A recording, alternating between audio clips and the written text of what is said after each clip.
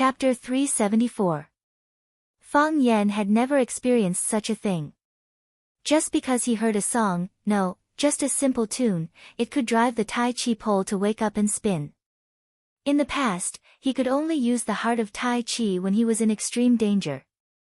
This was like discovering a new continent, which made Fang Yan feel fresh and shocked. The heart of Tai Chi spun faster and faster, and the vortex of Tai Chi sank deeper and deeper. The vortex formed a black hole that could swallow everything that was rolled up. His dantian was burning hot, and this heat spread to his whole body. Fang Yan's whole body also became warm. It was a world of ice and snow outside, and the warmth inside was not too high. However, it was like there was a sun rising above Fang Yan's head, exerting heat only on him. It was steaming hot. It was still the same monotonous and dull sound, repeating over and over again. Sometimes it was about to explode, but it was fiercely suppressed. Then it exploded, and it was suppressed again. Sometimes it sank, and there was no sound at all. The soft sigh of the lonely old man was gone, and the crying of the wind was gone. The wind stopped, and the person died. The world was quiet. It was silent, just like the fate of many people. Just when you could no longer feel its presence and thought that everything was over, it would emerge from a faraway place, whimpering and sorrowful. It was like an old man who had been hurt by love. When she was young, she had a lover who loved her. They made a vow to hold hands and grow old together. Times changed, and the world changed. The two people who loved each other were either in different places, or forever separated by life and death. However, in countless lonely nights or rainy mornings, she could always think of the happy times they had together, but she could not remember the face that she used to think was very familiar. It was also like a young man with a difficult fate. He was smart and intelligent, a genius. Because he offended the son of his leader or superior, he was expelled and framed again and again. However, he was not willing to be ordinary for the rest of his life. He gritted his teeth and stubbornly worked hard day after day. He raised his head again and again, but he could never escape the big net woven by power and wealth. This flute sound was everyone's state of mind, it was everyone's fate, it was every heartbroken person's cry, and every pitiful person's loneliness and indignation. There were young girls crying, middle-aged men with red eyes, and some elderly people hiding in the shadows. Their expressions couldn't be seen, but they could feel their regret and helplessness. Fang Yan's heart of Taiji merged with this tune. When the flute sound was deep and gentle, the heart of Taiji would spin gently and comfortably. When the sound of the flute was about to reach its peak, the speed of the Taiji heart also increased, as if it was about to explode. When the sound of the flute sank to the bottom of the valley, until there was no more sound, until the people had left and the tea house was already empty, Fang Yan's Taiji heart also came to an abrupt stop, like the calm surface of a lake. The sound of the flute rose again and pressed down again. It rose again and pressed down again. He lifted it up again and again, and pressed it down again and again. You light the fuse, anticipating the bang. The knife you stabbed was waiting for blood to splash on your face. You spent so much time and energy flirting and rubbing against each other, just for that moment when your soul and flesh merged and your essence erupted, explosion. Everyone was waiting for it to explode. Fang Yan's heart of Taiji also went through this process. Just as it was about to explode, shatter his dantian, and tear his body into a pile of meat paste, it returned to calmness again and again. Then it exploded again and again, and again and again. Over and over again, as if it was going to exhaust its entire life. Woo woo woo. The sound of the flute gradually faded away, then disappeared without a trace, without a sound. Finally, everything disappeared. The old woman sat in front of the window for a long time, but her lover didn't come. The young man struggled all his life, but still remained unknown. You lit the fuse, but it was a squib. You stabbed out, but it only stabbed empty air. You flirted and rubbed against each other, but met someone who didn't love you, all living beings suffered. This was an extremely sad story. Silence. It was still deathly quiet. The music had stopped for a long time, but the lights in the hall were still not turned on. Everyone stood silently in the darkness, not knowing if they were waiting for the sound of the flute to resound again from the desolate wilderness or the boundless sky, or if they were unable to extricate themselves from the silence of the past. The moonlight of the old days shone on me a few times. Playing the flute beside the plum blossom, summoning the jade woman, regardless of the cold and picking. A clear male voice suddenly rang out in the darkness. He-sun is getting old now, and has forgotten about the spring breeze. But no wonder, the sparse flowers outside the bamboo, the cold fragrance enters the Yamat. Jiang country is silent. Sighing to the distant road, the night snow has begun to accumulate. Emerald jade is easy to exhaust, and Hong-yi is speechless. Long memories once held hands, 1,000 trees pressed down, and the West Lake was cold and blue. When will we see each other? The man was very talented in reciting. A lonely and helpless ancient poem was sung with his unique voice, making people feel deeply immersed in it. Loneliness followed him like a shadow. This poem and the flute sound of the music fanatic echoed each other and promoted each other. Music was the voice of the heart, and the words were the soul of the music. It made one's entire body go soft, as if life had lost all meaning. The person who read the words was General Xing. Although it was dark, Fang Yan could still recognize his voice. Fang Yan's heart of Tai Chi was spinning because of the music fanatic's unknown flute sound, and General Xing was also deeply touched. It was one thing to have feelings, but to be able to express one's feelings in a poem was another. This was enough to show a person's cultural attainment and personal quality. Only after listening to General Xing's explanation could he have a deeper understanding of the music fanatic's song. Many people should be grateful to General Xing, right? This kid was always able to silently buy people's hearts. Pa! It wasn't until the man finished reading that the lights in the hall lit up in unison. The girls hurriedly wiped the tears from the corners of their eyes. Some rubbed their eyes and squeezed out a sad smile.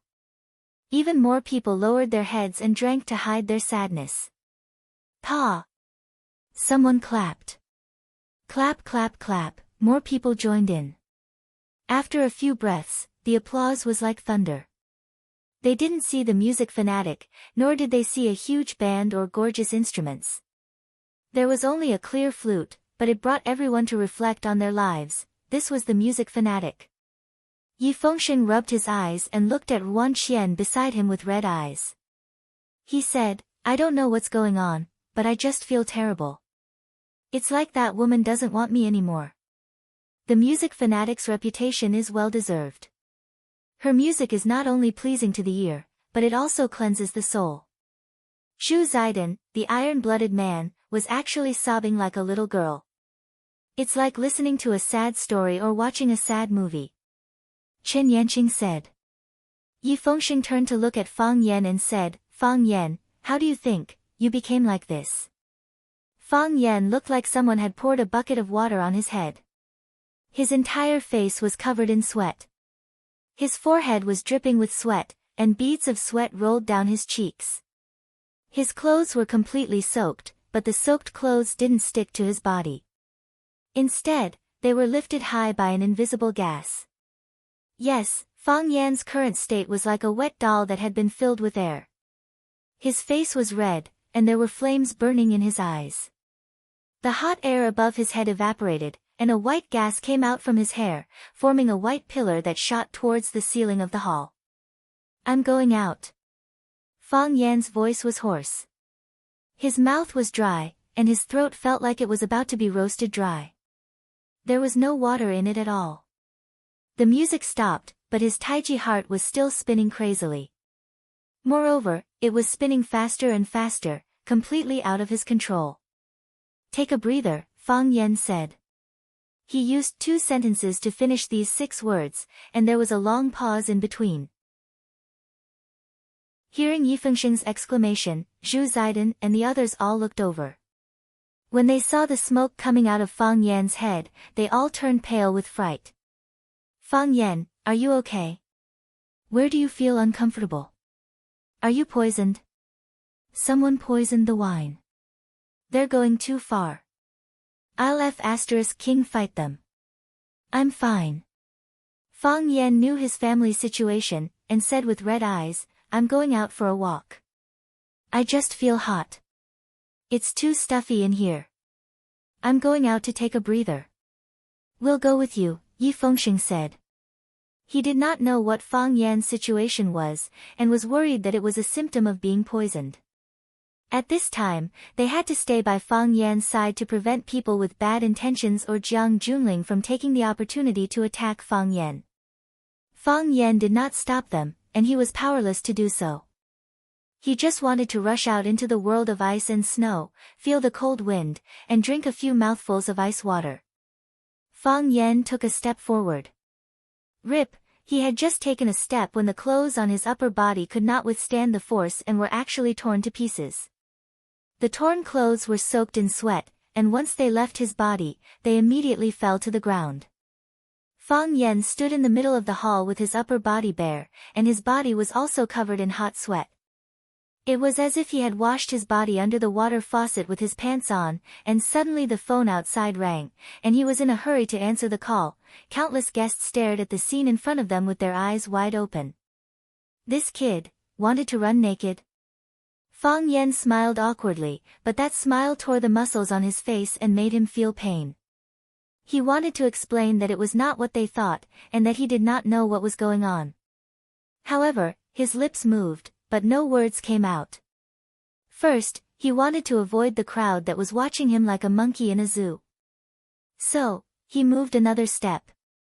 Rip, rip, two more crisp sounds were heard, and the two trouser legs actually broke into two pieces, and then fell vertically on his two shoes. Hua, those guests who were staring at Fang Yan suddenly opened their eyes even wider, and couldn't get any wider. They looked at Fang Yan, who was standing naked in the middle of the hall, with faces full of fear and surprise, and felt that it was not a waste to come here today.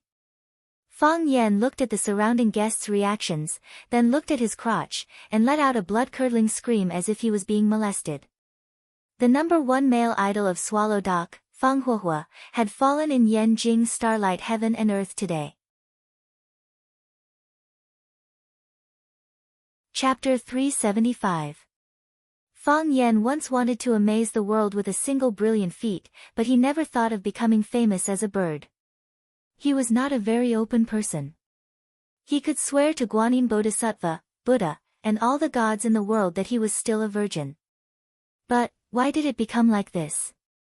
He stood naked in the center of the stage. There was wind blowing, and his butt was slightly cold. He should cover his crotch or let everyone enjoy it. This was an unforgettable night because the pupils of every audience were blooming like fireworks exploding. This modern poem called Time was not written by Fang Yan. It was written after the banquet by a modern poet named Lu Shifan who was inspired. This poem was first published in a newspaper's poetry anthology. Later, it was reprinted and published by countless media, and was also quoted by the online media. It became popular for a while. Many people wanted to restore the story after seeing this poem, and even more people wanted to find out who he was standing naked in the center of the stage. Lu Shifan became famous again because of this poem, and became the representative of the avant-garde poets of Huaxia. As for the person involved, Fang Yan, the young virgin Fang Yan was scared out of his wits. The hot sweat on his body turned into cold sweat, sticky and stuck to his body. Because of the crazy rotation of the heart of Tai Chi, the strong Chi peeled off his clothes. And because of this explosion, the heart of Tai Chi in his body finally calmed down. Since he learned to bathe himself, no one except him had seen his naked body. Of course, the battle at Yi Sword Peak did not count. Fang Yan stubbornly believed that it was night time at that time, and other people must not have seen anything real, but this time was different. The lights were bright, and the crowd was crowded. Everyone's eyes were only focused on one point, and everyone's smile was so playful. No one wanted this to happen. Fang Yan opened his mouth and wanted to explain something, but the words that came out were so weak. Then, he covered his crotch and ran out of the clubhouse with his bare butt. When he ran to the door of the elevator, he remembered that the club's elevator required a card to go down. So he turned around and shouted, Yi Fengsheng. Yi Fengsheng, hurry up. Yi Fengsheng, Zhu Ziden, and the others were still a little dumbfounded. Everyone had just played as the 7 warriors of Wolf Ivory Mountain. Why were they cosplaying as streaking demons in the blink of an eye? Even if you have a hobby in this area, you still have to inform your brothers in advance, right? How are we supposed to cooperate with you when we are not prepared for your sudden attack? The fat on Yi Fengsheng's face kept twitching. He said to his brothers, what is this? Anyway, I don't care what you guys think. This time, I won't be stripping with him. I won't take it off either. Zhu Ziden shook her head with a serious expression. I would rather die than take it off, Wan Qian said with a serious expression. If I take it off, I won't be able to face anyone. A man in black walked over, looked at Fang Yan and said, Sir, we have all the spare clothes, if you need them, yes. Fang Yan interrupted him and said, quickly take me to change clothes. Please come with me, the man in black said. Fang Yan didn't follow him. Instead, he jogged in front of him. After running a few steps, he felt that it wasn't safe, so he covered his crotch and retreated behind the man in black's butt. Walk faster, Fang Yan said. I'm in a hurry. The man in black had no choice but to quicken his pace. An evil smile that Fang Yan couldn't see appeared on his face. Fang Yan left, but the banquet scene exploded. Oh my god, that kid, that guy called Fang Yan, did he just run around naked? Is this to celebrate? To celebrate his victory over Jiang Junling? What a face of a villain intoxicated by success. How could he do such a shameful thing? This kind of person really isn't a qualified gentleman. Oh my god, I actually forgot to take a picture. Did you guys take a picture? This kid's body is quite nice. General Xing turned to look at Li Guochang and asked, what is this for? Li Guochang's expression was dignified as he said in a deep voice, this kid is too cunning. He doesn't act according to common sense. On the surface, he looks crazy, but every word he says and every action he does has a hidden meaning. Otherwise, Jiang Junling wouldn't have suffered such a big loss in his hands.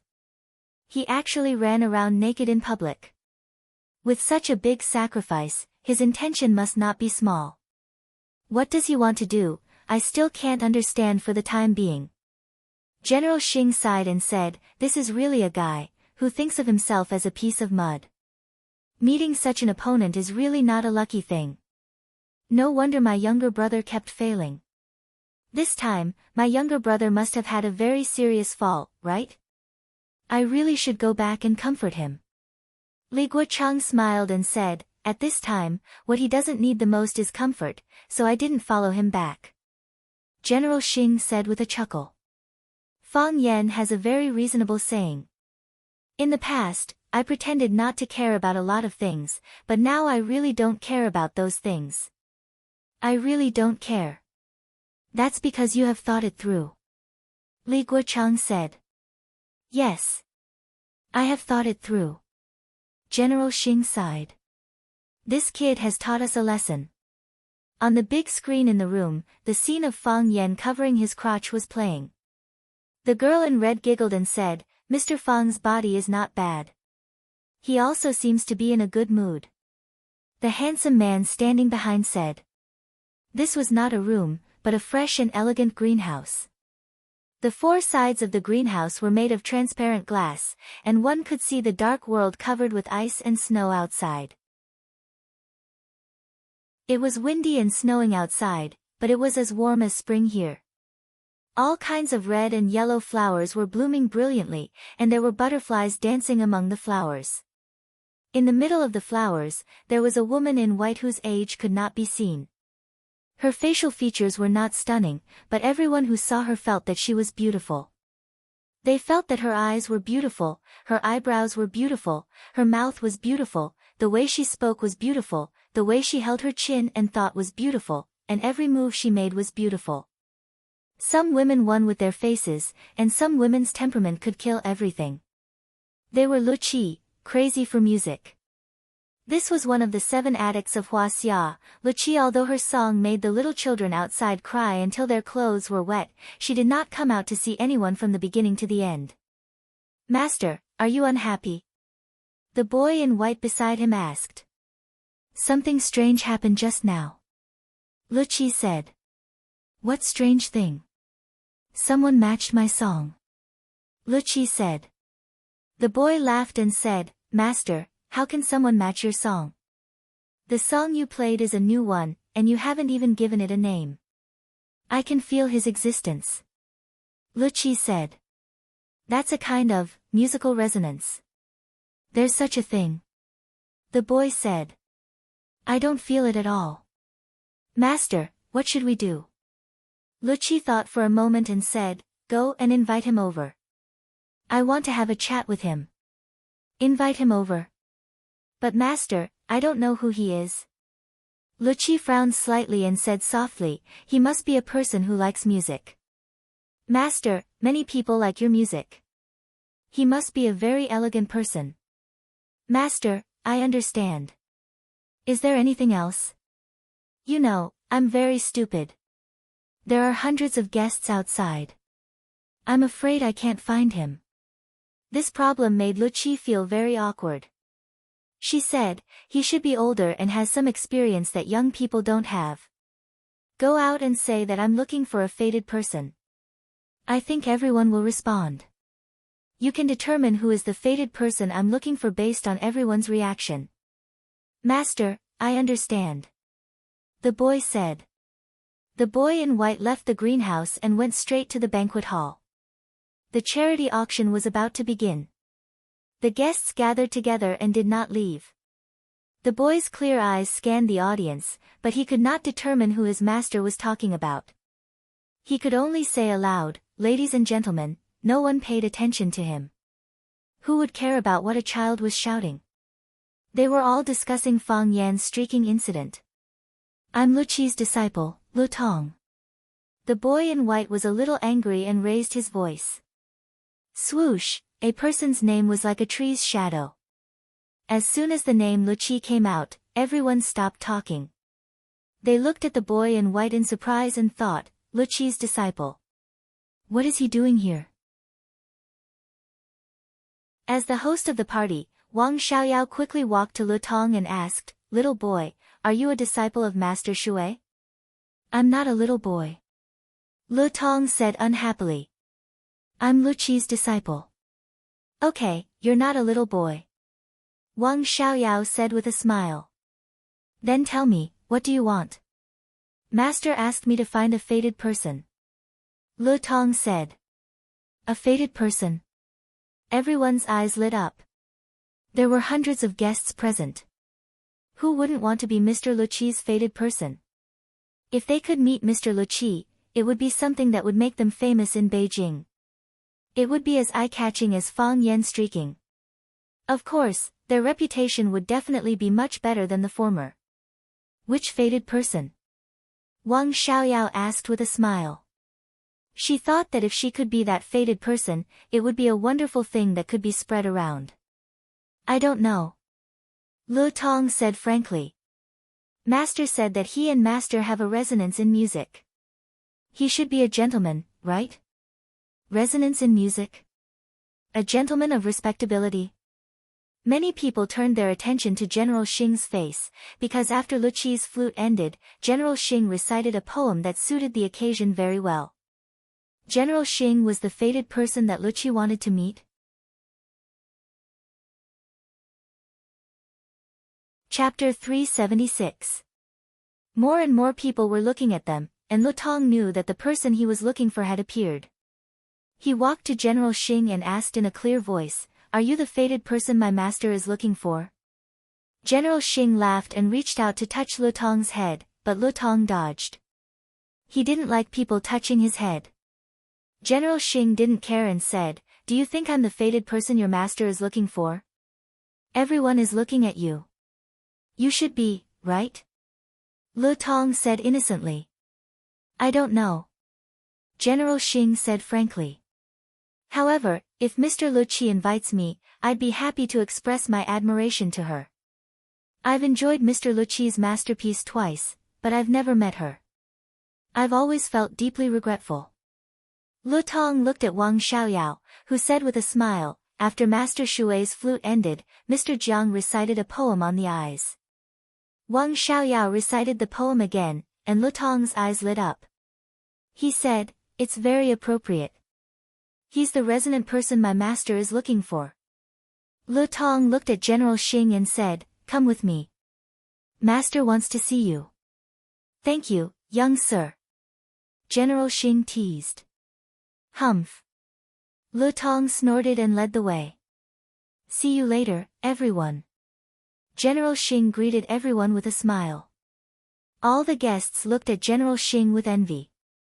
Not everyone had the opportunity to be invited by Luqi drinking a cup of tea with Luqi, chatting about music for a quarter of an hour, and when General Xing came out of Luqi's room, he would become Luqi's guest and music confidant in all kinds of rumors. This was really helpful to his reputation. Between the two brothers, the younger brother, Jiang Junling, was humiliated and left, but the elder brother was invited by Luqi. It had to be said that the elder brother was much luckier than the younger brother. Perhaps, the elder brother was not as bad as the outside world said. Lu Tong knocked on the door, and without waiting for his master to respond, he pushed the door open and said, "Master, I've invited him." Luqi was repairing a pot of chrysanthemum, and did not answer or even turn around to welcome the guest. Luqi did not speak, and neither did General Xing, who was standing at the door. Lu Tong looked at his master and then at General Xing, touched his head and left. Cha! Cha! Screech! Luqi cut off 3 chrysanthemums so that the flower cluster wouldn't look too crowded and the flowers wouldn't be squeezed out of shape. The sparse but well-proportioned feeling made people feel relaxed and happy. Luqi seemed to have forgotten the guest behind him. General Xing also treated himself as an invisible person. He watched Luqi prune the chrysanthemums, he watched Luqi prune the plum blossoms, he watched Luqi build the welcoming pine, he watched Luqi build the cactus. After a quarter of an hour, General Xing bowed slightly to Luqi's back and then turned to leave. Lu Tong pushed the door open and said, "Master, he has left." "He left," Luqi replied. "He's not the person you're looking for." "No. I'm sorry, Master." He looked very experienced and elegant, and he even recited a poem that matched Xiaoxing's poem very well. Everyone said it was him. "Master, how do you know it wasn't him?" Lu Tong asked, puzzled. "You didn't speak, not even a word." "I'm listening at the door." "His footsteps are too soft," said Luqi, "too light." Lu Tong was even more puzzled. What did light footsteps have to do with whether he was a soulmate or not? "His footsteps are deliberately light because he has distracting thoughts," Luqi said. "It is impossible for a person with distracting thoughts to resonate with my Xiao Sheng. He is a frank and selfless person." "Master, since he is not the soulmate you're looking for, why did he stay in the greenhouse for so long?" "Because he didn't want to leave." "He couldn't leave either." "Why couldn't he leave even if he didn't want to?" Luqi did not explain this to his disciple. He was still young and did not understand how complicated the thoughts of adults were. The man just now, he was invited in by his disciple in full view of everyone. If he left as soon as he came in, what would people outside think of him? If he stood in the greenhouse for a while and then went out, the outside world would have a different interpretation of his meeting, wouldn't they? As for why she let him stay, it was because she owed him something. This was her compensation for him. She invited him in and had already pushed him to the eyes of everyone. If she kicked him out and made him lose face, it would be tantamount to forming a deadly feud between the two sides. She just wanted to make music and didn't want to make enemies with others. This was also the reason why the general bowed to Luqi when he left without a word of dialogue between them. She understood, and so did he. "Master, I'll go out and help you look for him again," Lu Tong said. "No need." Luqi shook her head and said, "If we are fated, we will meet again in the future. If we meet, ask him to name this song." "I'm quite curious," Lu Tong said with some regret. What kind of person can resonate with master's music? Luchi stopped talking and focused on trimming the flower branches in front of her again. Except for music, she did not have much interest in other people or things. The buildings were getting taller and the Sihiyuan were getting fewer and fewer. It was also because things were rare that the remaining Sihiyuan had become a unique landscape in Four Corner City. And any one of them was worth hundreds of millions of dollars. Zijing Alley, this was an inconspicuous narrow alley on the map, which could only accommodate one car. Two cars could not go side by side. However, this was a very special alley. It was next to the Red Wall and close to the Privy Council. The location of the wall was the highest authority in Yanjing City. The Red Wall had been expanded once, and the surrounding buildings were demolished, but this old alley was preserved. The alley was simple and old, the gray walls, red tiles, and the glazed roof of the courtyard door were covered with snow, wrapping these old houses in a bright new coat. Every courtyard door was closed. On such a snowy night, no one was willing to open the door to face the wind and snow at this time. A champagne-colored Bentley was parked at the door of an old house, and the driver was a beautiful and plump woman. As soon as the tigress stopped the car, Jiang Junling, who was sitting in the passenger seat, pushed the door and got out. The tigress pushed the door and walked out, ready to help the man knock the lock and call the door. "Let me do it," Jiang Junling said. The tigress stepped back and stood aside to guard Jiang Junling. Jiang Junling said he would knock the door, but he stood on the stone steps at the door for a long time without moving. After a long time, he sighed softly and asked, "Is it very shameful?" Victory and defeat are common in war. Young master lost because he underestimated the enemy, the tigress said frankly. She was shocked by the little guy she met for the second time. He actually had such ability. She really underestimated him before. She said that she underestimated the enemy. Not only Jiang Junling underestimated the enemy, but she also underestimated the enemy. She was deceived by her beautiful smile. "I didn't underestimate the enemy." Jiang Junling shook his head. "I won't make such a mistake." Pa. Jiang Junling reached out and knocked on the copper lock of the wooden door. After a while, the wooden door trembled and opened. The old housekeeper stood at the door and said with a smile, "Second young master, master is waiting for you in the room to play chess." "Thank you," Jiang Junling said respectfully to the old housekeeper. "Go quickly." "I have already prepared the chess pieces," the old housekeeper said with a smile and turned to close the courtyard door. Jiang Junling took off his windbreaker and scarf and hung them on a hanger in the corner of the room. Then, he sat in front of the chessboard and said, "I'll play first with the black piece." "You first," the old man in the sheepskin coat sitting opposite him said. So, Jiang Junling made the first move. "I expected Swallow Doc's reaction, but I didn't expect it to be so big. Is it necessary for a few wild children who are causing trouble outside?" "Who called you?" "Young chief." The old man placed a white piece in one hand and held a cup of hot milk in the other. "He is in charge of contacting Swallow Doc. When he first took office, he brought people to Swallow Doc to see that gentleman. He called him a disciple and was extremely respectful." "How serious is it?" Jiang Junling asked in a low voice. Another black piece was placed. If it was only because he was humiliated at the banquet, an old man like his grandfather who had experienced many hardships wouldn't say the words, "a crushing defeat." "Your fifth uncle's transfer has been delayed," the old man said. "He was supposed to go to a very important position, which we have been seeking for a long time. But tonight, someone from another family was placed in that position." "Who is it?" Jiang Junling said, gritting his teeth. He felt a faint pain in his heart.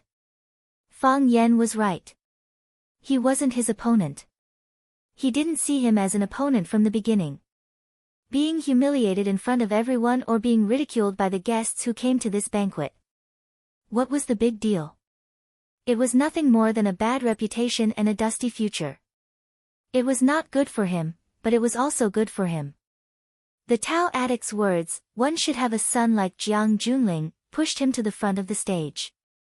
His every move was infinitely magnified. If he could disappear or be quiet for a while under everyone's eyes, he was willing to pay such a price. However, what Fang Yan wanted was obviously more than that. He was not only targeting himself, but the whole family of the general family. He set up this shocking situation and put on a wonderful show. He used the power of all parties to cut off a very powerful arm of the general family. His own face was damaged, but the general family or the old man in front of him just smiled lightly and said, "The child is naughty." However, he forcibly ruined the fifth uncle's transfer. This was clearly a punishment for the general family from above. Some people from above wanted to kill the chicken to show the lion, so Fang Yan pushed the general family out. The general family became the chicken that was killed to show the monkey. This was no longer a joke, nor was it a child's quarrel. It was an attack that hurt the general family and made them bleed. He took the initiative to attack the general family. "Who is it?" Jiang Junling felt his blood boil, and his hand holding the chess piece trembled. "Who took the fifth uncle's position?" "Pa." The old man decisively took a white piece and said, "Swallow dock." "Yi Daoling."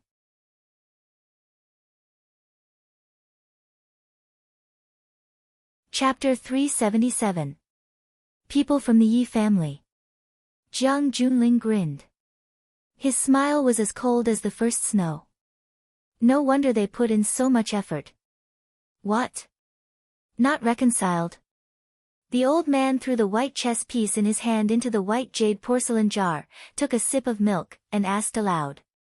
"So what if I'm not reconciled?" "In the end, he won.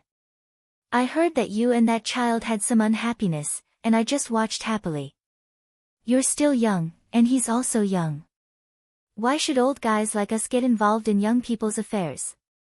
This time, he really made people look at him in a different light. Our Jiang family spent so much effort and spent so many resources. The matter that was already set in stone was forcefully ruined by him. This is no longer a child's play. This is a grand strategy that ordinary people can't plan. Even some people with high political intelligence ratings don't have this kid's brain. Think about it, how can a few children's jokes affect the decision of this level? The old man's eyes became deep, as if there was an endless river in them, and anyone who jumped into it would be drowned forever. He said in a low voice, "If this is just a coincidence, because that brat pushed it from the outside, it just so happened to conform to some people's intentions, and your fifth uncle's position was swapped, I can still accept it. But if that brat predicted this situation from the beginning, then you, young friend, are really worrying." Jiang Junling pondered for a long time, and still truthfully said to his grandfather, "Perhaps, Grandpa's worry about him is necessary." Maybe from the beginning, he had already predicted such an outcome. The old man's expression became more and more dignified, then he grinned and said, "Interesting, really interesting. I've lived for so long, but I never thought I would fight with a kid." "Grandpa." Jiang Junling clenched a black chess piece tightly in his palm. A person like his grandfather actually regarded Fang Yan as an opponent, where would the face of the younger generation be? He said firmly, "Fang Yan, leave it to me. Do you still have confidence?" The old man looked at his grandson with a burning gaze and asked aloud. "I've never lost confidence," Jiang Junling said. "He is an opponent worthy of respect, but I will solve his problem." The old man sighed and said, "Why would I have a conflict with him? Such a person. How good would it be if they could become friends? I won't get involved in this matter, and I won't let them get involved either. Since you're the one who brought it up, then you'll be the one to take it back. But, let's calm things down first." The blow this time was too heavy. Since that person had made a move, it meant that they were already angry. He had to give them some face. Also, Swallow Dock isn't as simple as you think. In the past, everyone tried their best to ignore their existence. He didn't provoke them, nor did he give them any important tasks. You, on the other hand, let them take advantage of you. With Yi Daoling's position occupied, his future is limitless. I understand. Jiang Junling nodded. I didn't think it through this time. This is a dead knot. You can't untie it. Even if you didn't go to the banquet today, what about next time? What about the next time? There will always be a time when they meet. You're just a partner chosen by him. The old man finished the milk in the cup and said, I'm old. I can't stay up all night. Grandpa, I'm sorry. Jiang Junling said with a face full of guilt. If it weren't for his matter, Grandpa would have already fallen asleep at this time. Okay, go back. Take a bath and have a good sleep. When you wake up, many things still haven't changed. You are still Jiang Junling, and he is still Fang Yan. Your sister-in-law may have some gossip, but you don't have to take it to heart. Women always have long hair and short knowledge. They don't understand the complexity and danger of the world. Grandpa, I will go to fifth uncle's house to apologize to him. Jiang Junling said frankly. This matter started because of me. I must give him an explanation. Jiang Junling helped Grandpa lie down on the bed, covered him with the quilt, and turned off the light in the room. Then, he closed the door and retreated. Standing on the eaves of the corridor and looking at the pure white snow in the small courtyard, Jiang Junling reached out his hand toward the sky. A small flower fell into his palm. It was light and cool, but it didn't hurt or stimulate him at all. He looked at the small flower and murmured, why do I have to lower myself to the same level as a small flower? The small flower felt the temperature of his palm and slowly melted into a drop of water. It will eventually be melted. In a white shirt and black suit, Fang Yan, who stood in front of the mirror, couldn't believe that the handsome man was himself. It was said that beauty was a feast for the eyes. Seeing a beautiful woman, one didn't need to eat. Fang Yan, on the other hand, was relieving his worries with beauty. When he saw his image in the mirror, all the awkwardness, embarrassment, and hostility that he had suppressed in his heart were swept away. He felt that his mood had suddenly become sunny. The clothes fit me very well, as if they were specially prepared for me. Fang Yan said with a smile. Did they really prepare it for me? The man in black only responded with a smile and didn't answer. Right, can I see your president and thank her? Fang Yan asked. The man in black shook his head. No. I'm just a bodyguard. I received an order from the walkie-talkie to bring you here to change clothes. The man in black said. I've never seen our president. I can only convey your request to the manager, and then the manager conveys it to the higher-ups. I won't force it, Fang Yan said. Next time I have the chance to see her, I'll definitely call you. The man in black grinned and said, that's great. The charity auction had just begun, and the most exciting part had yet to come. But Fang Yan was too embarrassed to return to the scene. Who knew if someone would misunderstand and think that he deliberately took off his clothes and ran around naked? These clothes, can I wear them outside? Fang Yan asked. Up to you. The bodyguard in black said. Thank you. Fang Yan said. Please send me out. No problem. The bodyguard in black said. Fang Yan followed behind the bodyguard in black and carefully walked towards the elevator. As he walked, he prayed that he wouldn't meet any acquaintances. Fang Yan. A familiar voice was heard. Fang Yan turned around and saw Xia Xia standing in the brightly lit side hall with a smile on his face. Fang Yan opened his mouth to smile, but the smile was incomparably twisted and painful. He was too embarrassed to look into Xia Xia's eyes and said, the auction has just begun. Why did you come out? The assistant is here to help. I received a call and need to go back to deal with some matters.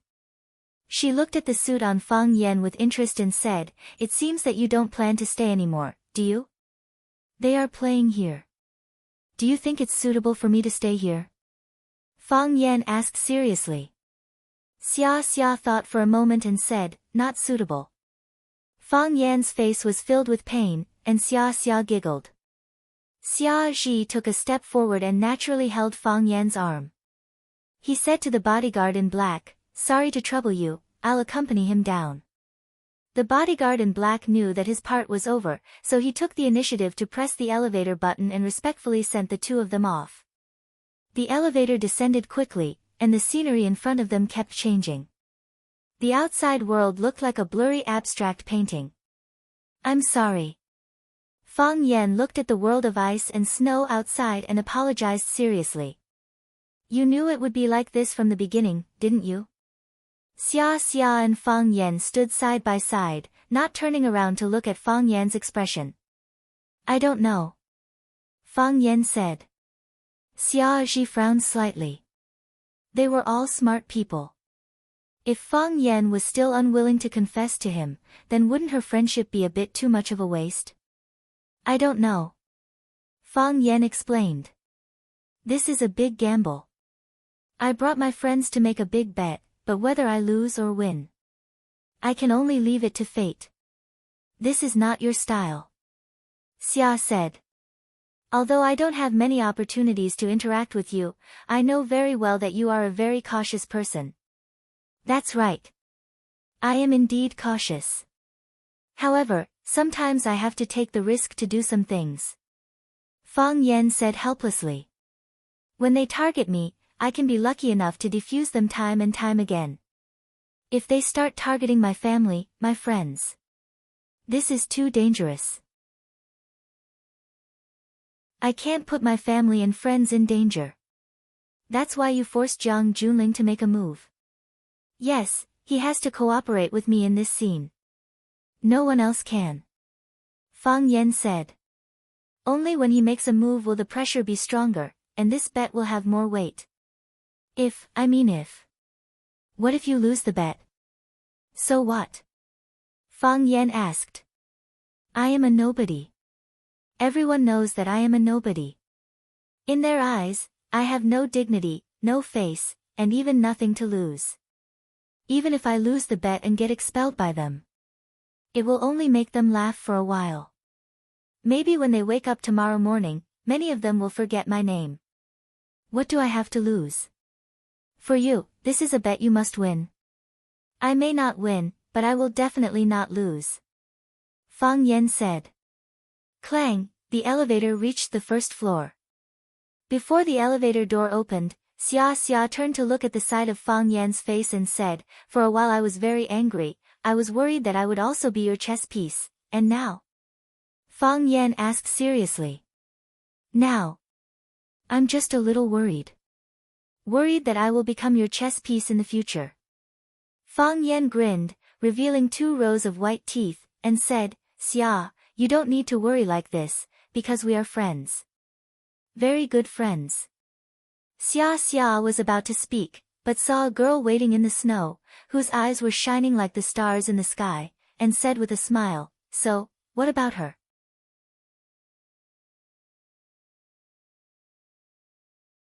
Chapter 378. The night was dark and cold. But because of the snow outside, the whole world didn't look that dark.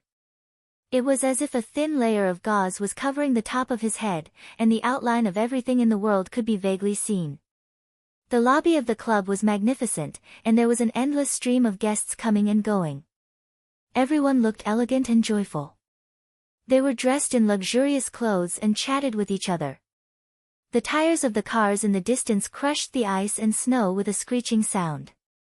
The mixture of ice and water splattered everywhere. The girl was wearing a light yellow one-piece dress and a thick gray cloak-style plush coat. On his feet was a pair of white leather boots. The heels of the boots were nailed into the snow, like a delicate flower growing on the vast earth. The front of the jacket was open, revealing her flat, slender stomach and slightly protruding breasts. Her hands were casually in her pockets, just like those young girls whistling on their way home from school or walking on the ancient street covered with ginkgo leaves with headphones plugged in. Youthful, fashionable, beautiful, sexy. There was a gentle and beautiful smile on her face. Her lips were curled and rosy, her eyebrows were delicate and slender, and her beautiful nose was slightly red from the cold. However, this little bit of redness made her look more childlike and playful. If he took a step forward, he would be completely exposed by the bright lights of the hotel lobby. If he took a step back, he would be swallowed up by the endless darkness and the noisy world. She stood between the light and the dark, as if she had come from the darkness and retreated from the light. People couldn't help but be attracted and touched by her. She looked at Fang Yan. She only looked at Fang Yan. Anyone with eyes would be able to see that she was waiting for him. Fang Yan was pleasantly surprised for a moment, but then his heart ached a little. He looked at Summer and said, "She is a very special person." "I can see that." Xia Chen gave the girl a meaningful look and said, "Looks like I have to take my leave early." After that, without waiting for Fang Yan's response, he waved at the girl and walked toward the luxury car that the driver had driven over. Fang Yan walked up to the girl, and their eyes met. Fang Yan grinned and said, "You're not hungry to eat, you don't know how to drink, and you're too casual when it comes to singing. I don't know what other men invite girls to do. How about I invite you to admire this city of white snow? It's my honor." The girl squinted her eyes and smiled. Thus, the two of them walked side by side towards the world of ice and snow outside. Because of the girl's sudden decision, the men and women pretending to be guests in the clubhouse lobby, the black people hiding in the dark corners, and the driver dozing off in the car immediately got busy. "Miss, if you travel on foot, how do you determine the security level? Should the star group follow up? Should the light team prepare emergency measures? Should the convoy follow them closely?" Miss gestured for me not to follow them. After a long time, a man's voice came from their earphones. "Miss, you don't have to worry about safety when you're with him. Leave a car to follow them from afar. Don't get close." Thus, everything calmed down. Fang Yan was very happy. Even if he didn't say or do anything, he walked step by step from the Maple Leaf Club to the South Bridge, from the South Bridge to Causeway Alley, and from Causeway Alley to Green Spring Garden, and he didn't feel irritated or tired at all. He wanted to keep walking like this. Can you imagine? Walking was full of happiness. That happiness was like golden soup that was about to overflow from his face. The girl was also very happy. When Fang Yan took a step, she also took a step. Since Fang Yan was walking fast, she was walking fast as well. When Fang Yan walked slow, her footsteps also slowed down. When Fang Yan said he wanted to invite her to look at this city of snow, she really looked at this city of snow very seriously. Looking at the snow on the ground, there were many pairs of footprints in the snow, densely packed, coming and going. But she knew that the two sets of footprints belonged to a pair of intimate lovers. Because they were so close to each other, the footprints showed that they were willing to live and die together and never want to be separated. Looking at the snow on the wall, the swing inside the wall, the road outside the wall, the pedestrians outside the wall, the smile of the beauty inside the wall. The laughter gradually disappeared, but the affectionate was annoyed by the heartless. Would there be a beauty living inside the wall? Did the beauty like to laugh?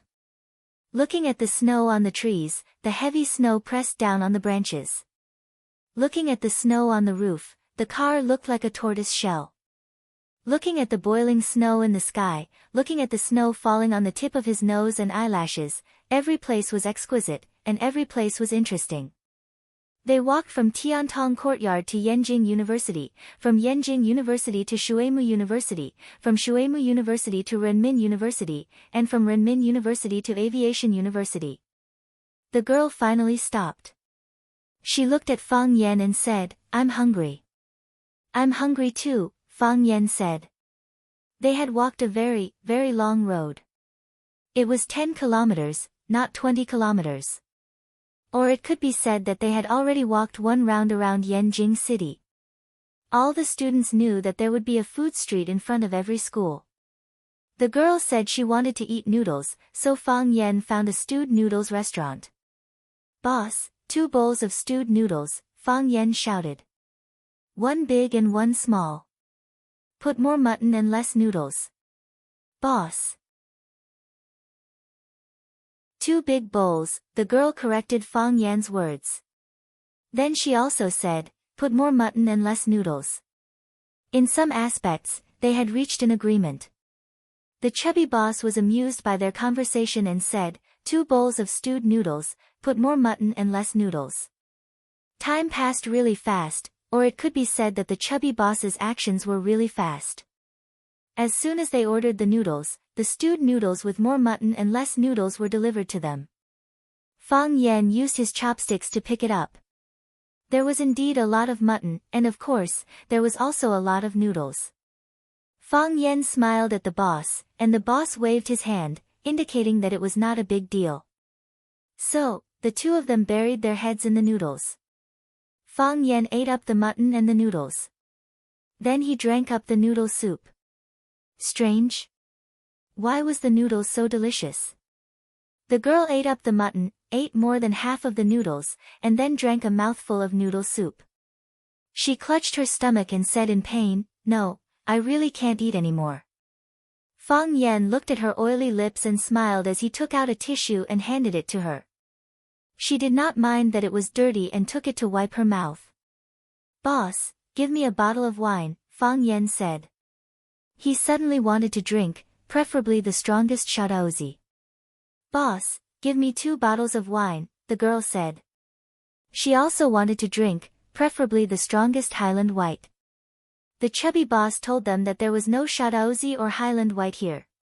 So, they ordered a 56% ergoto together.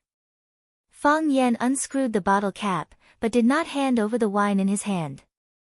He asked, "Can you drink it?" She was a girl, and she was still a little girl. Not everyone could resist such strong wine.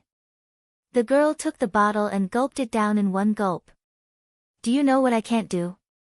the girl asked back. Only at this time did she show a little pride.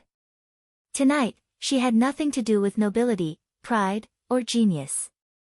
She was just a friendly, natural, and cute girl next door. "I can't think of it for the time being," Fang Yan said. He unscrewed the other bottle of ergoto, raised his head, and gulped down a mouthful. Eating noodles, admiring the snow, meeting a beauty at night, and giving him 3 tales of strong wine, it was really a great joy in life. Fang Yan looked at the girl and said, "I know you're fine. You'll definitely be fine. You're so smart, nothing can stump you. How could something happen to you? But, I've called your number more than 1,340 times. My phone has a digital record, but I've never been able to get through. I know you'll be fine, but I can't help but worry. I've been waiting for you to come out to see me. I thought, if you don't come out, I'll go to your door. Although I don't know where your house is, someone will know. If I can't, I'll ask each and every one of your houses. Eventually, I'll find out. I know you have your difficulties and difficulties. I've seen this kind of plot too many times. Girls from big families like you are like the princesses and princesses of the past. Your life is not free. I also know your family doesn't like me and don't want to see me. Let them scold me, let them scold me, let them beat me. I think, I'll be able to lure you out, and I'll be able to see you." Fang Yan looked at her beautiful eyes with a face full of guilt and said, "Only when I see you with my own eyes can I know that you're fine, that nothing has happened to you. I'm fine." The girl's eyes were red, but she raised her head to stop the tears from flowing. For her, tears were a sign that her body was weak. It was easy to make a mistake at a time like this, which would give her opponent an opportunity to take advantage of. Even if she thought that there was nothing in this world that she couldn't do. But there were some emotions that she really couldn't control. "I've always been fine. I know that Eagle Moo is one of your men," Fang Yan said. "Yes, Eagle Moo is one of my men," the girl said. "I know that you invited Jiang Junling." "Yes, I had someone invite Jiang Junling," the girl said. "I know that you prepared this suit for me." "Yes, I prepared this suit for you," the girl said. She looked up and down at Fang Yan's body and said, "It looks like it fits you, but I don't understand, why?" Fang Yan asked. "Why did you send Eagle Moo to help me? Why did you invite Jiang Junling on my behalf? Why did you prepare clothes for me? And why, take a bullet for me?"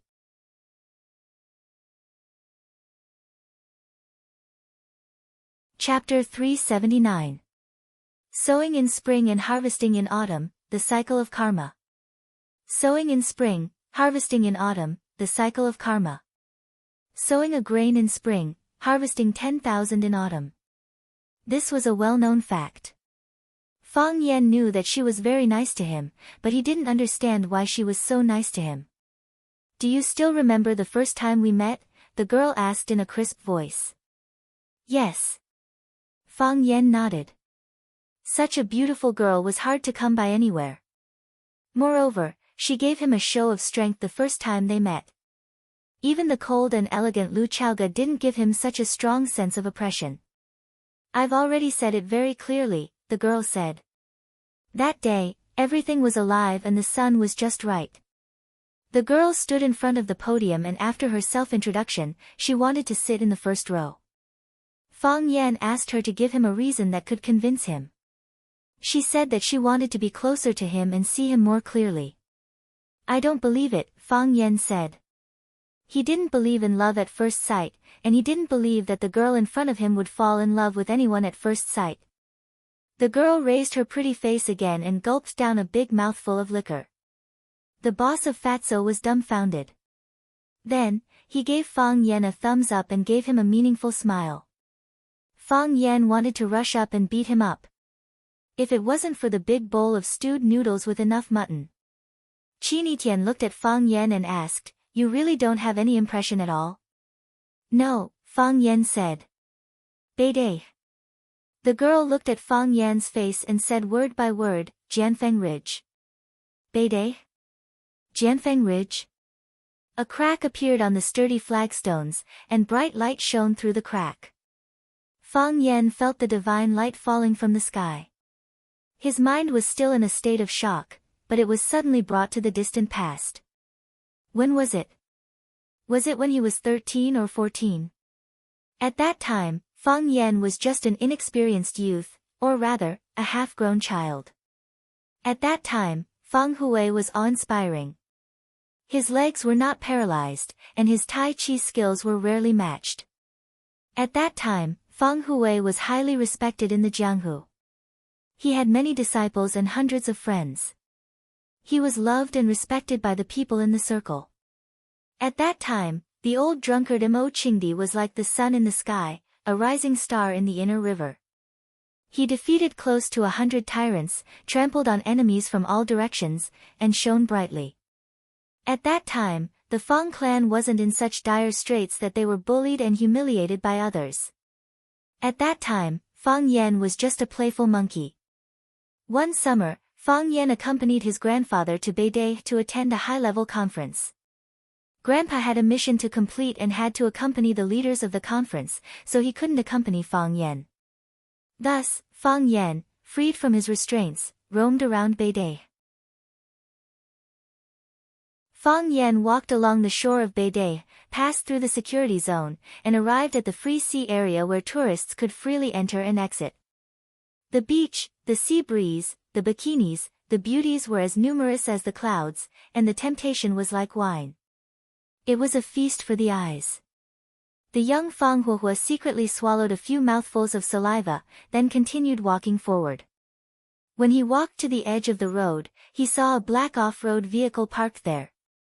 He glanced at the off-road vehicle, and the driver of the off-road vehicle glared at him. The smell of blood. Fang Yan smelled the smell of blood. Fang Yan was born in an ancient martial arts family. Although he was young, he clearly knew that those were the eyes to kill. Although some people looked ferocious, their eyes did not have any hostility. This man was different. He looked ordinary, but his eyes were like a hungry wolf staring at a piece of fat meat. As long as he opened his mouth, he could swallow you whole. Fang Yan was vigilant, so he didn't directly clash with him. He turned into a supermarket and bought a bottle of mineral water to drink. After walking for such a long distance, he was indeed a little thirsty. When he was paying, he saw two men quickly rushing toward the van from the supermarket's glass. Their footsteps were steady, and their speed was surprisingly fast. It was obvious that they were martial artists. One of the long-haired men was holding a bedsheet in his arms, and there was something wrapped in the bedsheet. Fang Yan didn't know what was inside, but when they opened the door and got into the van, a small foot fell out from the bedsheet. It was a child's foot. Human traffickers. Fang Yan cursed and rushed out of the supermarket. Just as he was about to approach the off-road vehicle, the vehicle suddenly started and charged forward at high speed. Perhaps it was the temperament of a teenager, or perhaps it was because his blood was boiling. Fang Yan knew that if this child was kidnapped, then one or even several families would be destroyed and sent to hell. He must save this child. Fang Yan's running speed couldn't keep up with the car's full speed. The off-road vehicle gradually moved further and further away, and finally disappeared before Fang Yan's eyes. Fang Yan didn't give up. He used the tracking skill he learned to closely follow the off-road vehicle's unique tire tracks, searching and following. Finally, Fang Yan found the off-road vehicle at Jianfeng Ridge, which was 20 kilometers away from Beidai. He searched according to the shoe prints around the off-road vehicle, and then found traces of human presence in an extremely secluded cave. Fang Yan found the green snake grass in the mountain stream, then found sulfur and a few other flammable materials at the entrance of the cave. When he ignited the green snake grass, and thick smoke billowed into the cave, he covered his mouth and nose with a wet cloth and rushed in. The resistance was weak. Those martial artists who might not be weak were caught off guard and breathed in the poisonous smoke from the green snake grass. One by one, they became weak and were quickly knocked out by Fang Yan. Of course, the child in the grass nest in the corner was also knocked out. This was the most beautiful little girl Fang Yan had ever seen. Perhaps even the human traffickers didn't have the heart to treat such a child too harshly, and even used licorice to make a comfortable little bed for her. It wasn't until Fang Yan saw a gun sticking out from the waist of a human trafficker that he realized these criminals might not be as simple as he thought. The green snake grass was still burning, and the poisonous gas in the cave was getting thicker and thicker. Fang Yan left with the little girl. He ran to the hillside with the little girl in his arms. Perhaps it was because she was woken up by the mountain wind, or maybe it was because Fang Yan was carrying her in the wrong position, or because the running was too bumpy, but the girl woke up. Her skin was white and tender, and her facial features were flawless. Long eyelashes, and the pair of dark eyes that looked at Fang Yan were like a pair of the purest black gems. Fang Yan only felt that his heart was about to melt.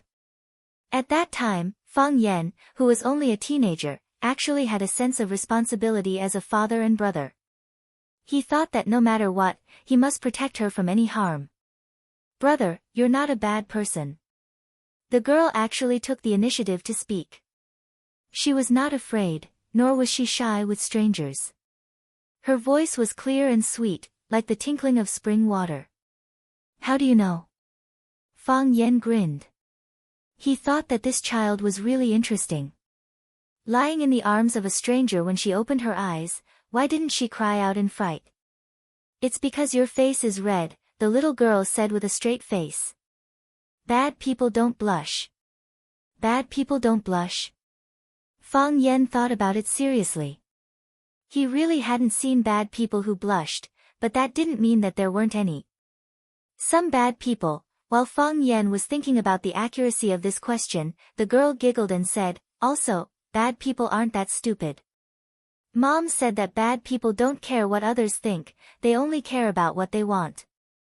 You are still thinking about what I said, which proves that you are not a bad person. Fang Yan had the feeling of banging his head against the wall. He was actually deceived by a little girl. And he couldn't even fight back. "Brother, where are you taking me?" "I'm taking you to find your mom." "I don't know where my mom is, but the police uncle must know." "Because I got lost, my mom will definitely call the police," the girl said very seriously. "Okay, I understand," Fang Yan said.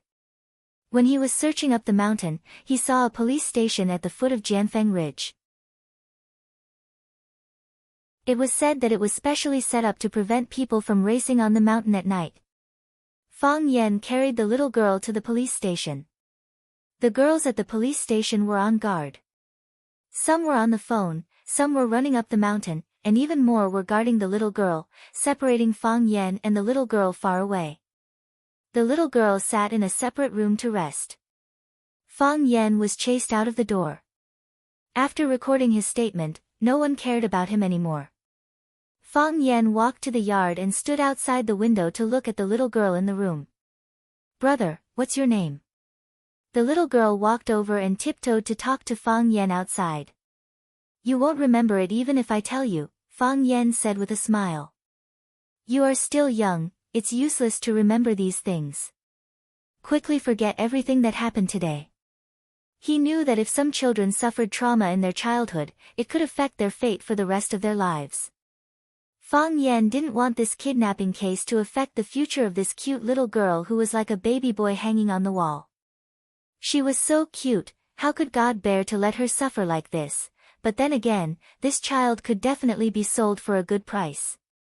The little girl shook her head and said in a tone that only adults would have, "But, I want to repay you." Fang Yan was once again amused by the little girl's words. He found that this child had a shrewdness and understanding that shouldn't be present at her age. "I don't need your repayment," Fang Yan said. "I just did what I wanted to do." Fang Yan waved his hand and turned to leave. Since the child had been handed over to the police, and they had called the little girl's family, then he should leave, right? After all, Beidai was still far from here. If he walked back, it would take some time. He didn't want his grandfather to be unable to find him after the meeting. At that time, Fang Hui's temper was really bad. After walking a few steps, he saw a triangular piece of white paper on the ground. He picked up the paper, folded it into an airplane, and flew it toward the little girl in the room. Whoosh! The paper airplane actually flew through the gap between the steel bars of the window and flew in front of the little girl.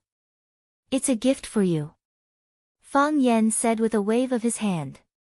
A dream of 1,000 years, as if it was a lifetime ago. That was too far away, so far away that it was like an unreal story. The girl took out her wallet from her pocket, opened the innermost layer of the wallet, and took out a yellow paper airplane. She said, "This is the paper airplane you gave me. I have always kept it in my wallet. I'm good to you because you're good to me. That's all."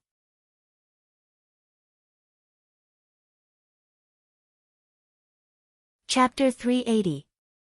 The fat boss had finished his work and was holding an old-fashioned radio in his hands, adjusting the station with a magnetic pull. "May I ask where the road is? The Big Dipper will guide you." "After eating, my waist won't be sore, my legs won't hurt anymore, my wives all say it's good." Lin Ilian's love life is bumpy, so she blends her feelings into her music. Today, I'd like to recommend an old song of hers to everyone. It's a song that makes people's hearts soft, like being gently brushed by a feather. It reminds people of the past of picking plum blossoms and riding on a bamboo horse, recalling the best childhood days.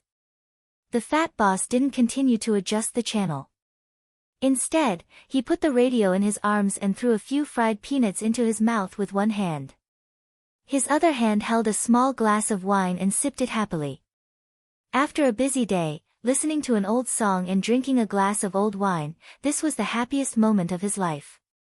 It had to be said that this fatso was a man with taste. All the fatso in the world had taste. The prince rides a white horse, the moon is gone, and how silly a cat is always chasing its tail. Memories of childhood are priceless. Children play, feet are full of sand. Is the one who taught me how to fold airplanes well? Is the one who taught me how to fold paper airplanes well? A paper airplane, a hurried communication, but it made a little girl's heart full of longing and memories. Fang Yan didn't know what that encounter meant. He just used his ability to do something he wanted to do and felt that he should do. However, Qin Etian had always remembered it in her heart. She had even forgotten the experience of being kidnapped. Instead, she would simply think of the silly brother who carried her and ran down the mountain quickly, blushing when he spoke. Qin Etian was a smart girl. She was a proud girl. She was a beautiful girl. She was the kind of girl who was doted on by everyone. She was the center of attention and had many followers behind her. Every day, there were countless people who tried to get close to her and fawn over her. She encountered more dangerous things than the kidnapping, and even bodyguards died for her. She was grateful to them, repaid them, and she remembered them. However, they were different from Fang Yan. They were all different. What was the difference? At that time, Qin Tian was still too young.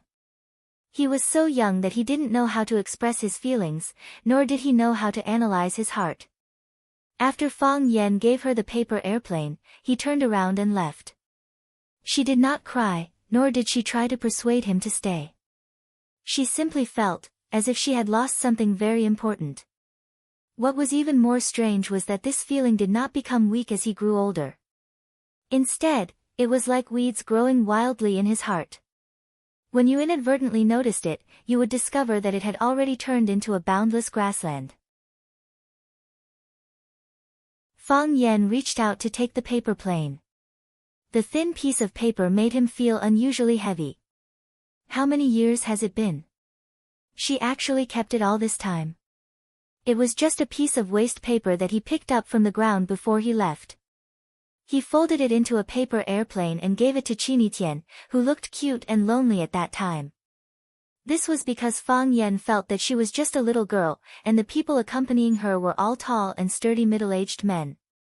She definitely wouldn't have anything in common with them. There was a piece of jade on his neck, and there was a heart-shaped bloodstone in his pocket, which he found in the mountain stream when he was searching for tire tracks.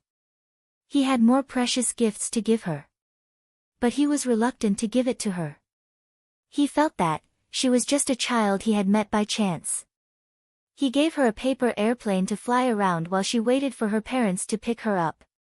Wasn't this a game a child should play?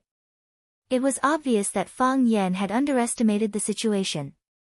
Or rather, he underestimated the girl's stubbornness and persistence. You kept it all this time. Fang Yan carefully held the paper airplane. He was afraid that he would accidentally dismantle it. Because it was really too fragile. He didn't know how she had kept it for so many years. It was just yellow in color, but not the slightest damage. Only God knew if the girl was furious and would ask the fat boss to borrow a knife to cut him up.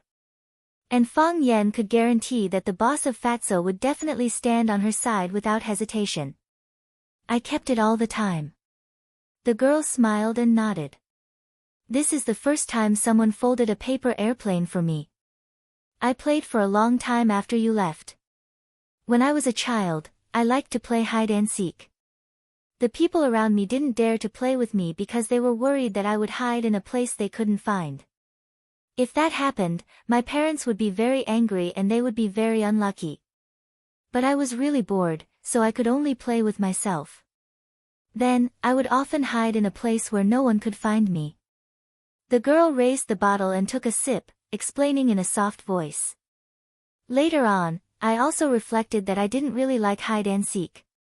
I just liked that everyone was looking for me. It made me feel that I was valued. It was the anxiety from the bottom of my heart, not the care of food, clothing, and shelter. I liked to see them panicking instead of everything being in order. Not everyone wore the same kind of mask because they liked to express their emotions. I was really naive at that time. I even thought about changing something. That time, I accompanied my mother to Beidei for a meeting. She had work to do and couldn't accompany me. I wanted to build a castle on the beach, but a large group of bodyguards followed me. My butler told me that I must maintain etiquette when there are outsiders. So, because there were bodyguards following me, I couldn't build a castle. That was too childish and childish. You see, I knew what was childish and childish even when I was so young. I could only take a walk on the beach, although I was holding my breath. I saw a washing room next to the bathing area. I ran into the female washing room when they weren't paying attention. The surrounding were all male bodyguards. Even if they were very anxious, they could only wait outside the washing room. It was the first time I entered a public washing room. I was looking around curiously. Then, my vision went black and I fainted.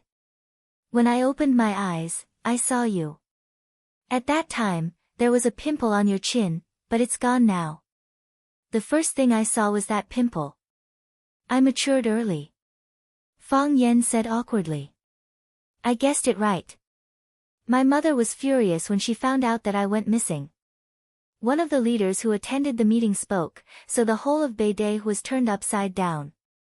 The girl obviously didn't want to explain too much about these official matters to Fang Yan. She immediately changed the topic and said, although the giant Fengling police station is remote, they received a notice to look for you. After they called the number that they found me, my mother immediately rushed over. I don't know what happened after that. My mother took me away, and everything was handled by the butler. I went home and slept. When I woke up, it was already late at night. I told my mother about being kidnapped and then you rescued me. I asked her to help me find you, but there was no news of you after that. Later, I found out that you filled in a fake name in the record book. I was afraid that things would never end. It would be very troublesome. Fang Yan said embarrassedly. I was also afraid that the bad guys would take revenge on me. You know, people out there are sinister people. If any of the police officers accidentally leaked my information, wouldn't I be in trouble as well? So I filled in the name by Xiu. The person in charge of interrogating me was perfunctory. He just wanted to go to the room to protect you. He just asked a few questions and ran away. He didn't even verify my identity. No one would care about what a child thinks. However, when Qin Yitian asked someone to check Fang Yan's registration information, he found out that Fang Yan had filled in a fake name. If that was the case, the policeman in charge of interrogating Fang Yan would be in trouble. He originally wanted to stay by Qin Yitian's side until Qin Yitian's parents or more important people came over to greet him or shake his hand. Then, everyone would be promoted by 3 ranks. What a tragic character. The floodgates of memories opened. Fang Yan even recalled the policeman's square face. He didn't look like a bad person. He just wanted to find an opportunity for himself. However, the cruelty of reality told him that he had gone the wrong way. If he had made a serious statement and a real and valid identity information, perhaps the Qin family's attitude towards him would have been different. Of course, it might have been worse. Then I forgot about you, Qin Yitian said. I also thought I forgot about you. The things I had to learn became more and more complicated. The things I had to do increased. Living in such a big house, I still felt that I couldn't breathe. After I talked to my mother, I went to Huacheng. At that time, I just wanted to be as far away from Yanjing as possible. The place that was far from Yanjing but familiar to me was Huacheng. The girl's eyes were bright. There was a smug smile on her lips. She looked at Fang Yan and said, when I was sleeping on the grass by the Rosefinch River, when I was woken up by the noise, when I saw a young man standing on a boat reading a poem, when I saw your face that was strange yet familiar, as if we would meet and chat every day. I felt a sense of relief that I had been waiting for so long. It wasn't the shock of the sea of people, nor the surprise of meeting again after a long time, but happiness and relief. Later, I understood that I left Yanjing for Huacheng. I rejected First High School and Ivy League to go to Rosefinch. I stood by the Rosefinch River and waited for you. This was what I had always been doing. All those years, I always regretted that although you didn't tell me your name, I should have taken the initiative to tell you mine. The girl took the initiative to extend her hand to Fang Yan and said, Hello, I am Qin Yitian.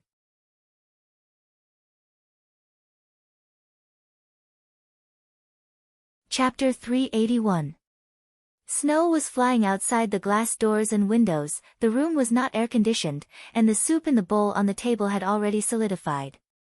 However, the two of them did not feel cold at all as they reminisced about the past.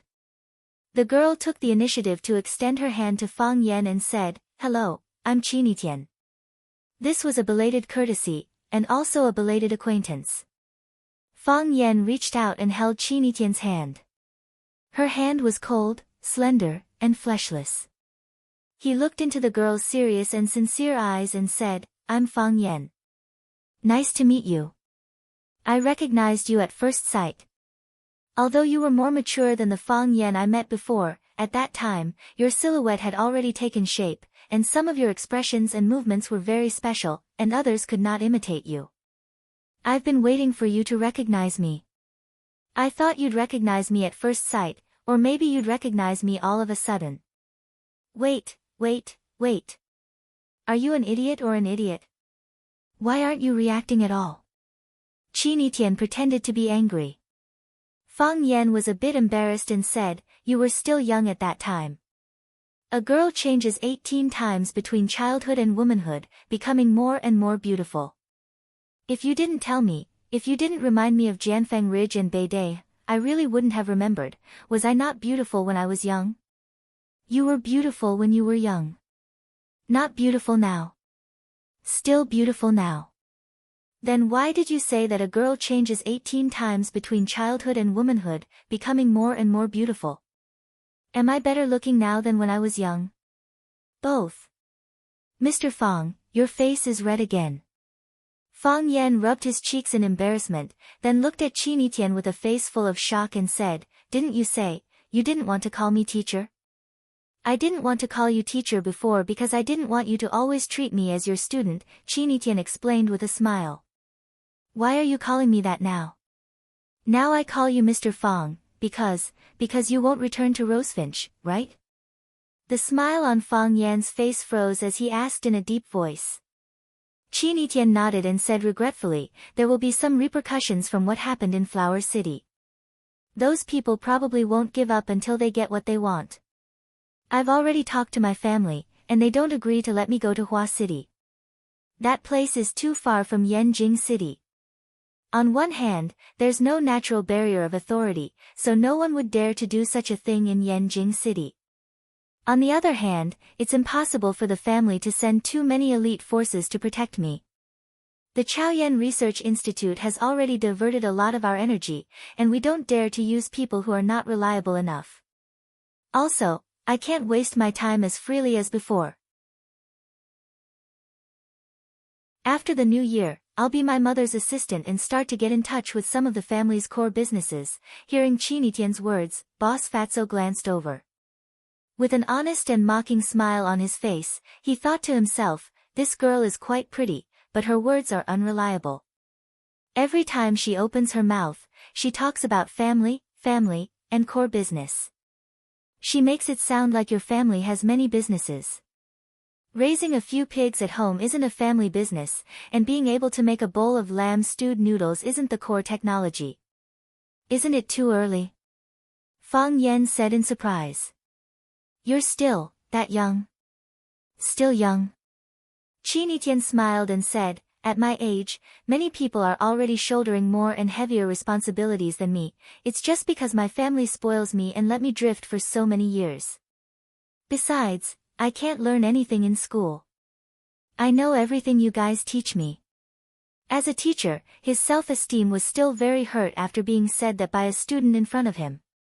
Fang Yan felt that whether it was from his personal standpoint or professional honor, he had to fight back against Qin Yitian's statement. So, Fang Yan looked at Qin Yitian and said, can your tongue lick your elbow? If Qin Yitian said she couldn't, Fang Yan would quickly extend his tongue to her elbow and lick it. Then, he would seriously teach her that when three people walk together, there must be a teacher, and she should always be humble. There were some things that a teacher could do, but a student might not be able to do. Qin Yitian giggled and said, this is not difficult for me. Qin Yitian stretched out his arm and drew a circle on his chest as if he had no bones. Then, Qin Yitian's lips gently kissed her elbow. Since her trump card had failed, Fang Yan could only admit defeat. At this moment, the glass door was pushed open with great force, and a strong cold current swept in. Qin Yitian was facing the door, and he couldn't help but wrap his sweater jacket around his body.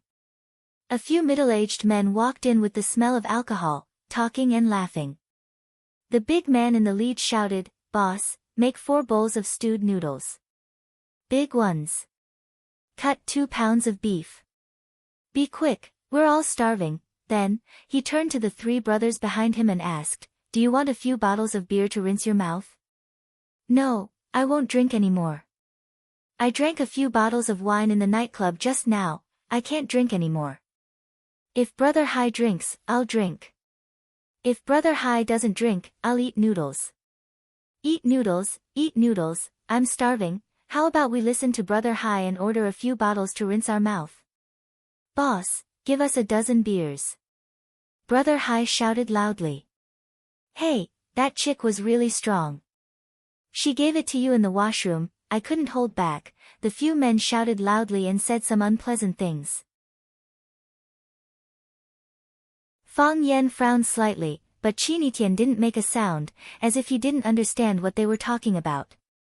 Fang Yan looked at Qinitian and said, I'll send you back.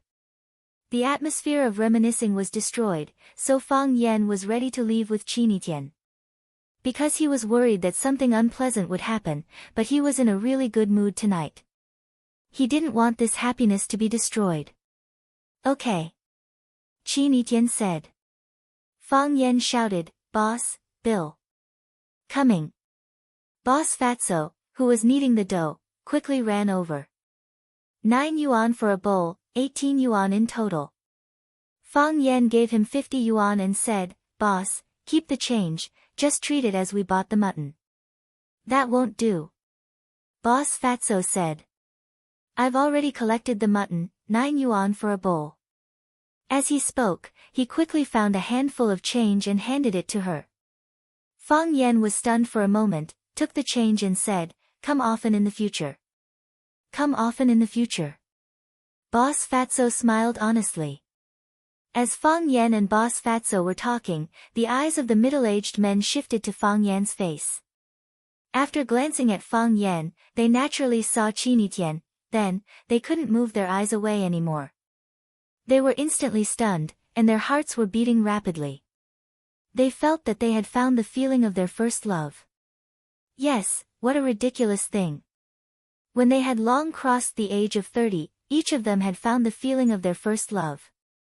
Taking off his outer leather jacket, unbuttoning 3 buttons of his shirt, revealing a finger-thick gold necklace around his neck, the short and fat Fuhai wiped the saliva from the corner of his mouth. He looked at Qinitian with a smile and asked, Little girl, are you still a student? Qinitian nodded and said, That's right. But soon I won't be. Oh, that's because I'm about to graduate. It's not good to graduate, it's still more comfortable in school, there's a lot of competition, the monthly salary of a university student who just entered society is 1,800 yuan, it's not even enough to rent a basement in a place like Yanjing. Little girl, have you found a job? Should be about right. What job? Assistant. Oh, it's called assistant, but it's actually a secretary. The people in society are sinister. Little girl, I see that you're very innocent and have no work experience, so don't be cheated by others. Brother Hai pushed away his chair and stood up, walking to Qinitian's side and said, Little girl, I'll give you a business card. I'm the person in charge of Hai Tian trading, I also have an advertising company and a modeling company, it just so happens that I've recently been recruiting a chairman's assistant. Little girl and I have fate, if little girl is interested in working at Hai Tian trading, I'm willing to give you a monthly salary of 5,000, no, 8,000. This is only the probation period. After the probation period, the monthly salary will be at least 10,000. I can tell you, only you have this kind of opportunity, other graduates can't, most of them still have to live in basements and eat boxed lunches. Qinitian took the business card and glanced at it, saying, Why do we have fate? Hee, you're so beautiful, you make people's eyes light up, who wouldn't want to have fate with you? Brother Hai opened his mouth and laughed, raising his arm to look at the time, inadvertently revealing the gold Rolex watch on his wrist, saying, Miss, it's 11:26 now, remember this time, we'll meet in this minute. This minute is so different. I'll wait for you for 24 hours, remember to call me. I won't wait after the deadline. Brother Hai showed his most romantic humanistic feelings, looking at Qinitian and said, Believe in my sincerity, believe in your eyes, give me a call, I'll give you a comfortable and satisfied smile. Qinitian couldn't help but laugh out loud. She looked at Fang Yan and said, Actually, this isn't funny, thinking of ways to pursue the person or thing you like. This is also a kind of courage. This is one of the few good points he has, right? Brother Hai also laughed and said, "Don't be fooled by my rough appearance, my heart is very meticulous. If you want something, you must think of ways to get it. How can a man not have a bit of aggressiveness?" Brother Hai patted Fang Yan's shoulder and said, "Students like these haven't experienced any big storms, their shoulder bones are so thin and weak, and their chests aren't wide enough. Can they protect their own women from getting hurt? This is also the reason why so many little girls nowadays like uncles like us."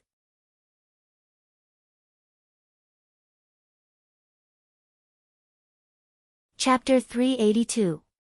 Brother Hai really liked Qinitian. Who wouldn't like such a beautiful and cute girl? Brother Hai felt that he should act more mature and domineering. His big hand grabbed Fang Yan's shoulder, making him look like he was full of aggression and control. He knew that some young girls liked this style. Of course, the most important thing was that he used the hand with the watch to grab Fang Yan's shoulder. This way, his Rolex gold watch could be more natural and gorgeous in front of the girl's eyes. If she had a little bit of knowledge and knew that his watch was indeed a gold watch worth more than 100,000 and not some street stall goods that only cost $12. He regretted that he put the Mercedes-Benz key in his pocket when he entered the door. If he held it in his hand, the effect would be better, but now it was inappropriate to take it out. This was a big mistake. He must pay special attention to it in the future. "Don't you think I'm very domineering?" Brother Hai asked. Fang Yan nodded and said, "Domineering." "Ha ha ha." Brother Hai laughed proudly and said, "I'm not domineering, I'm just showing off my strength." The richer a man's financial foundation, the greater his influence in society, and the more weight his words carry. No matter how soft your voice is, others will find a way to hear you. Young man, you will understand in the future. Fang Yan nodded again and said, "Indeed." Fang Yan felt that what Brother Hai said was very reasonable. If Brother Hai didn't have strength and still dared to show off like this, he would have already become Brother Hai Bien. Brother Hai looked at Qinitian sitting across from him and said to Fang Yan, "Is it okay to add a seat next to you?" "No problem." Fang Yan still nodded. He didn't have any intention to refuse. He smiled and said, "Sit down." Brother Hai proudly looked at his brothers, meaning to say, "Do you see that? I'm so powerful and cool, no one dares to disobey me." His underlings were also very cooperative, sending their eyes full of admiration and expressions full of worship.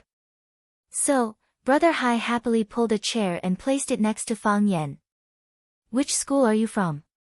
Eating noodles in a small noodle restaurant at this hour, he should be from the Aviation Academy, right? The Aeronautical Academy was the closest to this place. Flight attendant class.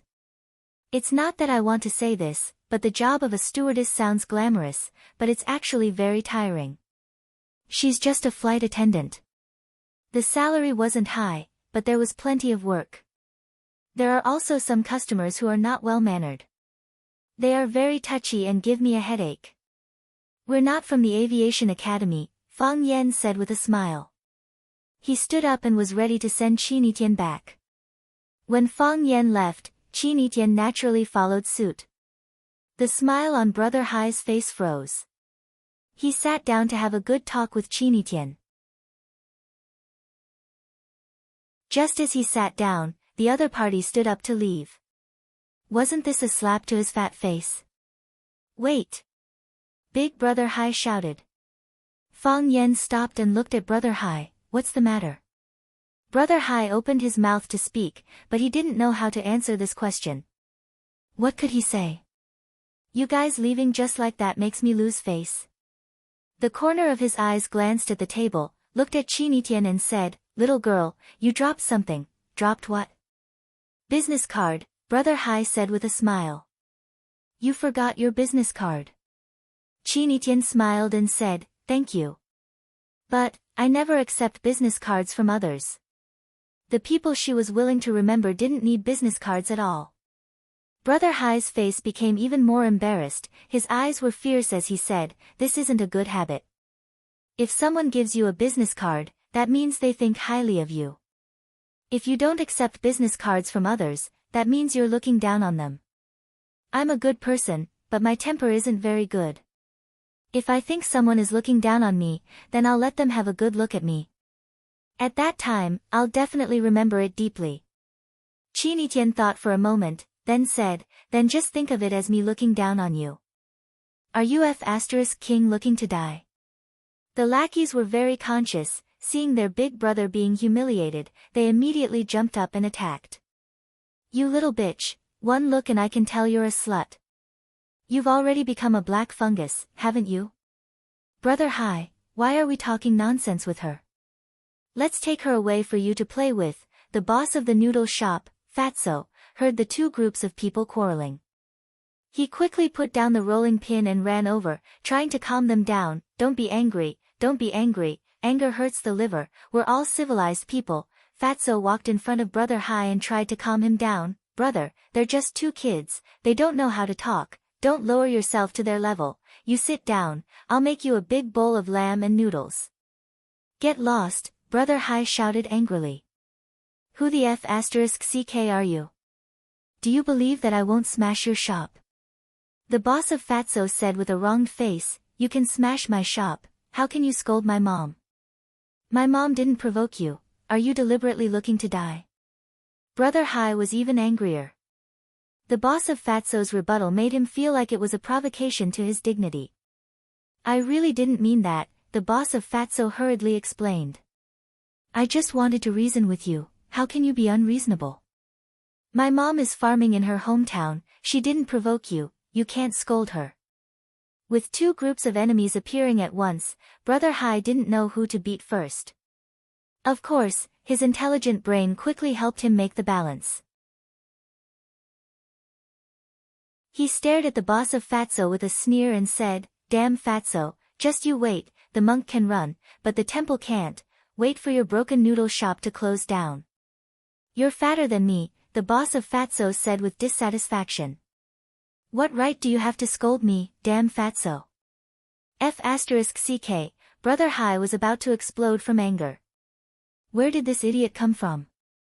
Are you deliberately playing with me? Do you believe that I can make your broken shop close down with just one word? I don't believe it, the boss of Fatso said. You don't have that ability, even if you could do it, you'd have to ask someone to do it, if you ask someone to do it, you'd never get it right. You'd have to say at least a few dozen words. Brother Hai changed his mind. He was going to beat the boss of the noodle shop first. So, he waved his hand and shouted, brothers, help me break one of his legs, break both of them. I'll teach him a lesson.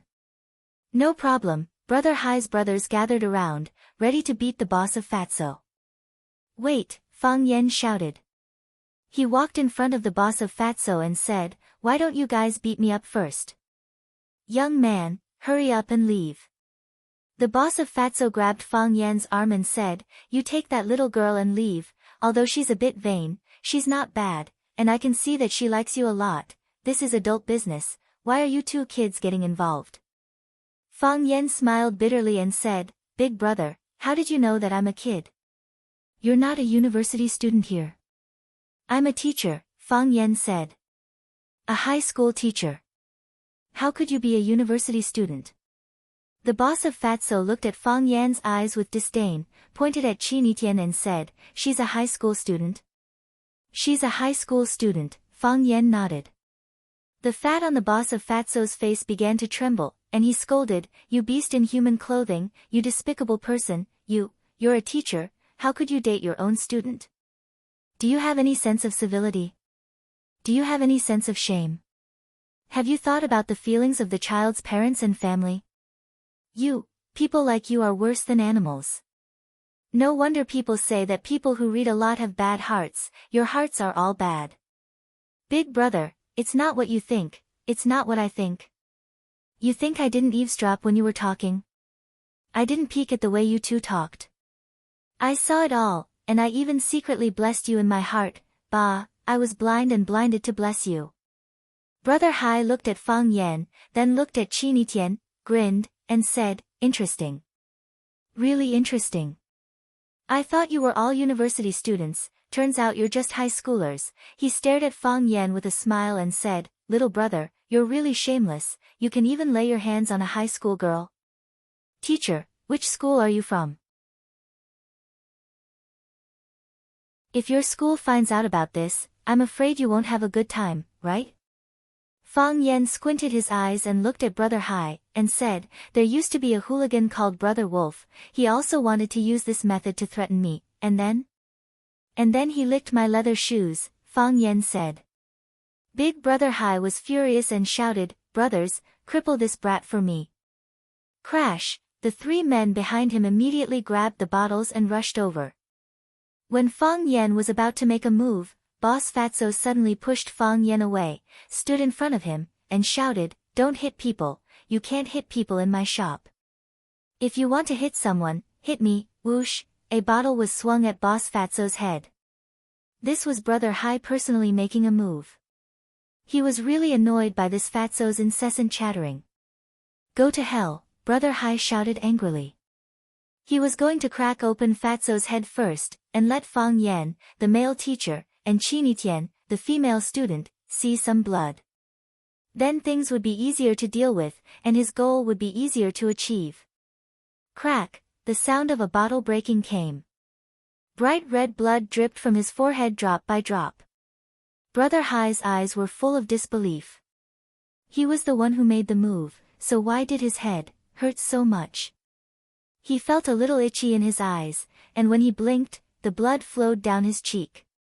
Qinitian threw the broken bottle on the ground and clapped his hands, as if he had done something very insignificant. Mr. Fang, I love watching you fight for me, Qinitian said with a face full of happiness.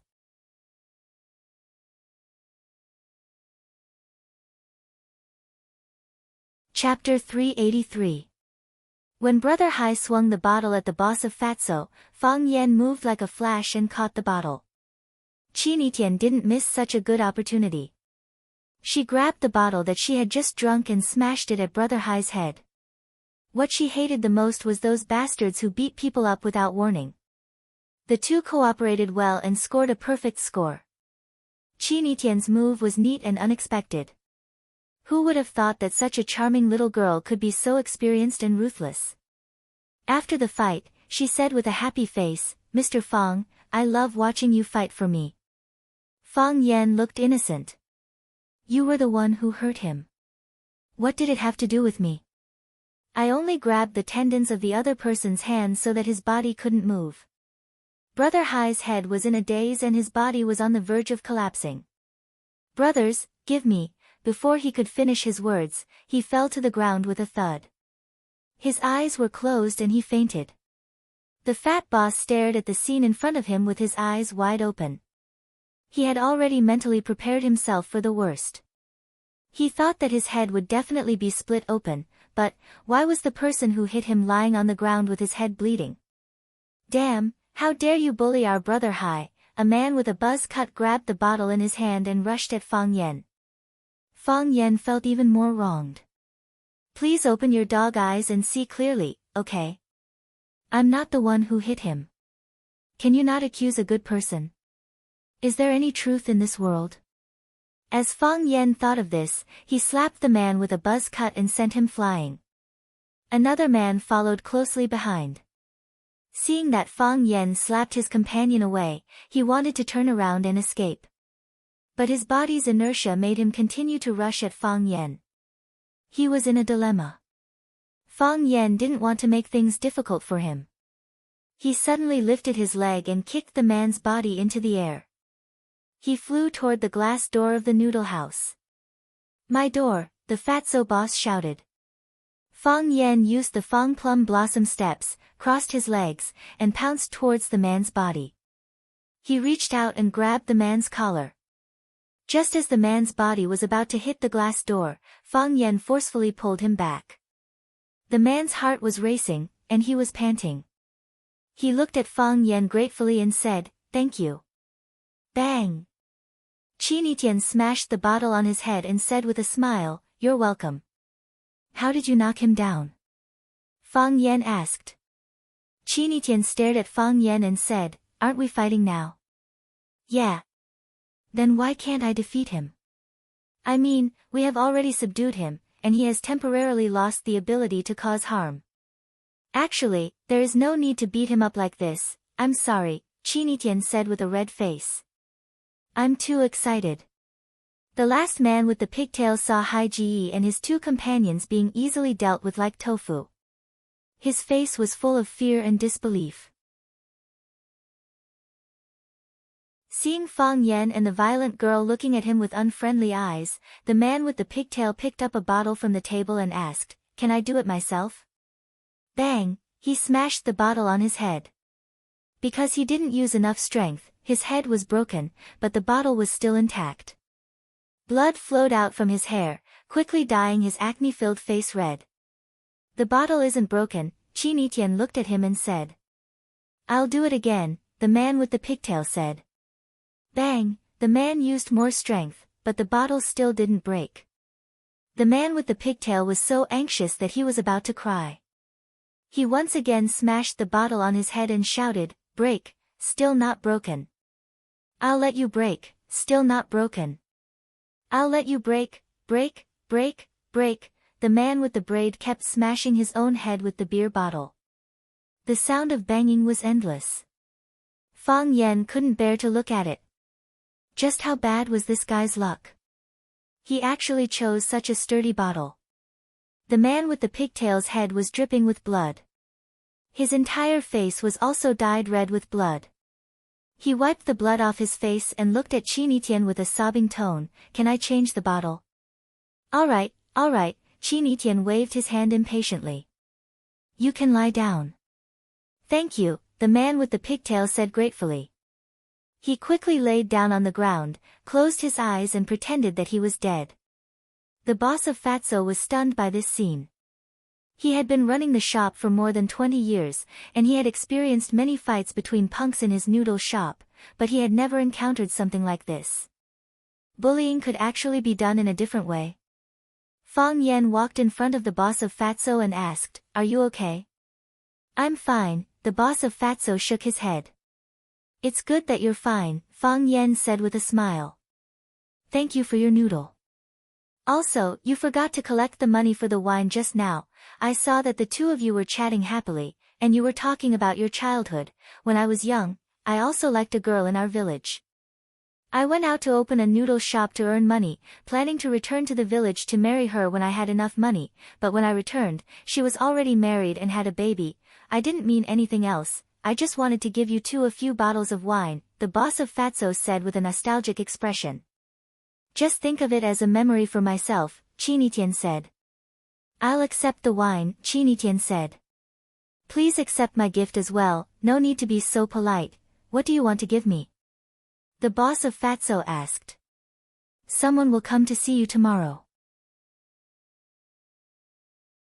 The boss of Fatso's mouth twitched, but he couldn't help but say, "Girl, it's not that I want to criticize you, but you're so beautiful, you already have a lot more than a lot of people, you don't need to fabricate a noble background for yourself. In my opinion, having a kind and honest heart is more noble than anything else." "You're right," Chinitian smiled and said. "My family will come to see you tomorrow." "Ha, that's more like it. Family is family, why do you have to say family?" "When you say family, I immediately think of the 4 big families of the Republic of China. It's too unbelievable." Fang Yan and Chinitian said their goodbyes and left. They knew that the people following behind them would arrange a very comfortable place for Brother Hai. Fang Yan walked in front, Chinitian followed behind. The night was deep, the snow had stopped. The traffic on the road gradually lessened, the pedestrians were nowhere to be seen, the entire Yanjing city was quiet, as if it only belonged to the two of them. Everything was asleep. The prince and princess came to visit their people. "This boss is an interesting person," Fang Yan said with a smile. Opening a small noodle house, holding on to a small hope. After a busy day, drinking a cup of hot wine, eating a few peanuts, listening to a few old songs or a section of the 3 Kingdoms, it's not a waste of life. Chinitian walked 2 steps quickly, walking side by side with Fang Yan, and said with a smile, "Mr. Fang, you're worried that I'll change his life, right?" It doesn't have to be rich, sometimes a little happiness is also happiness, right? Fang Yan said with a smile. I know, Qin Etian said. In a situation where the enemy is strong and we are weak, he's still willing to stand in front of us. It proves that this person is righteous. After knowing your identity as a teacher, he obviously doesn't like you, but he still doesn't want others to hurt you. It proves that this person is responsible. Such a good person should have a good karma worthy of them. Besides, we drank the wine he gave for free, so we naturally have to give him a gift. Worried that this would make Fang Yan unhappy, Qin Etian patiently explained and said, if he's willing to keep this peace, he can refuse my kindness. But, if he's willing to accept, I'm also happy to give him a better platform and opportunity. What do you think of this? Fang Yan smiled bitterly and said, do you know that you can change someone's life with one word? No, it's us, Qin Etian said happily. It's us who changed someone's life together. Mr. Fang, do we have a fight together today? Sort of, Fang Yan nodded and said. That's really nice, Qin Etian's eyebrows bloomed and said with a smile. Fang Yan was very helpless. What's there to be excited about? He used to fight with his friends. And he was often beaten by Yi Rou. Qin Etian seemed to see through Fang Yan's thoughts and said, this is indeed a trivial matter for you, but for me, it's my first fight with someone. The first time I met you, the first time I folded a paper airplane, the first time I smashed someone's head with a wine bottle, you see, a lot of things happened because of you. Of course, every time I experience it, it enriches my memory. You're not prone to violence, are you? Fang Yan said with a smile. Even if I am, I don't have a chance to do anything, Qin Etian said with a sigh. Indeed, if the young lady of the Qin family was not satisfied with a person, she was afraid that before she could do anything, all the hidden dangers would have been solved by someone else. She was noble, elegant, and polite. How could she be a fierce girl who smashed someone's head with a wine bottle? When she was very young, the family's housekeeper taught her to maintain etiquette when there were outsiders. Therefore, she could only be so unscrupulous in front of Fang Yan. Qin Etian ran in front of Fang Yan, walked backward, and looked into Fang Yan's eyes with shining eyes. Fang Yan, do you still remember what I said to you before you left? Which one? I said that I would repay you, Qin Etian said. I also said that I don't need it. I will be very angry when I see someone bullying you. If anyone hurts you, I'll skin him alive. Qin Etian's figure was delicate and her eyes were soft, but her tone was extremely fierce and firm. I don't want the wind to hurt your eyes. I don't want the snow to fall on your shoulders. I don't want anyone to touch a hair of yours. No one. I wanted to repay you before, but now I want to protect you.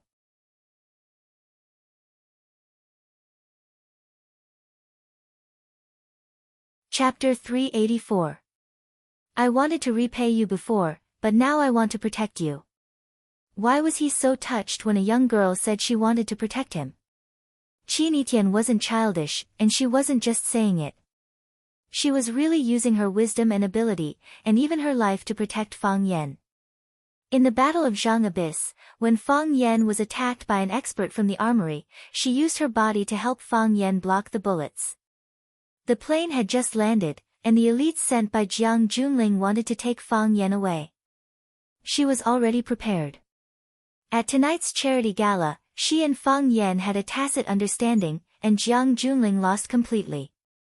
Fang Yan even knew that she didn't show up at the gala from beginning to end because she didn't want to put too much pressure on him. She didn't want the Qin family to be hostile to him. If she stood up to support Fang Yan, completely broke off with the general, and brought the Qin family into an unknown and dangerous situation. How would the Qin family look at Fang Yan? She changed into casual clothes and waited at the entrance of the club like a girl next door.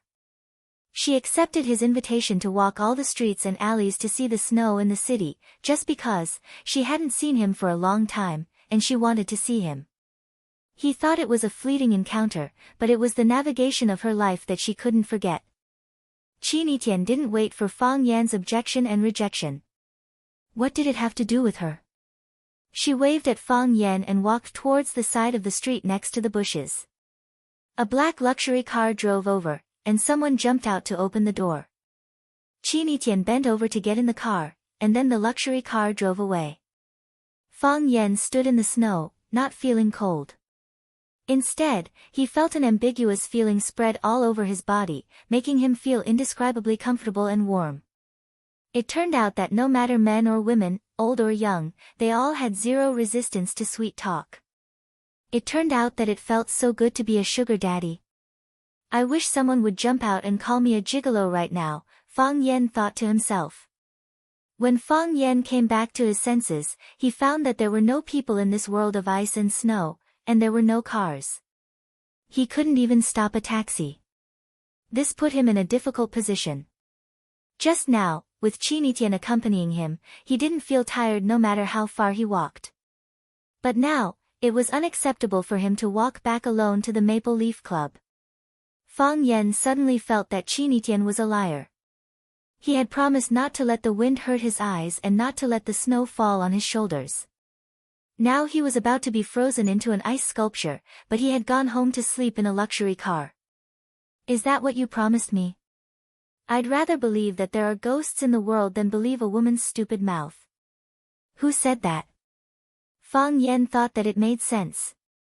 Fang Yan felt empty in his heart. He felt insulted. Since it was a liar, he should take away what he wanted to cheat. You waved your sleeves without taking away a cloud. How could I, the victim, cry to others? When Fang Yan was worried, a black car silently leaned against him. The door opened, and a middle-aged man wearing glasses came out. He looked Fang Yan up and down and asked, Fang Yan? Uncle Lin, it's me. Fang Yan recognized the man with glasses and said respectfully. Come with me. Now. Now. All right, Fang Yan said. Fang Yan got into the car, and Uncle Lin followed him and sat in the back seat. The door was closed, and the car moved forward again. Fang Yan looked at Uncle Lin and said with a smile, Uncle Lin, long time no see. Uncle Lin's name was Lin Donghai. He came from Swallow Dock and was of the same generation as Fang Yan's father, Fang Yixing. Because of his outstanding talent, he was taken by Yi Daoling, one of the 3 tigers of the Yi family, to engage in economic research. It could be said that he was Yi Daoling's first assistant and absolute confidant. Lin Donghai came to find Fang Yan at this time because Yi Daoling was in a hurry to see him. This was also the reason why Fang Yan didn't hesitate to follow Lin Donghai into the car. Some things should probably be settled. But what Fang Yan didn't understand wasn't this progress a bit too fast? Was it because Swallow Dock's power didn't decrease, or was it because others also wanted to use this opportunity to suppress those rich families' heads that were too high? There were some things that Fang Yan couldn't not think about seriously. The director wants to see you. Lin Donghai looked at Fang Yan and said expressionlessly. Perhaps it was because he dealt with numbers all day, Lin Donghai looked a bit strict and stiff. But Fang Yan knew from Yi Fengsheng that Lin Donghai had always been deeply trusted by Yi Daoling. The main person in charge of Yi Daoling's promotion of the Urban Agricultural Household Financial Income Ratio Adjustment was mainly Lin Donghai. People with ability should be respected by others. Fang Yan maintained the necessary respect and kindness to Lin Donghai. Seeing people from Swallow Dock outside, after all, he was more friendly than others. This was an innate regional feeling. Yi Daoling had a research room in the Yanhuang think tank under the jurisdiction of the national minister. He was the director of that research room. So when Lin Donghai said that the director wanted to see Fang Yan, it meant that Yi Daoling wanted to see Fang Yan. Isn't it too late? Fang Yan said with a smile. The director just finished reading a document. There is still some time before going to bed. Lin Donghai explained patiently. Facing this young man, these bystanders might have a clearer understanding. That was a very important position. It would be a lie to say that they were not tempted. The director also wanted to fight for it, but soon there was a rumor that the position had been decided. A core figure of the general family would be the head of that department. This made the director completely give up. Since such news had already been released, it meant that the big shots above had already made a decision. If they continued to fight, it would be insensible. However, the world turned upside down overnight. The appointment letter suddenly came down, the rumor was shattered, and Yi Daoling became the head of that department. He became a core figure in the economic field. Yi Daoling was still a little confused. He didn't understand what happened. Why did this fat piece of meat suddenly fall into the plate in front of him? Layers of information feedback, and the truth was also revealed layer by layer. Everyone knew the truth. The reason why this appointment came so suddenly and so pleasantly was because a few kids had a fight in Yanjing. Yi Daoling wanted to see Fang Yan. He felt that he had to talk to Fang Yan. In order to show that he valued Fang Yan, he even sent his first assistant, Lin Donghai, instead of his secretary. One had to know that Lin Donghai could represent Yi Daoling on some levels. They were both from Swallow Dock, so there was an element of homesickness. West Court. This was where some of the important leaders of the national ministries lived. It was quiet here, and it was close to work. It only took a few minutes to walk from West Court to the State Council. The car stopped in front of a small building. The driver got off first and helped Fang Yan and Lin Donghai open the door. Lin Donghai made an inviting gesture, indicating that Fang Yan should enter first. Fang Yan pushed open the red door of the small courtyard and saw a middle-aged man in a white tang suit practicing boxing in the courtyard. He was practicing the Yi family's white tiger fist. It was forceful and fierce. He moved and jumped like a ferocious tiger hunting its prey. He was fierce and courageous, and extremely powerful. The white tiger fist was divided into 3 levels: transformation, godly, and tiger. With Yi Daoling's current performance, he had actually entered the tiger stage. He turned into a tiger and used his body to raise the tiger. The tiger gave birth to wind, and the tiger's power could hurt people's internal organs. This set of boxing technique was only at the intermediate level. Fang Yan and Lin Donghai were both knowledgeable people. They stood by the side and didn't disturb him. With an extremely suppressed tiger roar, Yi Daoling punched out. The wind from the fist swept past, and the pine trees in the courtyard rustled. Countless snowflakes fell, and the scene was extremely beautiful. After Yi Daoling finished, the secretary beside him quickly brought a warm towel. Yi Daoling took the towel and wiped the sweat from his forehead. He threw the towel into the secretary's hands and strode in front of Fang Yan, sizing him up with sharp eyes. Third uncle. Fang Yan respectfully greeted Yi Daoling. He and Yi Fengshen called each other brothers, so he naturally had to call Yi Daoling the same way Yi Fengshen called him. Fang Yan. Yi Daoling's face was long and narrow, and his eyebrows were thick. His facial features were tight and angular, making his appearance look extremely aggressive. The Yi family was proud and good-looking. Everyone used the word peacock to describe the Yi family. Of course, Yi Fengshen was an exception. Yi Daoling had the typical face of the Yi family. He wore a white tang suit, and he gave off a carefree and unrestrained feeling. If one didn't know his identity, no one would think that he would be in a high position at such a young age.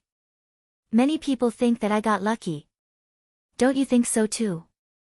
Yi Daoling looked at Fang Yan and asked with a serious expression. Fang Yan's mind turned, and he quickly analyzed the meaning of Yi Daoling's words. First, he must have gotten some kind of benefit, or else no one would think that he got lucky. Second, because he got this benefit, he was pushed to the teeth of the storm, and he even encountered the hostility of some forces. Fang Yan said with a smile, "Third uncle, in the eyes of those without abilities, everyone's success depends on luck. Because if it's about ability, it happens to be the part that they lack." Fang Yan's answer obviously didn't satisfy Yi Daoling. His face was still cold as he said, "Not only them, even I think so. Although your flattery is natural and smooth, believe me, there are many people who are more skilled than you. If it's a matter of ability, don't tell me that the previous candidates don't have the ability. Don't the others have the ability? Fang Yan, don't underestimate the heroes of the world. Everyone who can climb to this position has their own excellence. The matter that had originally been settled, how could there suddenly be such a shocking reversal? This kind of thing can't tolerate a single mistake, and no one dares to be sloppy in the appointment of personnel. Fang Yan didn't know how to respond. What does this old man want to say? Don't tell me that you still want to beat me up after I helped you out. I won't agree, and Qinitian won't agree either. I will call Qinitian. So, I really got lucky. Yi Daoling grinned and said.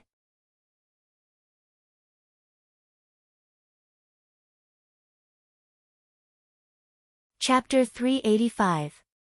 Fang Yan had come into contact with many people from the Yi family. They were beautiful, arrogant, and serious. Apart from Yi Fengsheng, everyone else was upright and square. His impression of Yi Daoling was very vague because when he was young, Yi Daoling was already working outside. During festivals, Yi Daoling could only see him from afar when he drove back. The two of them had almost no interaction. He looked very mature and steady, but he didn't expect Yi Daoling to have such a teasing side. Just a moment ago, he had a serious expression on his face that made people feel pressured. Suddenly, he grinned and looked very proud. This was really cute. Yi Daoling was known as the most bad-tempered person in the Yi family. However, such a bad-tempered person was able to mix well in front of the Prime Minister. Naturally, he couldn't be judged by common sense. Fang Yan remembered the words, "Don't underestimate the heroes of the world." You said I got lucky. So what if I'm just a lucky bastard? Some people want to pick up shit but don't have the luck, Yi Daoling said casually. Lin Donghai frowned slightly. He knew that the walls had ears. Some words should be kept in the heart and not spoken out. However, he knew Yi Daoling's character. He dared to smash the table and cup in front of the Prime Minister. His persuasion was useless. You dare to think and speak. Third uncle is a real person. Fang Yan smoothly flattered him. He really wasn't convinced. Did someone really want to flatter him? You're a slippery kid. Yi Daoling walked over and put his arm around Fang Yan's shoulder and said, "Let's go in and have some tea. Let's have a good chat between uncle and nephew. I want to hear how you did it." The house was a classical structure with a lot of primary colored wood. The atmosphere in the tea room was very intimate. Fang Yan and Yi Daoling sat on the mahogany chairs with blankets. The secretary brought over the brewed tea. Yi Daoling waved his hand and said to the secretary, "Take it out. I don't want to drink this kind of crude tea today. No matter if it's a man or a woman from our swallow dock, all of us are good at the tea ceremony." He pointed to the tea-making tools in front of him and said to Fang Yan, "You've called me third uncle for so many years, but I've never drunk a bowl of tea you made. Come, I'll give you a chance today." Fang Yan smiled bitterly. He had no choice but to take the tea set and get busy. Fang Yan moved skillfully and quickly brought a cup of brewed black tea to Yi Daoling. Yi Daoling looked at the color of the soup and brought it to his nose to smell the fragrance.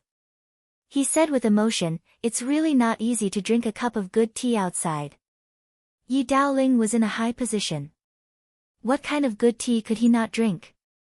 However, if one wanted to drink good tea like the one from Swallow Dock, it would not be an easy task. It had nothing to do with the tea leaves, but with the person who made the tea. Perhaps Yi Daoling's assistant's ability was outstanding, but things like the way of tea depended on one's cultivation and one's talent. Not a single one could be omitted. If third uncle wants to drink tea, he often goes back to Swallow Dock. Fang Yan said with a smile. Every household in Swallow Dock is good at brewing tea. Not only good tea, but also good wine, Zhang Mazi's Shadaozi, sister-in-law Li's plum wine, and Li Xiaotian's father's 3-day drunk. They are all excellent wines. Different types of wine have different tastes. Coupled with different moods, it can make people intoxicated. Especially in such weather, isn't it better to lie in the snow and drink a mouthful of strong wine better than anything? Yi Daoling laughed and pointed at Fang Yan. You brat, do you want to bring me into a pit? I pulled you over in the middle of the night to listen to you brag about Swallow Doc's good wine. Aren't I more familiar with it than you? Let me tell you, we drank a lot when we were young. The tricks that you guys use to trick girls are all outdated tricks that we used in the past. That's right. Fang Yan nodded. Third uncle is a senior. Naturally, he is much better than us. Tell me. Yi Daoling held the teacup and said. This is not something that can be completed in a short period of time. You must have put in a lot of effort, right? Fang Yan knew that he couldn't avoid it, so he repeated what he experienced from the moment he got off the plane. Of course, he only picked the important parts and said what could be said. As for the reason for the conflict, 99.9% of the responsibility was on Jiang Junling. He was a loser who couldn't bear the oppression and humiliation and had to resist. After listening to Fang Yan's narration, Yi Daoling pondered for a long time. He stared at Fang Yan and said, many people think that Jiang Junling lost because he underestimated his opponent. In fact, he lost because of his ability. You are talented, but they don't want to believe it. Third uncle, I just made a bet with him. Fang Yan said with a smile. I can afford to lose, but he can't. Not everyone has the courage to go on the card table, and it's such an unfair opponent, Yi Daoling said in a deep voice. To tell you the truth, I also wanted to gamble like you before, maybe I had too many scruples, or maybe I didn't have enough courage. It was best to leave it unsettled and delay it until now. I didn't expect to be pushed by you young juniors this time. Third uncle was ready to go. If we didn't have enough power before, we wouldn't have been able to push it. Yi Daoling looked at Fang Yan with a smile and said, how does it feel to be famous in Yanjing City? Famous in Yanjing City? Why? Do you think it's just a child's game? Yi Daoling smiled warmly. If it's just your child's fight, the heat will disappear after 2 days of discussion. However, there was a position appointment later, and more people paid attention to it. It's not an exaggeration to say that you are famous in the capital now. To be honest, I really don't want to be famous. Fang Yan said. However, I'm not afraid even if I become famous. Anyway, I'll hide in Huaqing after the new year. People can say whatever they want, think whatever they want, you're quite cunning. Yi Daoling pointed at Fang Yan and said. However, this time is different from the past. You pushed me, which is equivalent to slashing the Jiang family. I'm afraid the Jiang family won't let it go easily, right? I'll deal with it when it comes. Fang Yan said. If I don't slash them, they won't make it easy for me. Since it's like this, then I'll make them feel uncomfortable. I like fairness. Yi Daoling's gaze seriously examined Fang Yan again. He wanted to see if this young man was bluffing or was truly brave. He was very satisfied with the result. The Fang family has a successor. Yi Daoling praised. This time, it's not just your contribution alone. You know this better than me, you guys jumped out and played such a trick. Didn't you just want to force the emperor to abdicate? The Jiang family retreated. It proves that I succeeded in forcing the emperor to abdicate, right? Fang Yan said with a smile.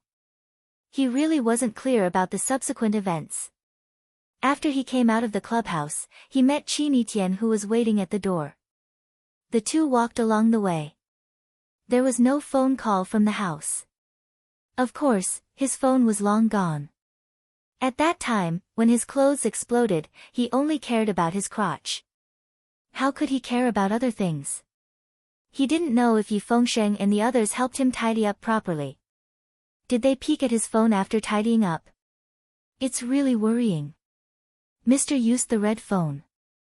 There's a sentence that was very important. The descendants of the sages shed blood and tears. Who would be willing to die for the country? Yi Daoling said emotionally, no matter what Mr. thinks in his heart, at least he stood up at the crucial moment, and this statement is very powerful. Mr. is the soul of Swallow Dock. Fang Yan said.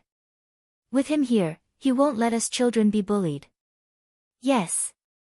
Swallow Dock has its mission. Mr. has Mr.'s mission. Since I got a great bargain this time, I naturally have to take up my own mission, Yi Daoling said. Zhu Zaidan's cultivation was obstructed. I plan to let him go to North Sea to train for 3 years. The sky is high and the sea is wide. Maybe there's another opportunity there. Li Xiaotian isn't young anymore. It's time for him to come out and do something. There's also Wan Qian. I've seen that child's information. He's smart and careful, but his temper is too soft. I've specially chosen a good place for him. Swallow Dock's younger generation depends on you guys. Fang Yan nodded and said, You're the elder. It's up to you how to arrange it. I think their families won't object. What about you? Yi Daoling asked. You still have to go back to Huaqing to be a teacher. I still have a lot of things to think about. Fang Yan said. Maybe Huaqing is more suitable for me. Then go. Yi Daoling said. There's something you might or might not know. What is it? Fang Yan curiously asked. Your grandpa once came to our Yi family to propose marriage. He said he wanted to betroth our Tengwen to you, but I kicked him out. Yi Daoling said with an emotional expression. Tengwen is the child of our Yi family who has the highest chance of achieving extraordinary success in martial arts. She's the darling of our Yi family. How can we let your Fang family take advantage of her? We naturally won't agree.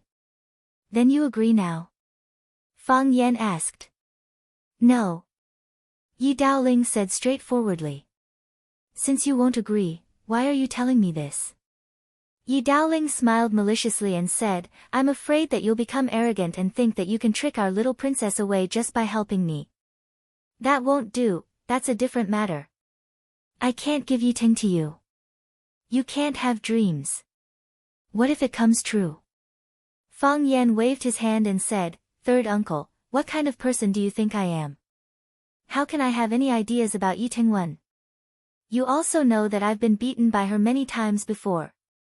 How can I marry her and get beaten every day? That's all Grandpa's random matchmaking. Yi Tingwen and I are impossible. Gah! The door was pushed open. A white-clothed girl stood at the entrance of the tea room.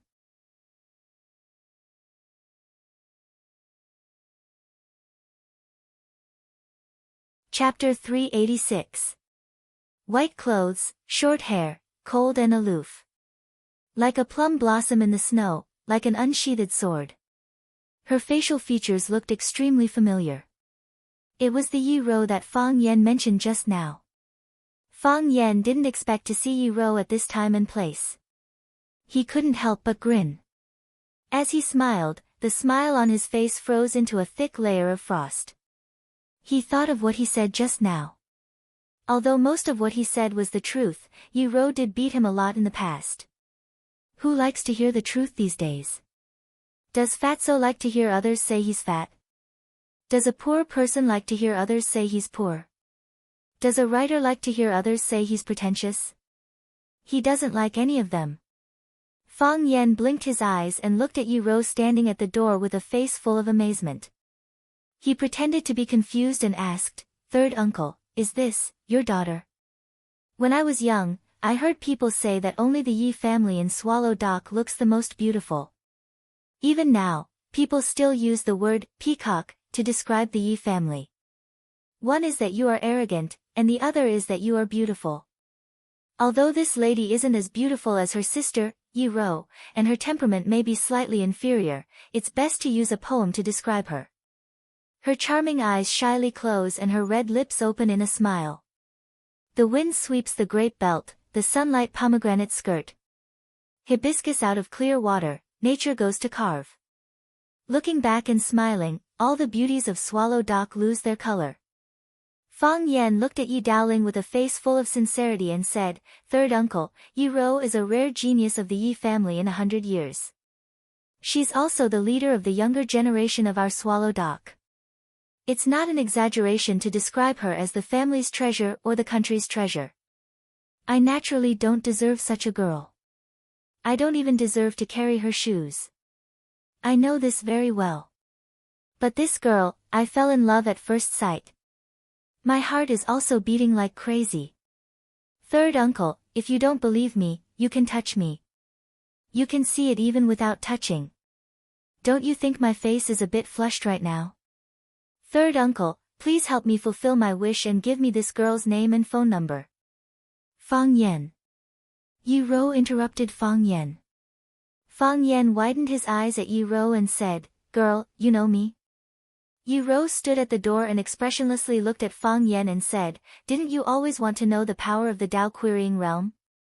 "I only told your sister, Yi Rou. I happen to have a little time now." Of and of. Of Yi. I have of time. Of. Of the road, of king of Yen of. Of. Yi of. Of the. Of. Clang clang clang, the teapot and teacups on the table were swept up by the wind and smashed towards the wall in the distance. Lu Daoling's heart was bleeding. This was the eye of the rain that he got from Jingda Kiln. He was only willing to let people use it to entertain important guests. What was wrong with him today? Why did he take it out to entertain Fang Yan? It wasn't like he didn't know that this pair of enemies would fight whenever they met. Kacha kacha, the porcelain hit the wall and shattered, and the thin porcelain bowl turned into pieces. The wind was strong, and Fang Yan's hair and clothes were blown away. The wind and waves were like knives. The air in front was emptied, and the energy coming from behind was Yi Gentle's real killer move. Fang Yan didn't take it head-on. He slapped the mahogany seat beneath him with both hands and flew through the window towards the courtyard. Yi Rou struck out with her palm again. Instead of falling, she rose up and rushed out of the courtyard. Bang bang bang, the battle outside was in full swing, and from time to time, Fang Yan's miserable cries could be heard. Yi Daoling held the teacup in his hand and leisurely drank the hot tea in the cup. After drinking the dark red tea, his gaze fell back to the broken tiles on the ground. He couldn't help but take a deep breath and felt his teeth hurt. A good horse with a good saddle, a good teapot with a good cup. Yi Daoling sighed softly. The teapot is broken, and this is the only surviving teacup. It's an awkward situation. What a pity. 10 minutes later, the sound of fighting outside stopped. Yi Daoling got up and walked into the courtyard. Yi Rou was nowhere to be seen, and only Fang Yan was lying miserably in the snow. Yi Daoling squatted in front of Fang Yan and asked with a smile, "I heard that your heart of Tai Chi broke through again. What level are you at now?" The heart of Tai Chi is a new thing. No one has gone through it, and you have to figure it out yourself. Logically speaking, you shouldn't have been beaten so badly by Rou, right? If the one lying here was Yi Rou, what would you do? Fang Yan asked. This question is really awkward. I would probably get the guards to drag you out and shoot you. Yi Daoling said lightly. This place was heavily guarded, and every small building was guarded by guards. Yi Daoling's words were honest. Then how do you still have the nerve to ask me why I lost so badly? Fang Yan roared. This is your Yi family's territory. Can I beat her up? It's not a big deal for a man to be beaten up by a woman. Yi Daoling said. Besides, not everyone is qualified to be beaten up by Rou. I watched her grow up, and I've never seen her beat anyone up like this. You are indeed luckier than others. Fang Yan looked at Yi Daoling with a bitter mouth and said, Third uncle, why are you doing this? What do you mean? Yi Daoling looked innocent. We were chatting and casually asked a few questions about your feelings. Is there some unspeakable secret? You tricked me. Fang Yan said. Yi Daoling chuckled and said, I learned from you. Your Yin family's kids' methods are much darker than mine. I represent justice, okay, I'm better at this kind of official article than you. Yi Daoling interrupted Fang Yan's words and said, justice represents living, evil is only because you are already dead. Fang Yan felt that these people really understood the essence of this world better than him. Yi Daoling patted Fang Yan's shoulder and said, it's late, go back to sleep. I think I'm injured. Can I rest here for the night? Fang Yan asked. No. You don't have to specially prepare a room for me. Just let me and Yi Ro stay in the same room. Fang Yan said. Don't treat me as a guest. Yi Ro can give me the bed. She can sleep on the floor. Dong Hai, see the guest out. Third uncle, Yi Daoling was too lazy to pay attention to this guy and returned to the living room. Lin Donghai stood next to Fang Yan and looked at Fang Yan who was lying in the snow and refused to get up. He said, Fang Yan, I'll send you back. I'm asleep. Fang Yan closed his eyes and said. As soon as he finished speaking, there was a loud snore. Lin Donghai looked into the room.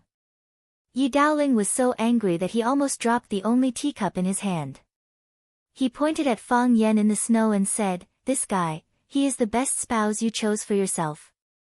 Does he look like a young hero at all? Does he look like a Tai Chi grandmaster? He is simply a scoundrel.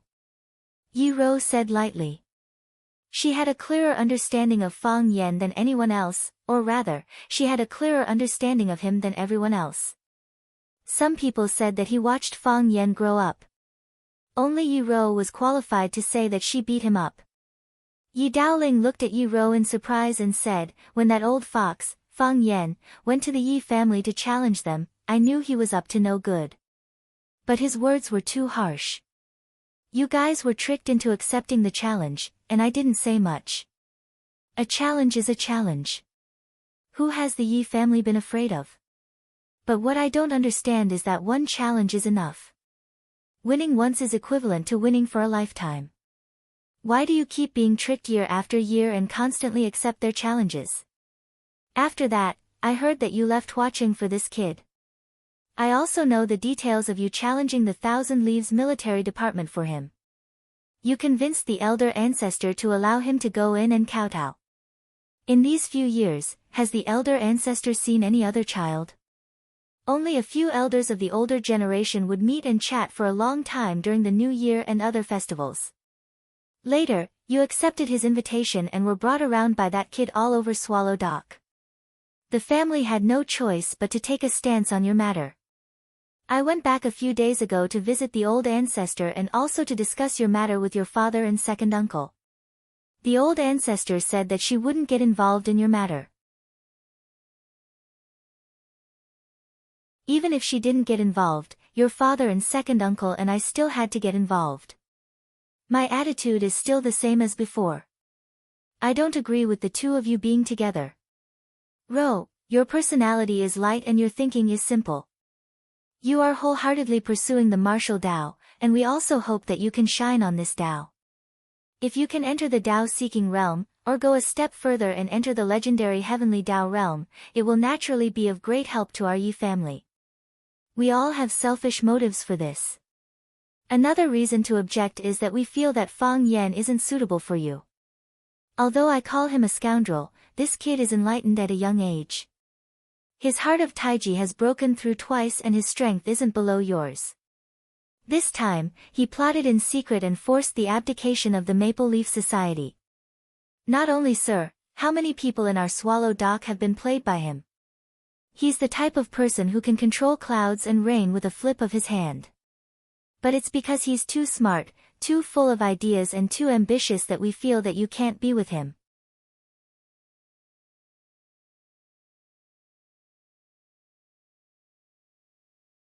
Chapter 387.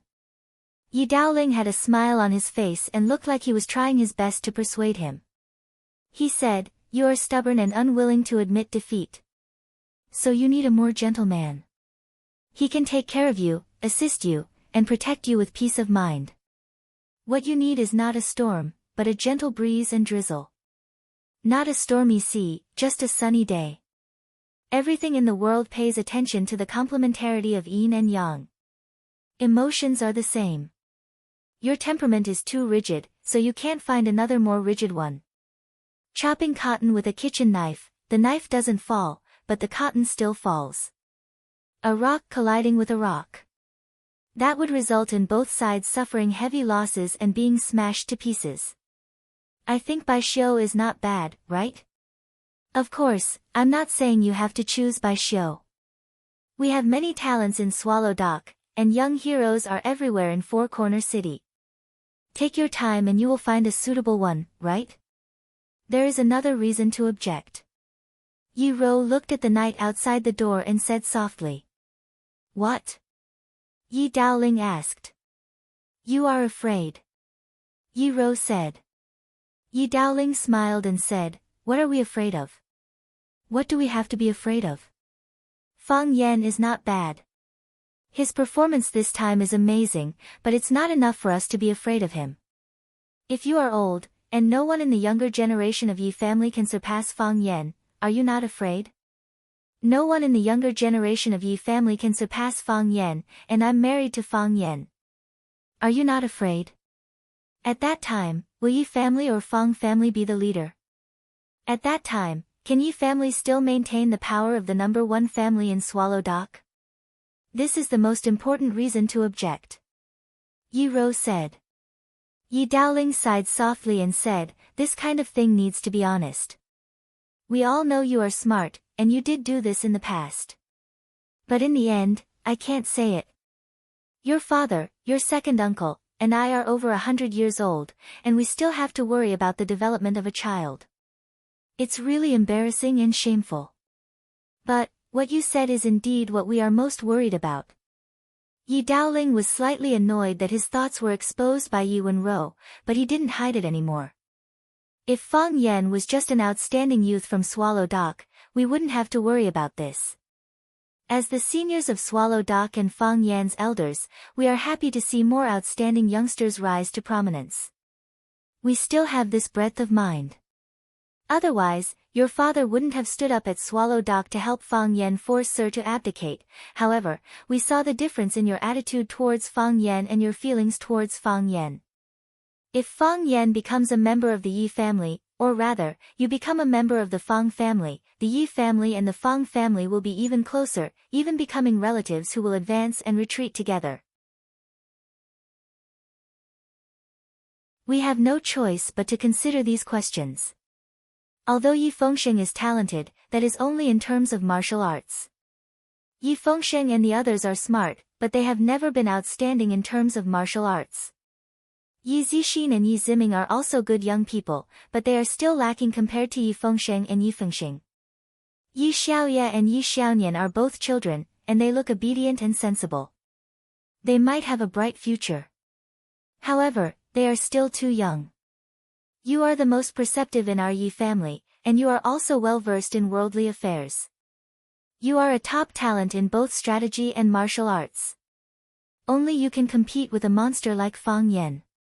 However, you treat him differently. Just as you know, Yi Fengxing sees him as a big brother and only follows his lead. If you marry into the Fang family, the two of you will help each other and cooperate with each other. At that time, will the Yi family still be able to maintain its position as the number one family in Swallow Dock? The relationship between the Yi family and the Fang family, will the Yi family lead the Fang family, or will the Yi family become the Fang family's vassal? Can't the elder ancestor see the hidden danger? However, the elder ancestor said that she won't get involved in this matter. She won't say anything, and she won't say anything. She can choose not to participate, but the elder ancestor is a woman after all. She can't bear to see her favorite child being wronged.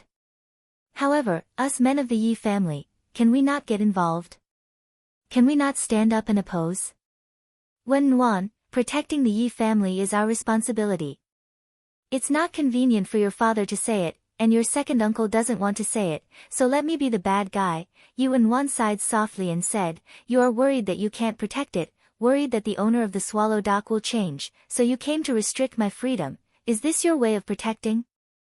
Yi Daoling smiled and said, I know you look down on this cheating method, and I also know you think third uncle is despicable and shameless.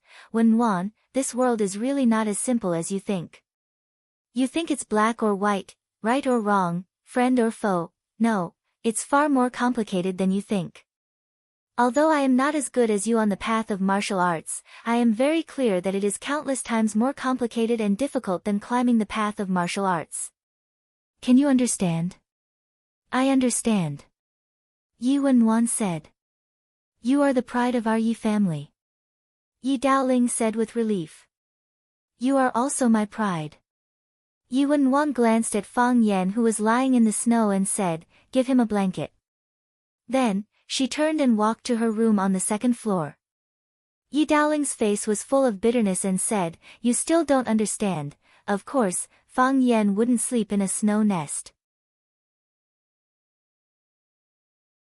While no one was paying attention, he quickly climbed up the pillar to the second floor, then turned over and jumped into Yuan's room.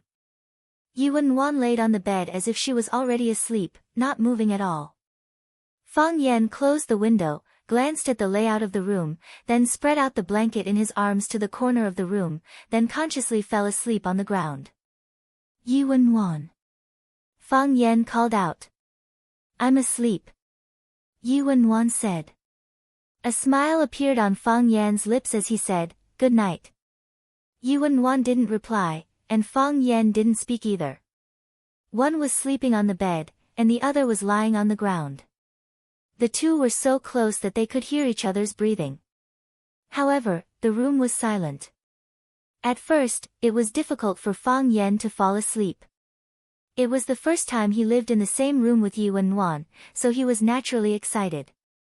But when he heard Yuan's breathing becoming more and more stable, he knew that Yuan was really asleep. She wasn't worried at all that he would do anything to her. This made Fang Yan feel like he was a failure.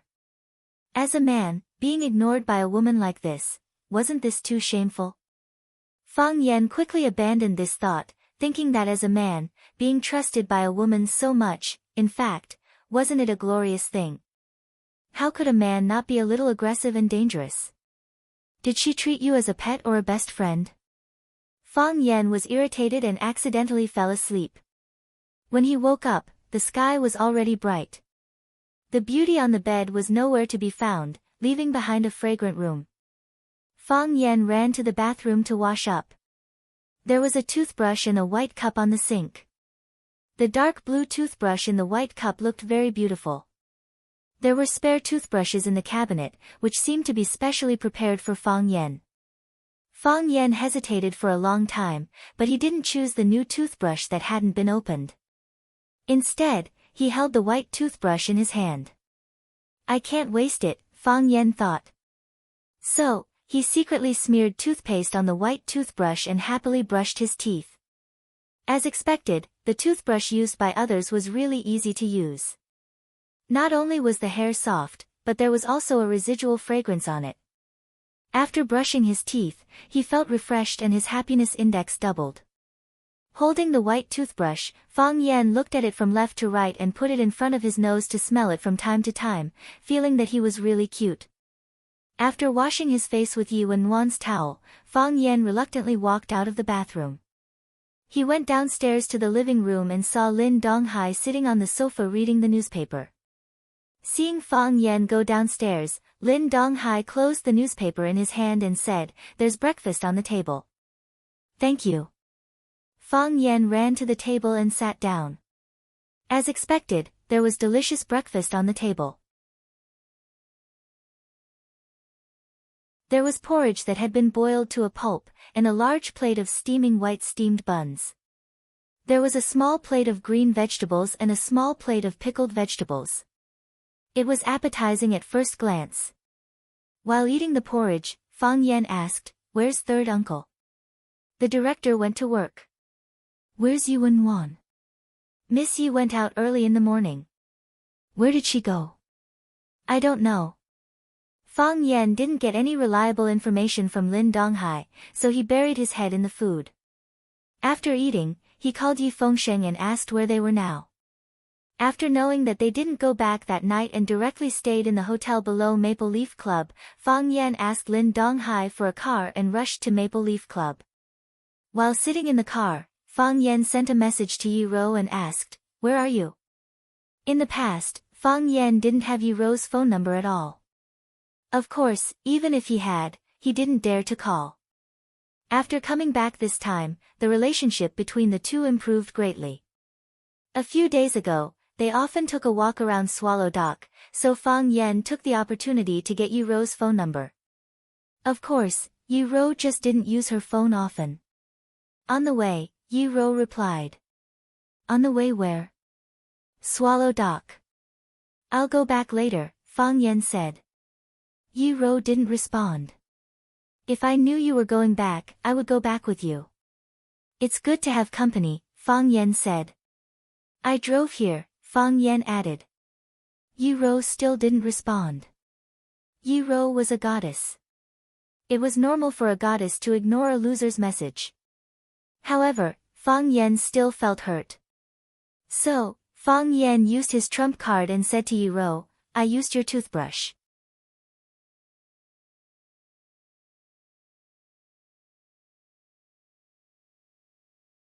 Chapter 388.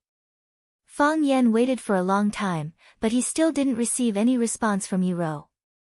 This was the phone Fang Yan asked Lin Donghai for, so that he could contact Yi Fengsheng and the others. Even the SIM card was prepared by Lin Donghai. Fang Yan called the customer service number of the mobile company and found that there were still hundreds of yuan in the card. There shouldn't be a problem of not receiving information because of arrears, that was, Yi Ro was not willing to respond. Fang Yan felt very strange. According to Yi Ro's character, she shouldn't keep silent when encountering such a thing. If she didn't explode in silence, she would perish in silence. Yi Ro couldn't perish, so there was only one truth. Fang Yan suddenly began to miss watching. Fang Yan met Yi Fengsheng and the others in the hall on the first floor of the Maple Leaf Club. Chen Yanqing was a civil servant, so she got up early and went to work. Wang Kaixian was also called back by his family. After what happened last night, his family was naturally worried. There were some things that needed to be clarified. They had offended such a powerful family, so they had to think about how to solve the problem. Li Xiaotian was taken away by his brother, Li Xiaolong. Only Yi Fengsheng, Zhu Zaidan and Ruan Jing accompanied Fang Yan back to Swallow Dock.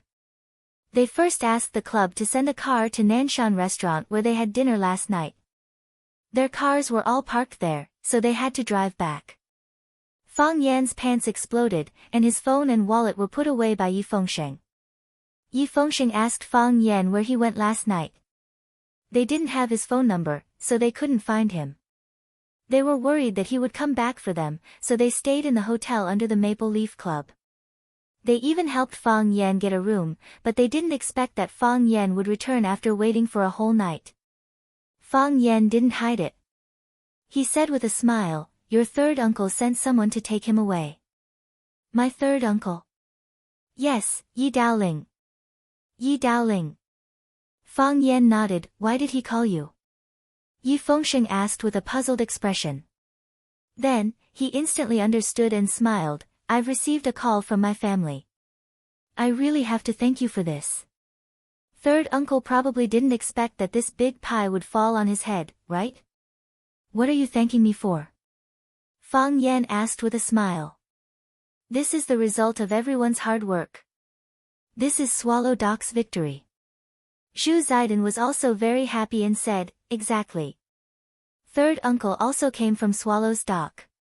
In the future, if Swallow's Dock has any problems, won't he stand up and speak up for us? We won't be bullied by others, Wan Qian said with a chuckle. Fang Yan looked at Zhu Zaidan and said, third uncle also has arrangements for you. I'm afraid Zidan will go to the North Sea after the new year. I hope you can find some inspiration there. Xiao Tian also had to go out to work, so he would probably be assigned to work for third uncle. Wan Qian also wants to come out, but as for where he placed it, third uncle didn't say, so I can't ask. It sounds really mysterious. What about me? What about me? Yi Fengsheng looked expectantly at Fang Yan and asked, did third uncle say where I'm going? No. Fang Yan shook his head. You all have arrangements, why don't I? Yi Fengsheng said angrily. The young people of Swallow's Dock had all gone out to do their own things. Only he stayed in the village with a group of old people and children. How could he stand it? Which young person didn't want to go out and explore? Which young person didn't want to see the outside world? Fang Yan knew that Yi Fengsheng especially envied those soldiers who could go to the battlefield. He really wanted to fight on the battlefield. However, the Yi clan obviously had no intention of letting him go. Fang Yan patted his shoulder and said, don't worry. The next time we meet, we'll go talk to third uncle, you should go out and see. Staying in Swallow's Dock all the time is not good for martial arts. Exactly. You have to help me talk to him. Yi Fengsheng seemed to have grabbed onto a life-saving straw. Before, your Tai Chi heart was almost dead. It was only after you went to Flower City that it was revived and had a second breakthrough. You can use yourself as an example. Third uncle will definitely agree. I'll try, Fang Yan said. I heard that my sister also came to Yanjing. You didn't see her? Yi Fengsheng looked at Fang Yan and asked. I saw her, Fang Yan said. Hee, I knew you would definitely see her, Yi Fengsheng said with a smile. Then, he suddenly looked at Fang Yan with a shocked expression and said, my mom called me today and said that cousin didn't go back last night. You didn't come to find us either. You two didn't go to a hotel to get a room, did you? How is that possible? Fang Yan said impatiently. Third uncle's house has a room. Do we still need to go to a hotel? You and my sister both slept at third uncle's house. Yes. You too, don't misunderstand, Fang Yan hurriedly explained. Although I slept in the same room as your sister, she slept on the bed and I slept on the floor. We didn't do anything. Yi Fengsheng's face was purplish red. He looked very uncomfortable. It was unknown if he was angry at the news that Fang Yan slept with his sister, Yi Rou, or excited to hear this secret. Either way, his expression didn't look right.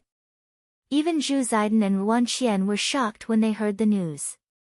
They stared at Fang Yan with wide eyes and faces full of disbelief. You really slept with Yi Rou? He said he didn't do anything, Wan Qian said. We slept in the same room and didn't do anything, do you think we'll believe you? You're not a decent person. I can't do anything if you don't believe me, Fang Yan said helplessly. Fengsheng, use your phone to call your sister. Yi Fengsheng obediently took out his phone and casually asked while searching for the number, why? She's at Swallow Dock, so I won't be going back for now. Why? I used your sister's toothbrush to brush my teeth this morning. I told her, but she didn't react at all. I feel like something's wrong, Fang Yan said. Zhu Ziden sneered and said, if I were you, I wouldn't go back either. I'll never return to Swallow Dock. Ruan Qian looked at Fang Yan with a face full of sympathy and said, I'll immediately get someone to buy you a plane ticket back to Huacheng. You should hurry up and leave, even if you used her toothbrush, there's no need to tell her. Aren't you digging your own grave? Yi Fengsheng finally woke up from his state of shock and looked at Fang Yan and said, my sister is a neat freak. When I was young, I carried her cat, and she washed the cat several times. I used her toothbrush, not the other way around, Fang Yan explained. I'm not a neat freak. When Fang Yan drove home, his mother, Lu Wan, quickly came up to him. She looked at Fang Yan worriedly and said, your grandpa wants to see you. He's asked a few times. He wants you to see him immediately when you come back. Fang Yan, are you alright? Don't worry, Fang Yan smiled and said. I'll be fine. Where's my dad? He went to Yanjing to attend a pen meeting, Lu Wan said. Recently, he's been preparing for an art exhibition with a group of art friends, so he's been very busy these few days. As long as he likes it, let him be, Fang Yan smiled and said. Lu Wan nodded and said, I've never stopped him. He can do whatever he likes. Fang Yan put his arm around his mother's shoulder and pushed her into the house, saying, I'm going to talk to Grandpa. Go, Lu Wan said. Don't make your grandpa angry. If you do something wrong, you have to admit it immediately. Mom, I know, Fang Yan said with a smile and said. Fang Yan walked into the backyard and heard the sound of chess being played in his grandpa's room. Fang Yan pushed the door and entered the room. Fang Yingying and Fang Haohan were playing chess with their grandpa. Fang Yingying wanted to move the horse, but Fang Haohan stopped him and said that the horse would be bombarded after 3 steps. Fang Yingying didn't believe it. The two couldn't come to an agreement, and they almost fought. Fang Yan's grandpa, Fang Hui, was lying on the chair and watching with a smile. He didn't urge them and waited for the two to come to a conclusion. Seeing Fang Yan come in, Fang Yingying immediately complained and said, Junior Marshal Uncle, come and see, should we move the horse? Fang Yan glanced at the chess game and slapped Fang Yingying's head, saying, Move the horse and you will die. Fang Haohan said with a proud face, I told you, move the horse and you will die after 3 steps. Fang Yan slapped Fang Haohan's head again and said, 3 steps. 2 steps and you will die. You are also a fool. Fang Yan drove Fang Yingying and Fang Haohan out of the room and took their place to play chess with his grandpa. He said, those 2 stinky chess pieces are no match for you. You have wronged them. Those 2 children are filial. They are worried that an old man like me would be bored lying in the room, so they came to accompany me to pass the time. Watching them fight and make fun of each other makes me feel happy. Fang Yan nodded and said, as long as you are happy. Fang Hui looked at Fang Yan and said, have you vented your anger? I have vented my anger. Isn't this like making wedding clothes for others? You can't say that. Although it seems that the Yi family benefited the most from this incident, the entire Swallow Dock will also benefit from it. The Yi family got such a big advantage, shouldn't they show something? Fang Yan explained with a smile. That's true. Yi Daoling is capable and ambitious, but he is a bit narrow-minded. He thinks too highly of the Yi family's territory. In terms of looking at the big picture, he is not as farsighted as you. Fang Hui was not stingy with his praise for his grandson. It doesn't matter, let them have it easy. Just take it as the first betrothal gift from the Fang family to the Yi family.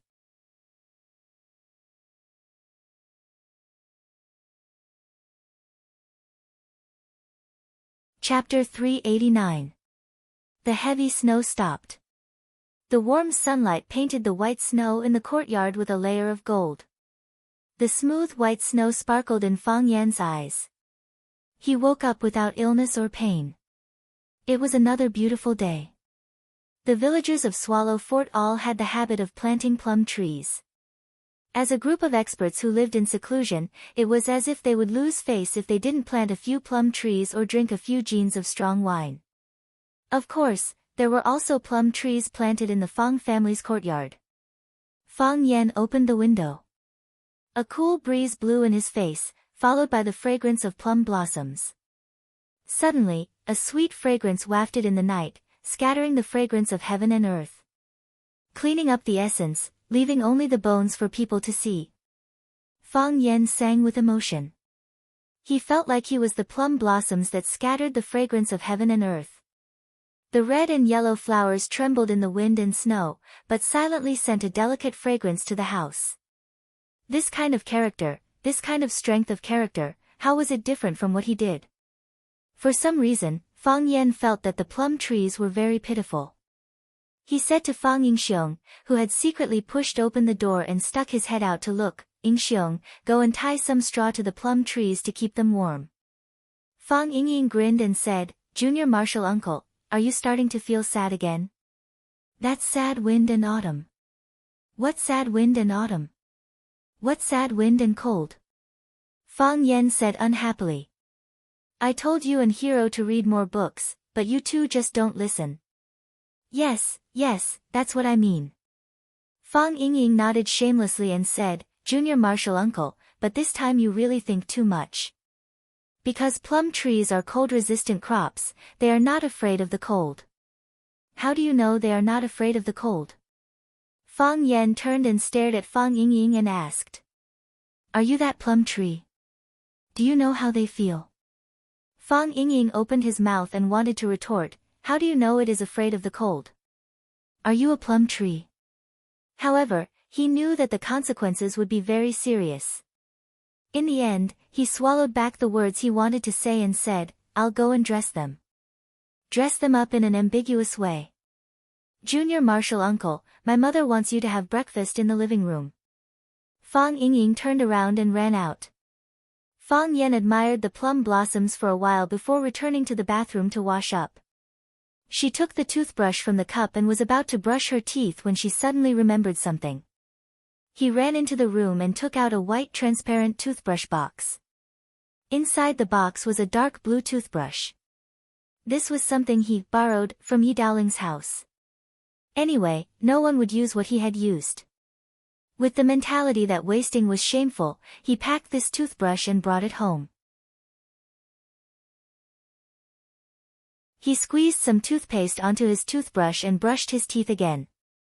After brushing his teeth, there was not only the taste of mint in his mouth, but also a faint fragrance. This kind of toothbrush is really a treasure. Fang Yan kissed the handle of the toothbrush, and then put it into the cup. Instead, he threw the toothbrush he used before into the trash can.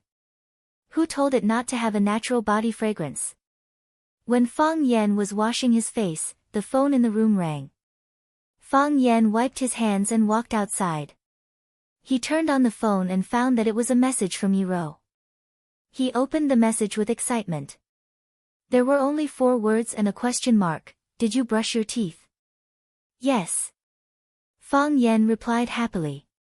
He thought that this woman was really smart. She even guessed that he had just brushed his teeth. Did you use that dark blue toothbrush? Yiro's message came quickly. Her typing speed was not slow at all. Fang Yan's handsome face was slightly red. Thinking that Yiro was not in front of him, he returned to normal and replied with a little embarrassment, why do you ask? Worry. Worry about what? That toothbrush fell into the toilet, Fang Yan said. Fang Yan sneered and replied, do you think I am an idiot? Do you think I will believe such a stupid lie? Even if you want to disgust me, you have to find a convincing reason. Do you smell fresh after brushing your teeth? That's right. Fang Yan grinned. I knew it. How could a violent woman like you not have any reaction when encountering such a thing? It turns out that you just realized it. But isn't it too late to react now? You know, that toothbrush is already in my hands. I can't return it. Come and hit me if you can. That's the smell of the orange brand toilet disinfectant, Yiro replied. Fang Yan's face turned pale. Impossible. Fang Yan's hand trembled as he typed these 3 words. He didn't believe it. He was still struggling to survive. Otherwise, why would the smell be so strong? Yiro asked. Fang Yan's face was full of fear. A strong feeling of discomfort appeared in his stomach. He started to believe Yiro's words. Yes, Yiro usually didn't stay at Yi Daoling's house. That toothbrush might have just been unsealed. A toothbrush that had been used once, even if it was stained with Yiro's fragrance, it shouldn't have such a strong orange smell. Moreover, the residue of the first use was normal. Wasn't it abnormal for the second use to have such a strong smell? Who would have such a strong smell on their body? Yiro sent another message. She was very patient. She had to convince Fang Yan until he believed her. Fang Yan didn't reply to this message. He didn't even dare to open it. Do you think I am the fragrant concubine? Yiro's words came through the phone. It was like a dagger stabbing into Fang Yan's heart. Fang Yan couldn't hold it in anymore. He laid on the edge of the toilet and vomited. In the woods by the shore of Shihizi, two beautiful girls were taking a walk in the snow. The cold wind in the morning was bone-chilling. Taking a breath would freeze people's hearts and lungs. However, these two girls didn't care at all. This kind of temperature was indeed not a difficult problem for them to overcome. Their physiques were originally better than ordinary people. Even some sturdy men were far inferior. "Sister, guess what he is doing now?" The girl with a red down jacket, blue jeans, and small leather boots asked playfully. The girl had a round face, round eyes, snow-white skin, and a cute appearance. She looked very young and was in the best period of her first awakening of love. Girls at this stage were still full of fantasies about love. Whether it was someone else's or their own, they felt that it should be as beautiful and unforgettable as a fairy tale. "Vomit." The girl with white leather and white pants said. The simplest sportswear couldn't hide her ethereal temperament. It was like a fairy in the snow. It was the master of the world of wind and snow. The girl in red giggled and said, "Sister, you are so bad. You took revenge on him like this. I'm afraid he won't have the appetite to eat breakfast today. Not only this morning, but also this afternoon and tonight. He won't be able to eat for a few days. Make him vomit all the bile in his stomach." Yizi was Yi Ro's cousin and the youngest daughter of third uncle Yi Daoling. Yizi was a student of Yanjing Shuemu University. After the holidays, she ran to her hometown Yanzhou for a vacation. Last night, Fang Yan forced her to abdicate. Although Yi Daoling received a phone call from his family, there were still some things that couldn't be explained clearly. Therefore, Yi Ro was ordered to go to Yanjing to talk to Yi Daoling. Through Yi Ro's narration, Yi Daoling had a clearer understanding of the importance of Fang Yan in this incident. Therefore, Yi Daoling ordered his assistant, Lin Donghai, who was also from Yanzhou, to bring Fang Yan to his home. Fang Yan and Yi Ro met at Yi Daoling's home. Because of Fang Yan's unreasonable behavior, the two even lived in the same room. Although they got along harmoniously, and there were no hot-blooded or melodramatic incidents, on the way back to Yanzhou, Yi Ro received a message from Fang Yan, "I used your toothbrush to brush my teeth." Yi Ro was ashamed and angry. If Fang Yan was by her side, she would definitely beat him up again. After returning, Yizi found Yi Ro's strangeness. Under her questioning, Yi Ro finally told the truth to this younger sister who was a few years younger than her but could confide in her. Yizi suddenly had an idea. She said that she would never let her sister suffer. She must make Fang Yan, that bad guy, pay a painful price. Therefore, the two went out early and began to implement the revenge plan they had discussed. Yi Ro said expressionlessly, "I just don't want him to continue using that toothbrush." She knew that if it weren't for this morning's incident, Fang Yan would have continued to use that toothbrush and that toothbrush. Moreover, that toothbrush was indeed the toothbrush she used. Yizi smiled and said, "Sister, have you thought about it? Why does Fang Yan want to use your toothbrush?" "For revenge," Yi Ro said. "For what?" "For hitting him." "Ah. Is he that kind of person?" "A long time ago, when you were young," Yi Ro said with anger in her eyes, "that year, after I defeated him in a martial arts competition, he bribed Yi Fengsheng to sneak into my room and use my toothbrush to brush the toilet." "Ah. How could he be so shameless? How could he do such a thing?" Yizi said angrily. She clenched her small fists and asked, "Sister, have you used that toothbrush? If you have, isn't it too disgusting?" "No," Yi Ro said. "I knew it." "Sister, you are so smart and won't be fooled." Yizi looked at Yi Ro with admiration and said proudly. "It's not that I'm smart." Yi Ro blushed. "I didn't expect that he would take revenge on me in such a way. It's so childish." "Then why?" Yizi looked puzzled. "Because someone told me," Yi Ro said.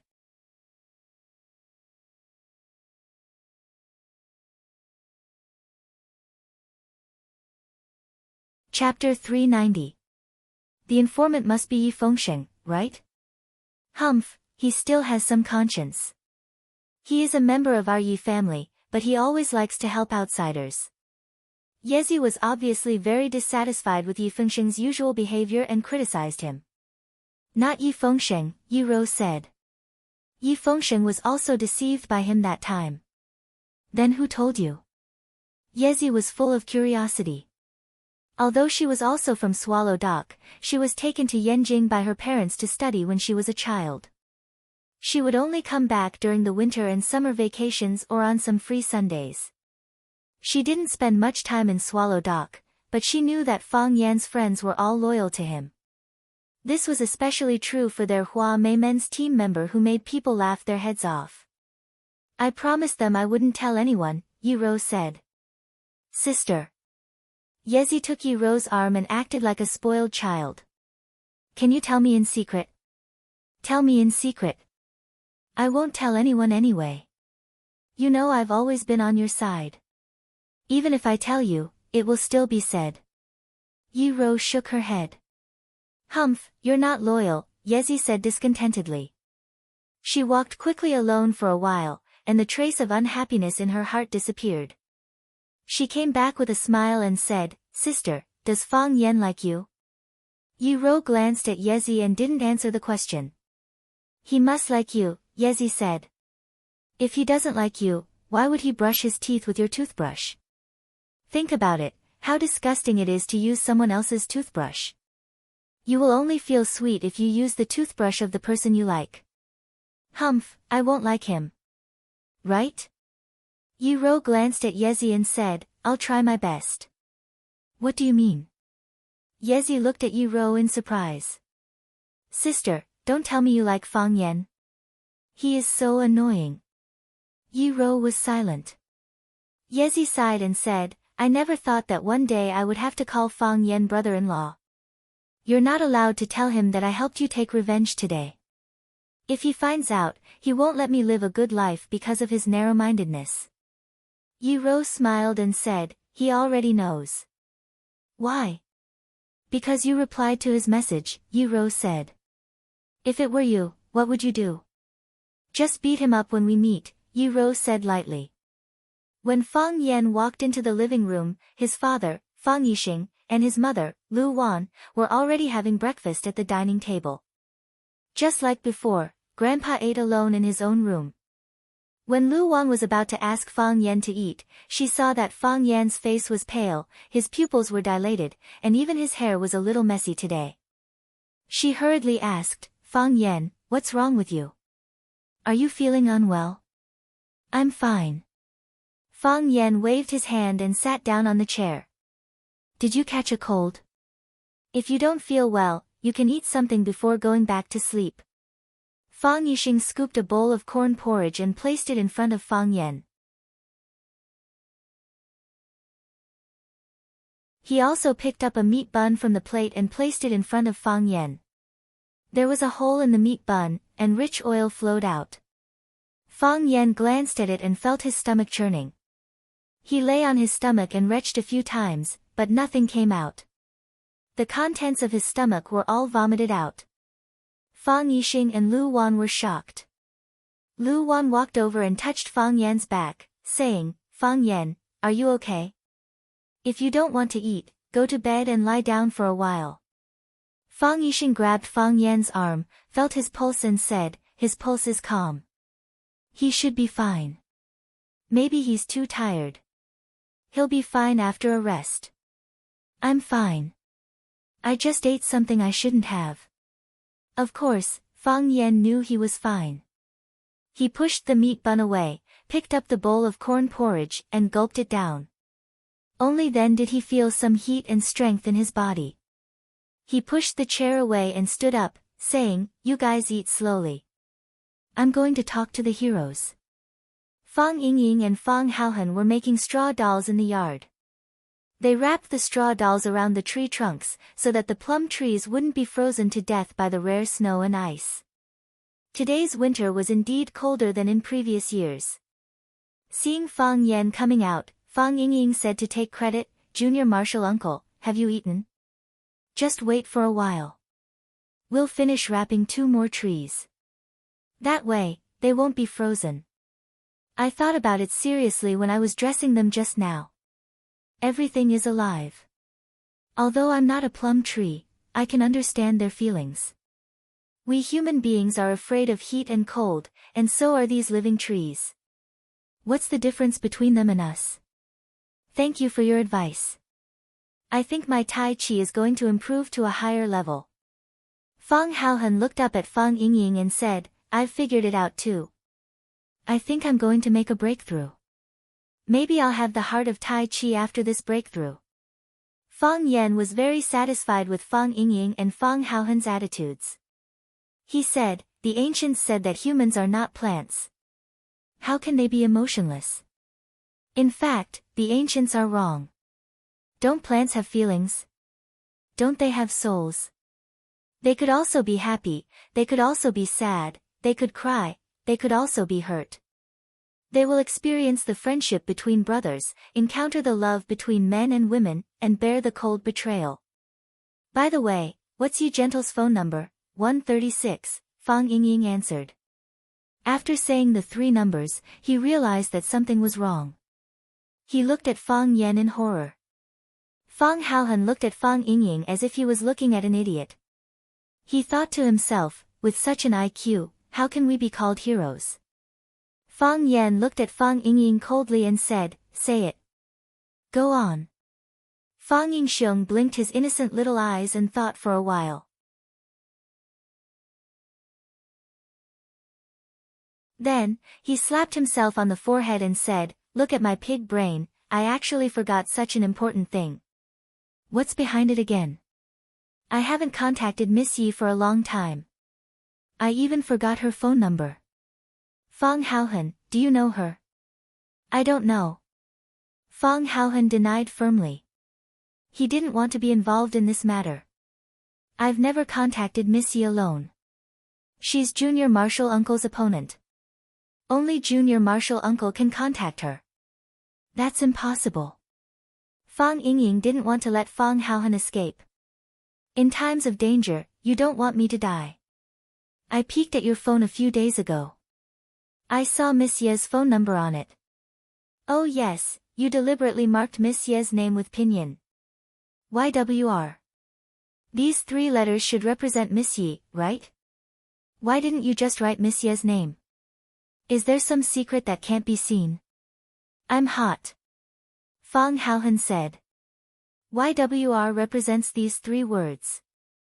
Junior Marshal Uncle is smart and wise. He's a genius.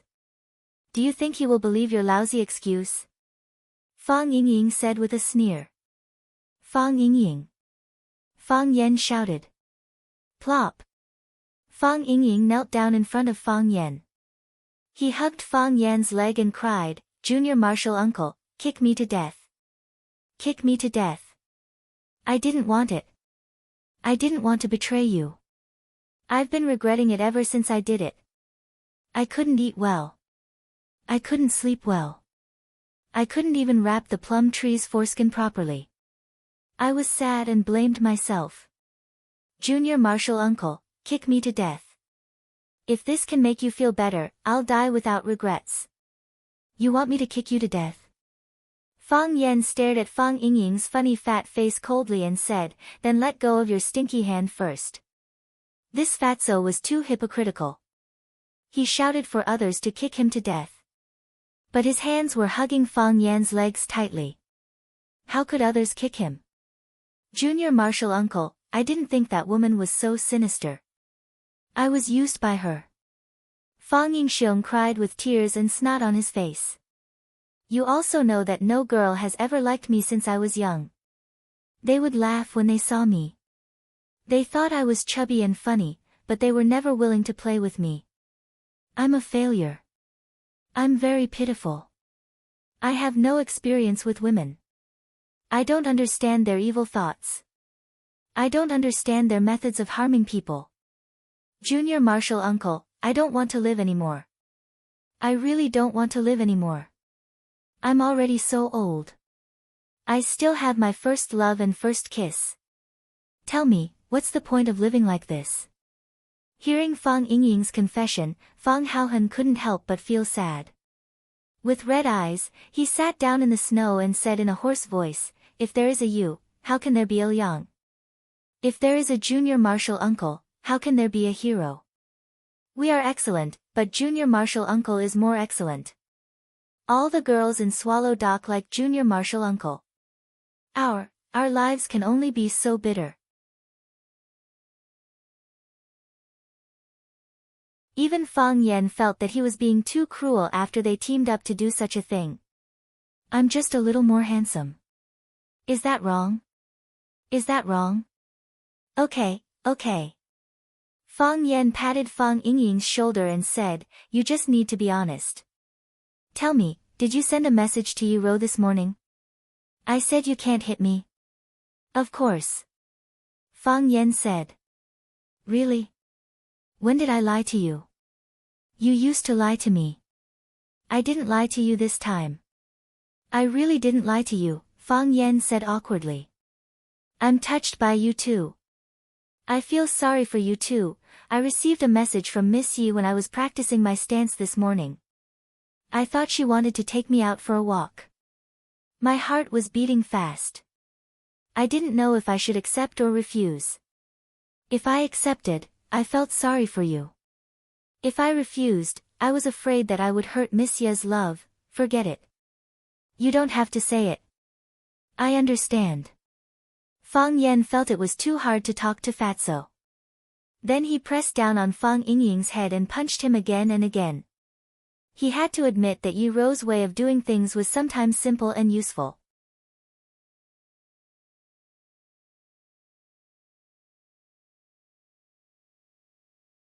Chapter 391. The teacher came back with a dung basket. From afar, he saw a figure kneeling at the door of his hut. He narrowed his eyes and walked over slowly. He poured the pig dung in the basket into the cesspool in the backyard and put the basket in the corner outside the hut. Then, he took out a bunch of keys from his pocket and prepared to open the lock. Sir, I was wrong, Fang Yan straightened his body and said in a deep voice. The teacher was deaf and didn't hear Fang Yan's words. He opened the copper lock and pushed the door straight into the hut. He took off his sheepskin coat and hung it on the wall. Then, he used an aluminum basin from the kettle on the stove to wash his face and hands. His face and hands were steaming, and the chill on his body was also dispelled a lot. The teacher opened the old teapot on the square table that had a hole in it. He grabbed a handful of broken tea leaves and threw them into the teapot. Then, he took the antique bottle with the words, "Serving the people," printed on it and poured water into the teapot. There were no complicated steps to make tea. It was simple and crude. When he felt that the tea leaves tasted good, he poured himself a bowl of tea with a big bowl and blew it gently to drink. Sir, I'm here to apologize to you. Fang Yan, who was kneeling at the door, shouted again. The teacher was expressionless and still pretended not to hear him. He stood at the threshold of the hut and drank his big bowl of tea with relish. Sir, I'll take it that you forgive me if you don't speak, Fang Yan shouted loudly. The teacher still didn't speak. The teacher didn't speak, so Fang Yan didn't get up. He knew that sometimes he could be lively, but there were some things that he had to be serious. For example, now. The teacher didn't speak, and Fang Yan didn't speak either. One was standing inside the threshold, and the other was kneeling outside.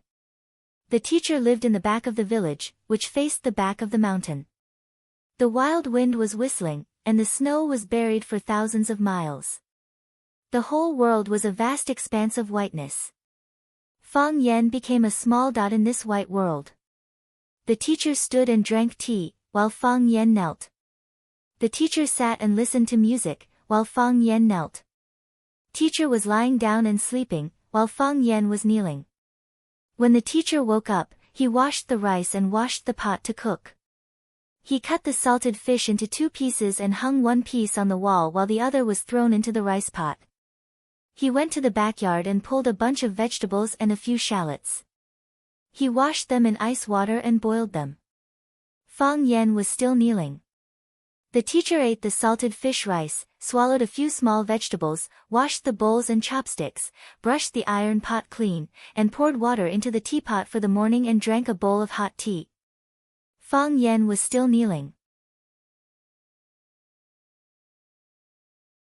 The warm sunshine in the morning disappeared without a trace at noon.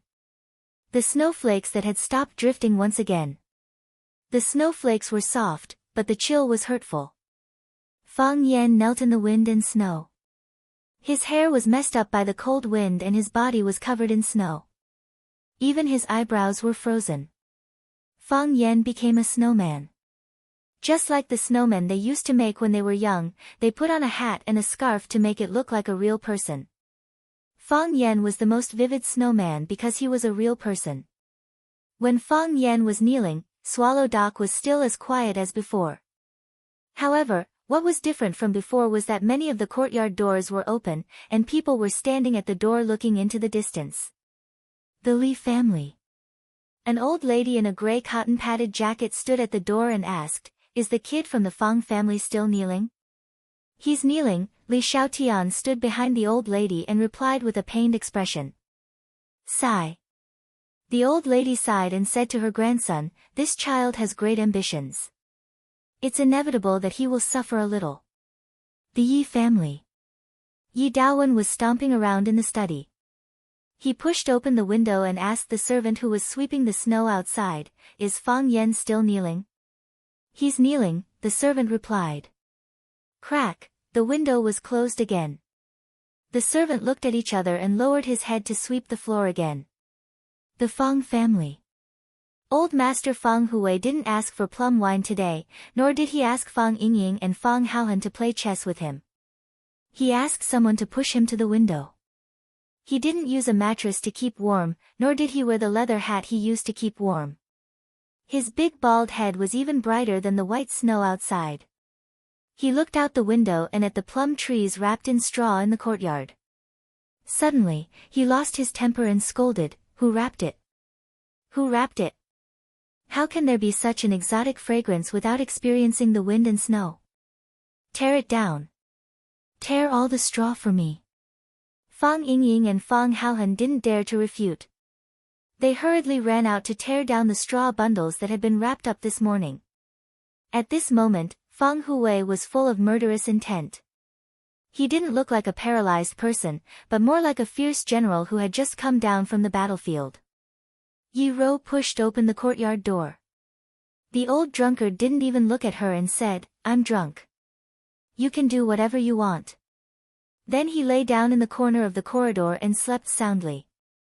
Loud snoring could be heard. Yi Rou patted the jar with her palm. The sealed mortar at the mouth of the jar flew out and disappeared. With a kick of her toes, the big jar in front of her flew into the air. The wine jar tilted slightly. As it fell, a stream of spring water poured down. Yi Rou opened her mouth and took a deep breath. Her posture was cool and arrogant. There were also many courtyard doors open, watching from afar. Today, in Swallow Dock, everyone's eyes were focused on the young man kneeling in the wind and snow. Fang Yan was already a legend of Swallow Dock. The teacher drank 3 bowls of hot tea in a row. It wasn't until the teapot was empty and the color of the tea became darker and the taste more bitter that the teacher put down the teacup. He shouted to the outside, "Stop acting. Come in." Crack, Fang Yan got up from the snow. Because he hadn't moved for a long time, a thin layer of ice formed on his knees and calves in the snow. With a slight movement, the layer of ice broke with a crisp sound. Crack, crack, crack, this was the sound of all the bones in his body cracking. The stagnant qi and blood and the stiff bones all relaxed and regained their vitality. Fang Yan had the heart of Tai Chi to protect his body, so he could keep the bitter cold from invading him. The ice and snow, his body, and the heart of Tai Chi became a harmonious whole.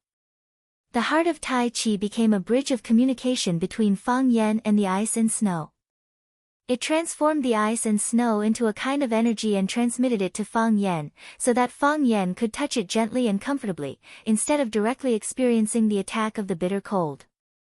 Of course, if he had inner strength, he could also transform it into heat to resist the bitter cold and burn the ice and snow. However, the heart of Tai Chi was natural, and using inner strength to resist the cold consumed more mental and physical strength. It was difficult to maintain. This was also the reason why the heart of Tai Chi was more valuable than the other internal mental cultivation methods or strength techniques. When Fang Yan moved, the snow on his body fell, the frost on his eyebrows disappeared, and he became a living person with flesh and blood. There was an iron sword stuck in his back, the hilt facing down, the tip of the sword pointing up, hanging diagonally on his back. Fang Yan walked into the small room and said to the teacher, "Teacher, I have come to apologize to you." "What did I do wrong?" the teacher asked.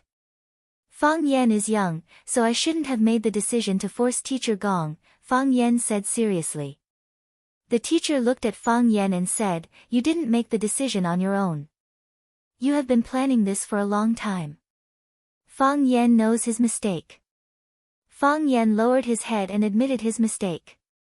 "Fang Yan, now that you've forced Swallow Dock to abdicate, the entire Swallow Dock will move because of you.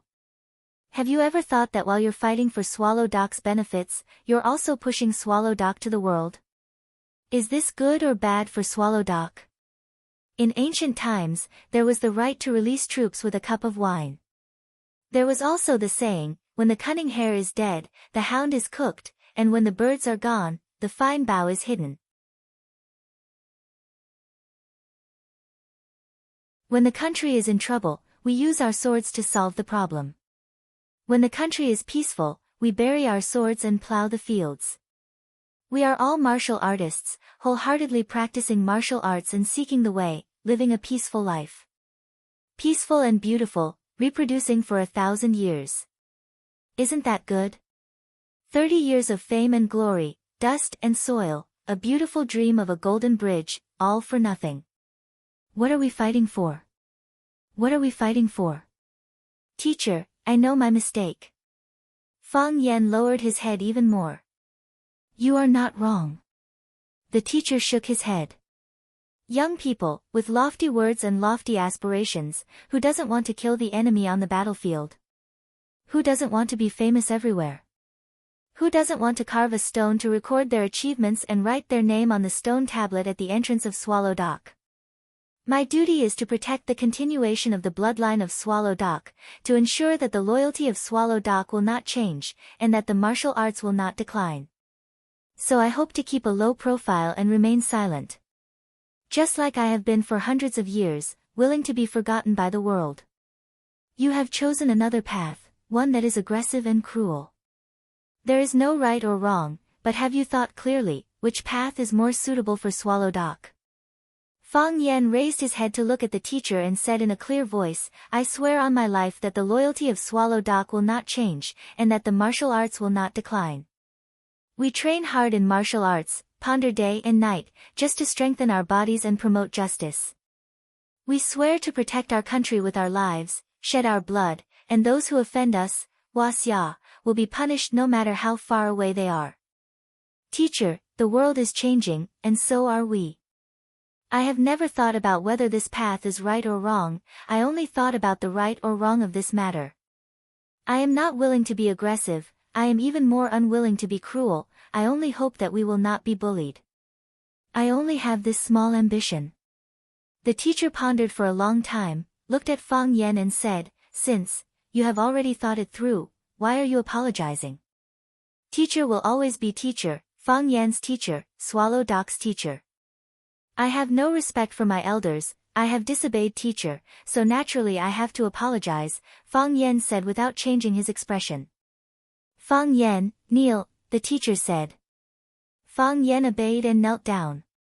"You have a son, Fang Yan, who has no respect for his elders, and who is audacious and presumptuous. He has disobeyed Mr. and placed Swallow's Dock in a dangerous situation." Mr. stretched out his hand and drew the iron sword from Fang Yan's back. He said, "Severely punish him with 3 strokes as punishment." The teacher held the long sword in his hand, and the blade struck straight at Fang Yan's head.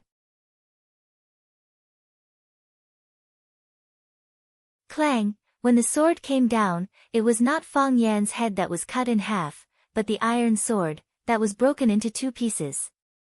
Fang Yan was ashamed, and said embarrassedly, I was afraid that teacher would really kill me in a fit of anger.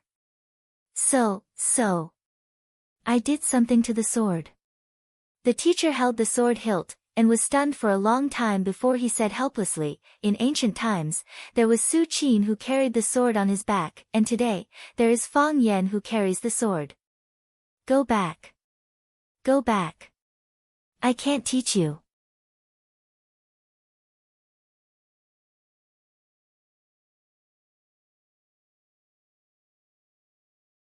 Chapter 392. It's not good to be too smart. Fang Yan took the initiative to bring his friends to force Teacher Gong, which was a serious mistake for Swallow Dock and Teacher Gong. Originally, he wanted to carry a few branches over. Didn't the ancients play the trick of carrying thorns to ask for punishment? However, could a man from Swallow Dock do such a thing? Wouldn't you be insulting teacher and yourself by carrying a few thorns? Even if teacher broke those thorns, he wouldn't be able to do anything to you. Instead, it would be a waste of his old strength. By doing such a thing, you would make teacher angry for no reason. Fang Yan hesitated again and again, and with Fang Yingying and Fang Haohan, the 2 inept military counselors, he finally decided to carry the sword and apologize. First, the sword looked imposing and murderous. At first glance, he looked like an iron-blooded man from Swallow Dock. Teacher Gong was happy at first glance, and it was easy for those young girls and pretty wives to size him up when he walked on the road, which could add points to his appearance. Second, the weight of the sword was heavier than the thorns, which showed Fang Yan's determination to sincerely admit his mistake. He didn't run away, wasn't afraid, and faced his mistakes bravely. If you want to kill me or cut me up, you can do whatever you want. The grandfather will take it. No, the grandson will take it. Fang Yan had already carried the sword. At the critical moment, Fang Yingying asked a question, what if Teacher Gong kills you in a rage?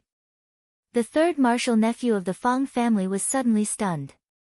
Yes, Teacher Gong suffered such a big loss, and Fang Yan's behavior was obviously different from Teacher Gong's usual ideas. Teacher Gong would draw his sword and kill Fang Yan or cut Fang Yan in a rage. What should he do? This problem had to be carefully considered. In the end, under Fang Yingying's initiative, proposal and Fang Haohan's strong request, Fang Yan had to reluctantly accept this dishonorable decision and use the sword prop they usually used in the game. There was a mechanism in that sword, and it would break into 2 pieces with a little force.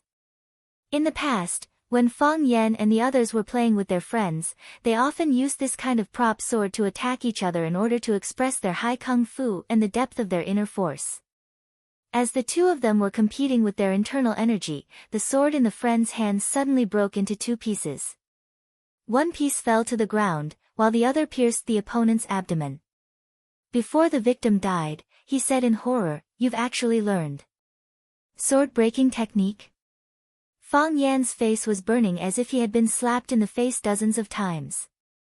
The current situation was not very good to look at.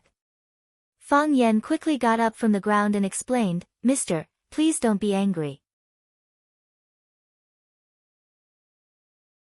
I was just joking with you. You've been living in this deserted village for a long time, and there's not much entertainment. You must be bored. I'm just here to relieve Sir's boredom. Make Mr. laugh." The old skin on Mr.'s face twitched. His gray eyes stared at Fang Yan with an expression that said, "Did you see me smile?" Fang Yan looked around the room and pulled out a dusty iron sword from the corner of the wall. He said, "Come, I'll find a new sword. If you want to kill me or cut me up, you can do whatever you want. As long as you are my mister for a day, you will always be my mister. To be able to die under Mister's sword, I have no regrets. Forget it, forget it." Mister waved his hand and looked seriously at Fang Yan. He said, "Fang Yan, I understand your intentions. I have my own way of thinking, but you've ultimately chosen the path you want to walk. As I said earlier, there's no right or wrong. There's only suitability. Whether it's suitable or not, we can only find out as we go on. You've already led Swallow Dock to take a step forward, so Swallow Dock can no longer retreat. Others won't allow us to retreat either, so we can only move forward. Since you've led Swallow Dock to take the first step, then lead Swallow Dock to continue moving forward. You are duty-bound to fulfill this mission. Mister, I'm not suitable, right? I feel that I'm too careless and have a glib tongue. I can't handle too much pressure, and I want to turn and run at the first sign of danger. Why don't you choose someone else? I feel that Bai Xiu is not bad. He's mature and steady, broad-minded, and has outstanding abilities. Most importantly, the men and women of Swallow Dock, old and weak, all admire him and give him a thumbs up whenever he's mentioned. Bai Xiu is much more suitable than me. Mr. stared at Fang Yan with a sharp gaze and said, Fang Yan, put away your cunning thoughts. Do you think I'll think you're useless just because you've provoked me with a lousy sword? Your personality is exactly the same as your grandfather, Fang Huwei, in the past. Temper, no courage. Ability, less responsibility. Your grandfather has been wronged all his life, and the second half of his life has been sullen. Can't you, as his grandson, fight for him? Fang Yan held the dusty iron sword in his hand and sighed softly. Mister, the responsibility is great. I'm afraid I can't bear it. As long as you do your best, who will blame you when the time comes? Mr. said heroically and domineeringly. If anyone is dissatisfied, tell him to come and talk to me. See if I don't use the iron sword to break his head. See if I don't use the iron sword to break his head. Only Mr. could say this. No one else dared to say it, nor did they have the right to say it. Mr. was Mr., Swallow Dock's Mr. Mr. patted Fang Yan's shoulder and said, Go. You're not alone. Swallow Dock will always be your strong shield. As long as I'm alive, I'll support you as well. Fang Yan was silent and bowed deeply to Mr. He turned around and left, solemn and stirring. From this day on, from this moment on, he would shoulder another responsibility. It was a responsibility that could not be seen or touched, but was so heavy that it made others breathless. This kid. Mr. smiled and shook his head. Mr. Bai Xiu appeared in front of Mr. He had black hair, a white robe, and was barefooted. At first glance, he looked like a lonely ghost or a lunatic. However, his black hair was too natural and soft, and his white robe was too plain and clean. His entire person looked gentle and refined, and it was easy to give people a good impression. I was almost tricked by this hairy monkey again, Mr. said proudly. When dealing with this kid, your head has to turn a few times. It's never wrong to think about everything more than a few times. He was able to kneel in the snow for so long without a word of complaint, but he couldn't bear this little punishment. Did he need to bring out a broken sword to embarrass himself? He just wanted to make me angry so that I would push him aside and choose someone else to bear this responsibility. This lazy guy, I won't let him have his way. See, Monkey's son still couldn't escape the palm of Buddha Tathagata's hand. Mr.'s wisdom is as vast as the sea. This little trick of his naturally has nowhere to hide, Bai Xiu said respectfully. What wisdom is as vast as the sea? Mr. waved his hand and said with a humble expression. The longer one lived, the more reverence one had for things like life. I've only lived a few more years than you guys, seen a little more, and heard a little more, that's all. Mr. Fang Yan took your Qingyun sword, Bai Xiu said. Mr. was stunned and asked, when? When he bowed to you with a face full of affection, Bai Xiu said. Mr., do you want to get it back? Bai Xiu asked. Forget it, Mr. said with a wave of his hand. Good wind, send me to Qingyun. This Qingyun sword has accompanied me for decades and has never been unsheathed. I'll give it to him and send him straight to Qingyun. Bai Xiu smiled and said, Mister, you really like Fang Yan. He took advantage of you and made you speechless. How can I not like such a kid? Smart people do have an advantage in this world. Yes, Bai Xiu said with a nod. He took the cold bowl from Mr's hand and heated it with boiling water. He then poured a bowl of hot water and put it in Mr's hand, saying, "Drink less tea and drink more water. You've just handed such an important responsibility to Fang Yan. Don't you want to live a few more years and see how far he can take Swallow Doc?" Mr. patted the back of Bai Xiu's hand and said, "This kid is smart, but smart people go to extremes too easily. If Swallow Doc is in danger, you must stop him." "Mister, I understand." Bai Xiu nodded solemnly.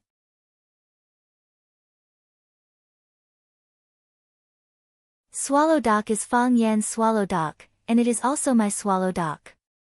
Mr. smiled and said, "My spirit is tired after fighting with that kid in a battle of wits and courage. You go, I'll lie down and rest for a while." Bai Xiu didn't leave immediately. Instead, he helped light the pile of firewood, helped Mr. lie down on the chair, and covered him with a mattress before closing the wooden door and leaving. Creak, the wooden door closed, and the man lying on the chair opened his eyes. In the light of the fire, his pupils shone with a multicolored luster. His eyes were deep and distant, like the endless snowy plains outside the thatched cottage, and like the starry sky that covered the entire earth. This was an old man with wisdom and experience. "These young people," he looked at the fire in front of him and said softly, "I hope this is Swallow Doc's good fortune." Fang Yan held the green cloud sword and walked back like a thief who had gotten his hands on him. However, at the edge of the pond in front of his house, he ran into a black-clothed woman who was throwing a snowball into the pond. The woman grabbed a handful of snow from the snow under her feet and squeezed it. A smooth little ball appeared in her palm. She threw the little ball toward the pond's icy surface. The little ball slid forward on the ice. This was a little game that Fang Yan had taught her. Swallow Dock wasn't a bustling place. It didn't have bars or karaoke, but the children naturally had their own ways of picking up girls that weren't inferior to the methods of the children in the city.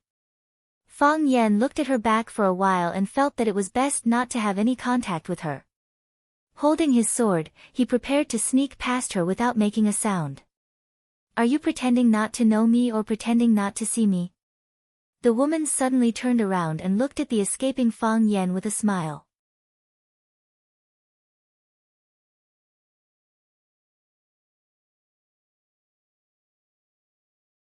Chapter 393. Are you pretending not to know me or pretending not to see me? This question was really difficult to answer.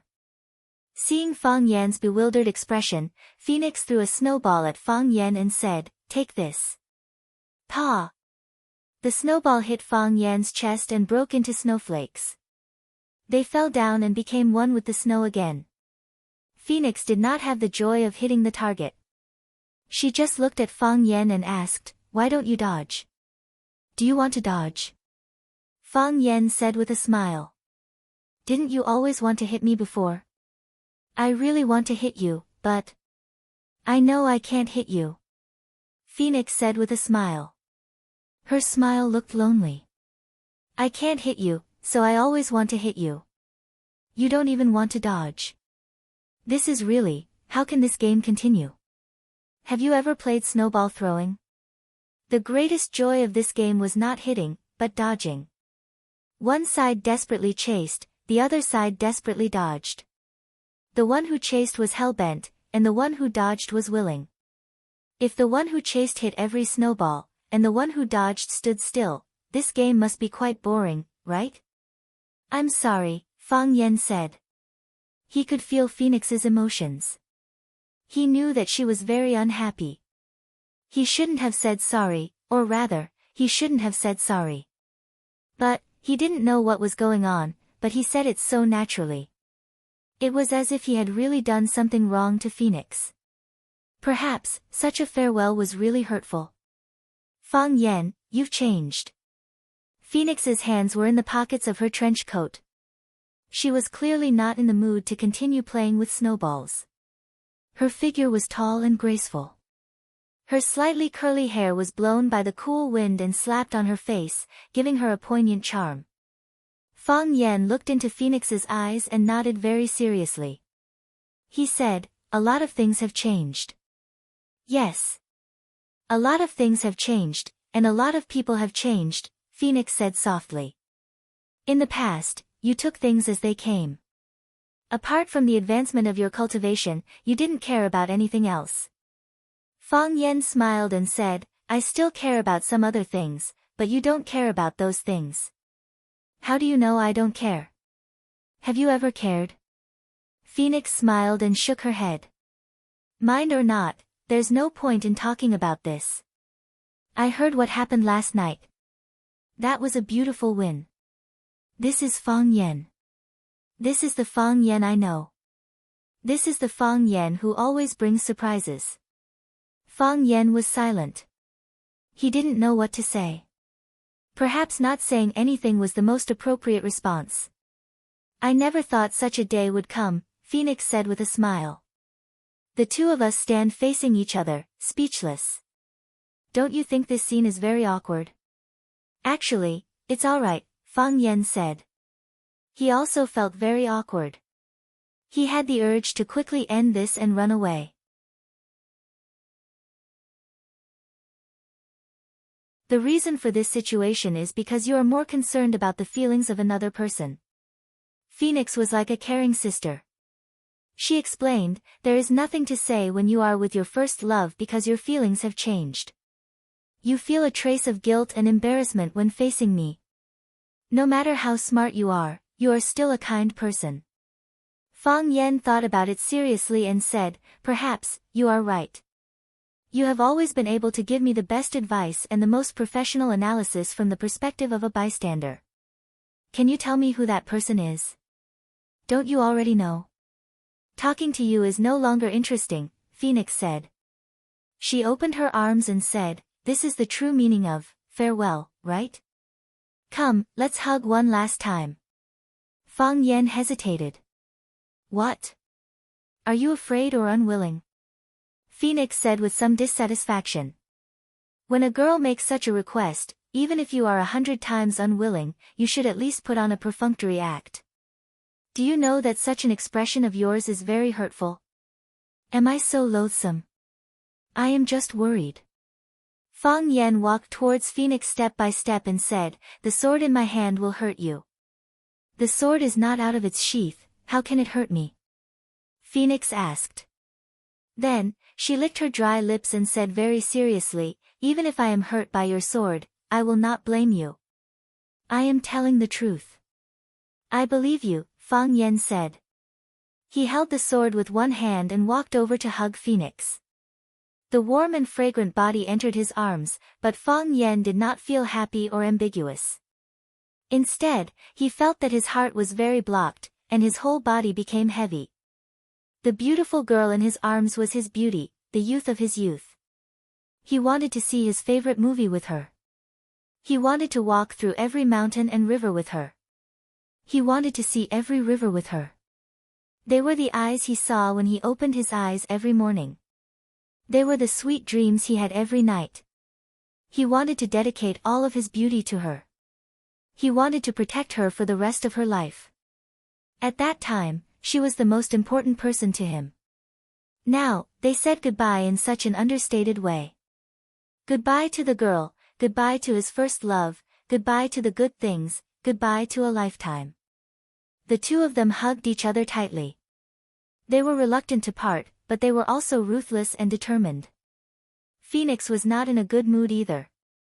She said in a low voice, "Then, I wish you good luck." "You too," Fang Yan said. After saying goodbye like this, Fang Yan thought that Phoenix would leave his arms.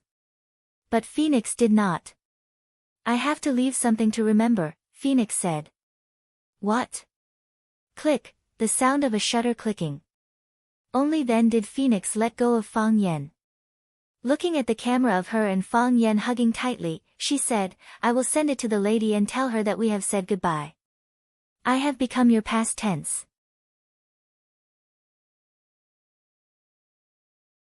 "You see, I am so considerate of you." Phoenix giggled. "Fang Yan, now you know that I am the best to you, right?" "I know, Fang Yan smiled bitterly. If you delete it, this feeling will be more profound. I will not delete it. Phoenix refused Fang Yan's proposal. She waved to Fang Yan and said, "Goodbye, Fang Yan." "Goodbye," Fang Yan said. "Happy New Year." "Unhappy New Year." Phoenix smiled. "The new year will not be happy." Phoenix waved her hand at Fang Yan. Placing both her hands into the pockets of her coat, she gracefully walked into the snowstorm. Her figure was quickly swallowed up by the snowstorm, becoming an indistinct dot. "Goodbye." Fang Yan waved and said softly. Whether happy or not, the new year arrived as scheduled. New Year's Eve was getting closer and closer, and there were more and more relatives at home. Fang Hui had 2 sons and 3 daughters. His youngest son, Beihai, died in battle. His eldest son, Fang Yixing, was fond of calligraphy and painting and had no interest in martial arts. After Fang Hui's legs were disabled, there was no successor for Fang family Tai Chi. However, his disciple, Mo Qingdi, quickly rose to support the Fang family. When Mo Qingdi was at his peak, the Fang family was also at its peak. No one dared to underestimate the enemy in Jianghu. However, Mo Qingdi fell like a comet, and the Fang family was once again in decline. Those few years were a nightmare for Fang Hui, the old man of the Fang family. The grumpy old man suffered one blow after another, but he still maintained a positive and optimistic attitude. Because he still had hope. His grandson, Fang Yan, was his hope. He placed all his enthusiasm and expectations on Fang Yan. He personally taught Fang Yan martial arts and supervised his stance training. At a young age, Fang Yan was under unimaginable pressure. Fang Yan's erratic personality was born during that period. The pressure was too great, and he had no way to vent. He did not dare to vent, so he could only use these unreasonable little methods to express his dissatisfaction. Dissatisfaction with his family, dissatisfaction with his surroundings, dissatisfaction with the unfairness of fate. That was all. This was the biggest protest a young man could express. Fang Yan had 3 aunts. The eldest and second aunts were married in Swallow Dock. The eldest aunts, Fang Yi, married his grandfather's disciple, Fang Hao, so their daughter, Fang Menjiang, also had the surname Fang. The second aunt, Fang Yiling, married into the Zhao family of Swallow Dock. When the old man of the Zhao family was young, he had fought with his grandfather, Fang Hui, several times, and lost every battle. The relationship between the 2 families was not harmonious until now. The youngest aunts had a wild personality. When she was studying at Pearl Institute of Foreign Languages, she fell in love with a classmate. After graduation, she stayed in Pearl Institute. The Fang family was very open-minded. The elders never interfered with their children's marriage. Of course, Fang Yan was an exception.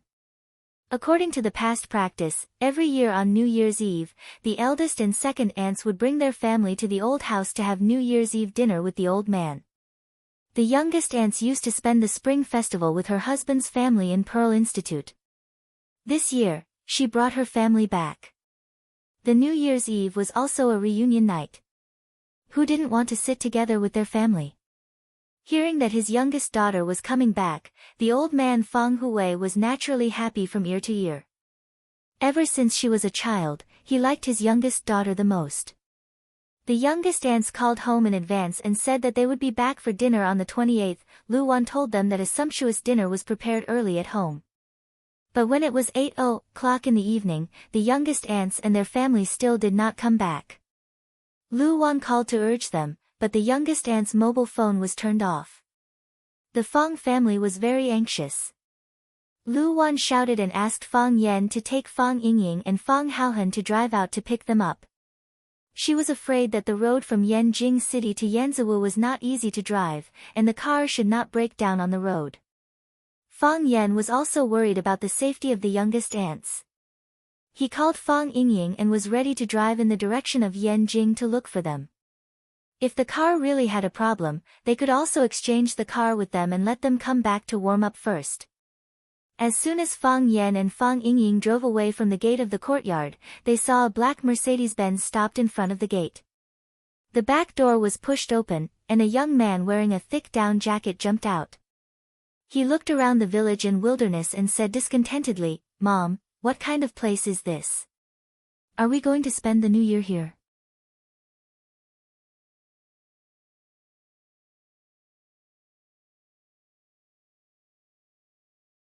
Chapter 394. Zhou Mingli was very unhappy. When he was unhappy, he had to make others unhappy as well. He didn't agree to go back to the countryside for the spring festival. It was dirty, broken, boring, and poor. What was there to go? If he had a little bit of expectation for the village life before, after listening to the complaints of his classmates who had experienced living in the countryside, that little bit of expectation disappeared without a trace. It turned into deep contempt and disgust. Did you know? They wash their clothes and vegetables in a small ditch at the door. They wash the vegetables downstream, and there are children peeing in the water above.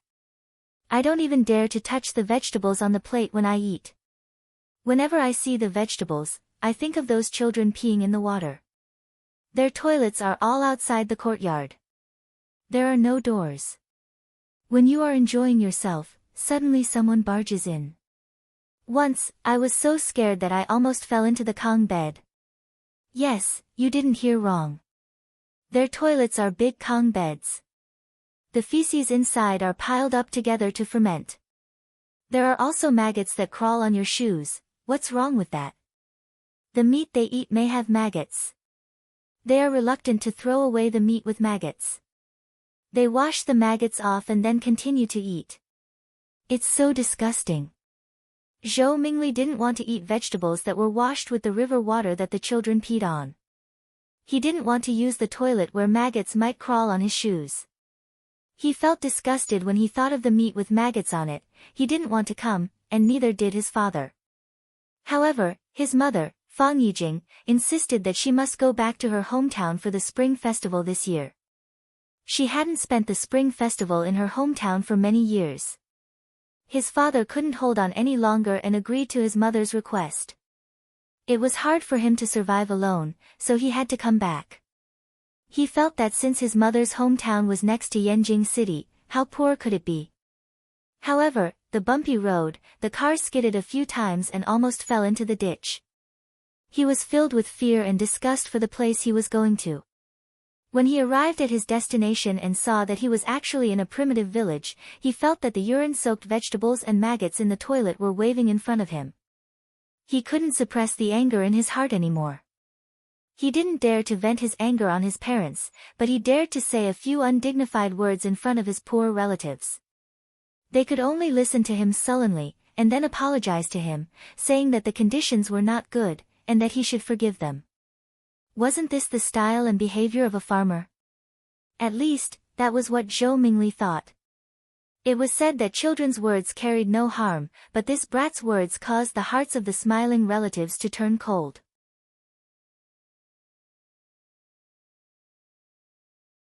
A son does not despise his mother for being ugly, and a son does not despise his family for being poor. Swallow Dock could be considered as half of Zhou Mingli's hometown. Being belittled and scolded like this made people feel very uncomfortable. Besides, the people of Swallow Dock were naturally proud. They were suspicious and looked down on everything in the outside world. When the proud people of Swallow's Dock heard Zhou Mingli describe Swallow's Dock as a place where even birds don't shit, some people's faces turned ugly. Lu Wan and First Aunt Fang Yisen stood at the front of the crowd to welcome them.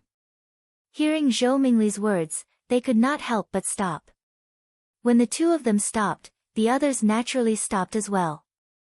When the atmosphere was awkward, Fang Yijing walked out from the other side of the car and shouted, "Zhou Mingli, what are you talking about? This was Swallow Dock. Mother's home. I was born and raised here. I think it's pretty good. What are you dissatisfied with?" Zhou Mingli twitched his mouth. Obviously, he did not agree with his mother's point of view. He just did not want to argue with her. The door of the front passenger seat was pushed open. Fang Yijing's husband, Zhou Fan, opened the door and got off. He glanced at his son and said to his wife, "Forget it. The kid was just joking. Don't take it to heart. Zhou Mingli is also a boy. You should save him some face in front of others." Zhou Fan also felt that it was a trivial matter. Moreover, his son was right. Swallow's Dock was a place where even birds don't shit. It was his third or fourth time coming here, but he still could not remember the way. Later, when his wife came back, he used the excuse that he was busy with work to refuse. He really did not want to come to this place. Fang Yijing was angry, but she could not argue with her husband and son in front of her brother and sister-in-law. Their views were deeply rooted. She could not change them in a short time. Zhou Fan stood there and looked at everyone arrogantly. He smiled and said, "Sister-in-law, sorry, we came back late." Lu Wan had calmed down. She said, "It's okay. It's good that you are back. Everyone is waiting for you to eat."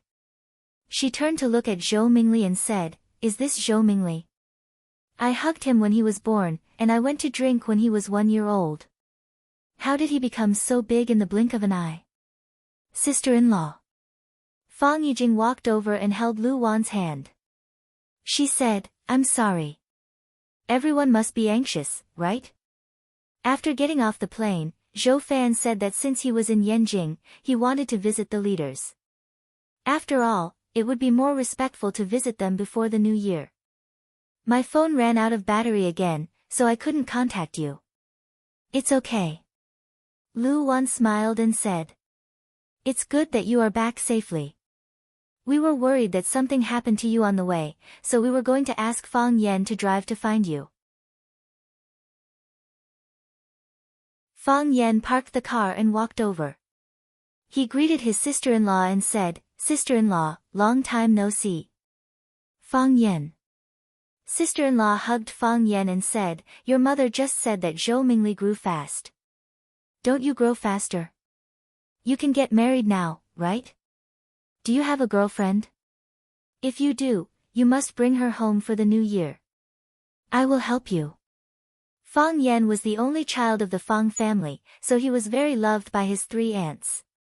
Fang Yan had a good relationship with his sister-in-law. His sister-in-law hadn't come back for several years, and he hadn't seen her for a long time. His heart was full of joy. "Of course," Fang Yan said with a smile. He then greeted Zhou Fan and said, "Uncle, welcome home." "Yes." Zhou Fan nodded and shook hands with Fang Yixing. He said, "Is the meal ready? I have to have a few drinks with my brother today." Zhou Fan took the initiative to talk to Fang Yixing, but Fang Hao and Zhao Qingxin, who were standing next to Fang Yixing, ignored him. Fang Hao was fine. He was a poor child and was adopted as a disciple by old Master Fang. Later, he fell in love with his master's eldest daughter, Fang Yisin, and married into the Fang family. Zhao Qingxin was a member of the Zhao family in Swallow Dock. The Zhao family not only had a high status in Neijiang, but they also had many industries outside. They were naturally proud people. He took the initiative to greet them, but Zhou Fan ignored him, so he was naturally unhappy. Fang Yixing pulled Zhou Fan into the yard and said, "It's already ready. We have to have a few drinks today. Fang Hao, Qingxin, don't think about being lazy. You have to accompany Zhou Fan today. It's rare for him to come back. Numerology. Come and see your eldest cousin." Fang Yijing pulled Zhou Numerology in front of Fang Yan and said, "This is the cousin Fang Yan I told you about." Fang Yan reached out his hand. Zhou Numerology curled his lips and said, "You don't have to be so old-fashioned. You even have to shake hands." Fang Yijing slapped Zhou Numerology's head and said, "How can you talk to your cousin like that?" Fang Yan waved his hand and said, "It's okay. I'm doing this because of my condition. In fact, I don't like to shake hands with people easily." Hearing what Fang Yan said, Zhou Numerology had a good impression of Fang Yan. He looked at Fang Yan and asked, "My mom said that everyone in your family knows martial arts. Is that true?" "Yes." Fang Yan nodded. Zhou Numerology pointed at a bluestone brick at the door and said, "Can you break it with one palm?" Fang Yan laughed and said, "More or less." "Really?" Zhou Mingli's eyes widened and he said, "Show me how you do it." Fang Yan refused and said, "Why do you have to break the brick? You've been on the road for a day. Go in and eat something. Are you hungry?" "We've already eaten." Zhou Numerology said impatiently, "We ate at Yanjing Hotel."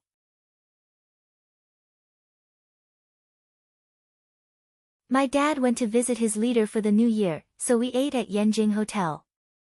Can you really break bricks? You're not lying, are you? Zhou Numerology.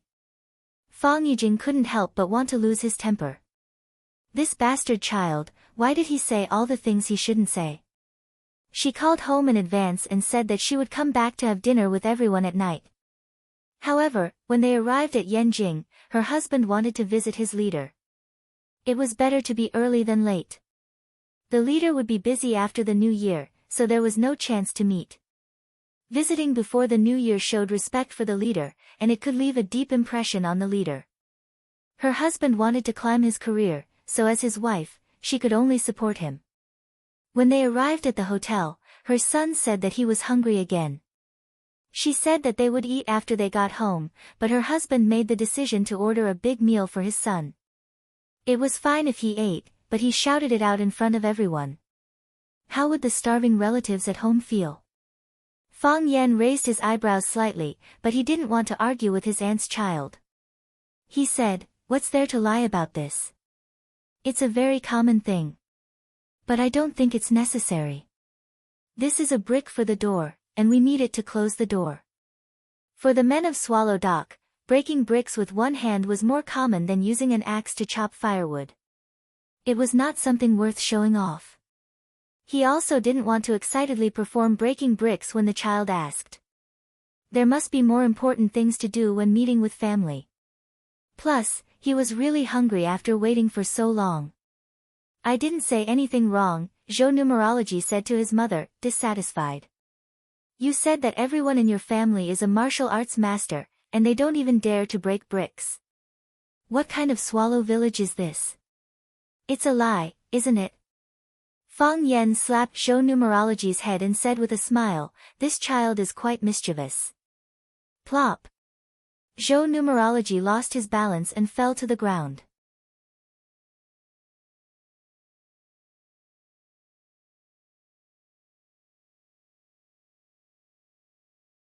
Chapter 395. Zhou Mingli was born in a family of officials. His grandfather was an official in the Pearl Bank system, and his father also held an important position in the banking system. Because they dealt with money all day long, their family was naturally not short of money. And because he was the eldest son of the Zhou family, he was very spoiled. Usually, he could get whatever he wanted, even if he wanted the moon in the sky, that was impossible. He had never suffered any setbacks or hardships. This also developed his arrogant and violent character, and he would lose his temper if he was slightly dissatisfied. Because he didn't want to come to Swallow Dock for the spring festival, his mother forced him to come. He didn't dare to vent his anger on his mother, but he wouldn't be stingy to pour it on the villagers of Swallow Dock. "If you didn't live here, how could we come to such a place where even birds don't shit?" After seeing the luxurious life in Yanjing City, he didn't want to leave. However, his parents insisted on leaving, and he couldn't spend the spring festival alone. The road was blocked by snow, and the wind was howling. The driver assigned by his father's leader almost drove the car into the ditch without any guardrail signs on both sides of the road several times. The driver gossiped a few times, which made the Zhou family feel quite disgraced. Having such poor relatives was indeed not something to be proud of. At least Zhou Fan could hide this unhappiness in his heart, but Zhou Mingli didn't care and showed it on his face. After arriving at Swallow Dock, seeing the scattered houses on the snowy plain, he felt like banging his head against the wall. This place in the middle of nowhere, except for the village, was surrounded by wilderness and lonely mountains. This was the destination where they had to stay for a few days and spend their precious winter vacation time. Zhou Mingli had the urge to turn around and run. His mother told him countless times that their village was a very amazing place, and that everyone in the village had powerful martial arts. Zhou Mingli was skeptical about this sentence. How powerful could they be? Breaking a brick with one punch? Breaking 2 planks with one kick? However, this was the era of technology. So what if you had martial arts? Before you could rush in front of others, you would be killed by them with one shot. Every clown in the acrobatic troupe had unique skills, but didn't they also have to jump around in the air and rely on other people's tips for a living? Even so, this was still a reason for Zhou Mingli to have a little expectation for this village. Perhaps, he could always find something new to boast to his friends when he returned. Therefore, after seeing Fang Yan, he wanted to verify his mother's words and his own thoughts. He pointed at the brick and asked Fang Yan to split it open. Didn't the villagers have a desire to show off in front of the city people?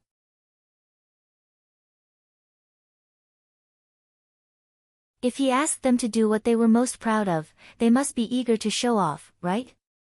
He did not expect that his eldest cousin, Fang Yan, would actually reject him.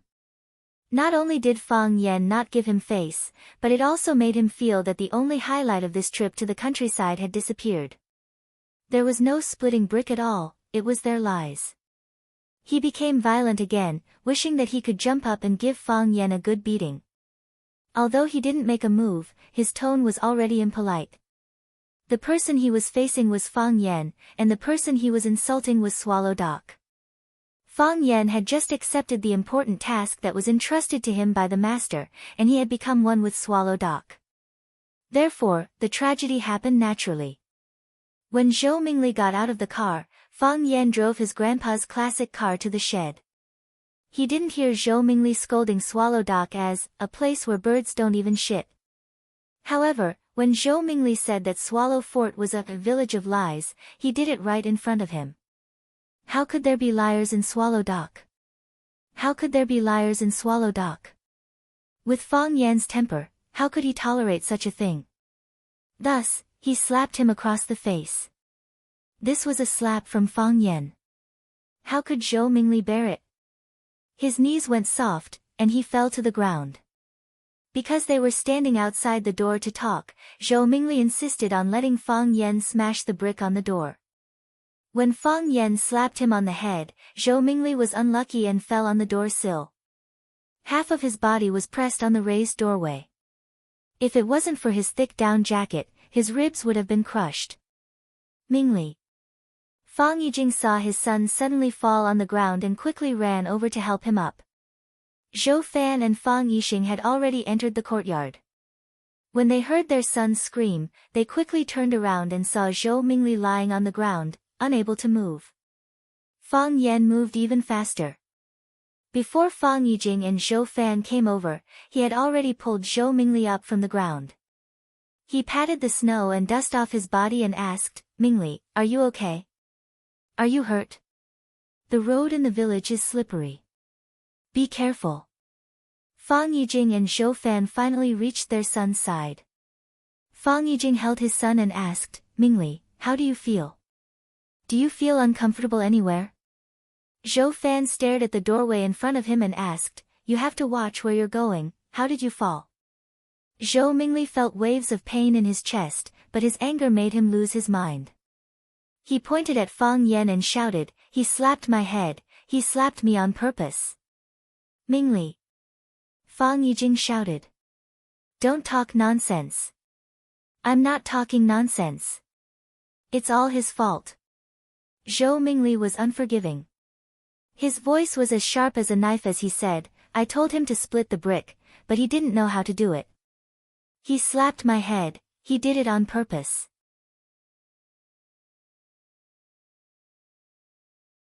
"He hit me on purpose."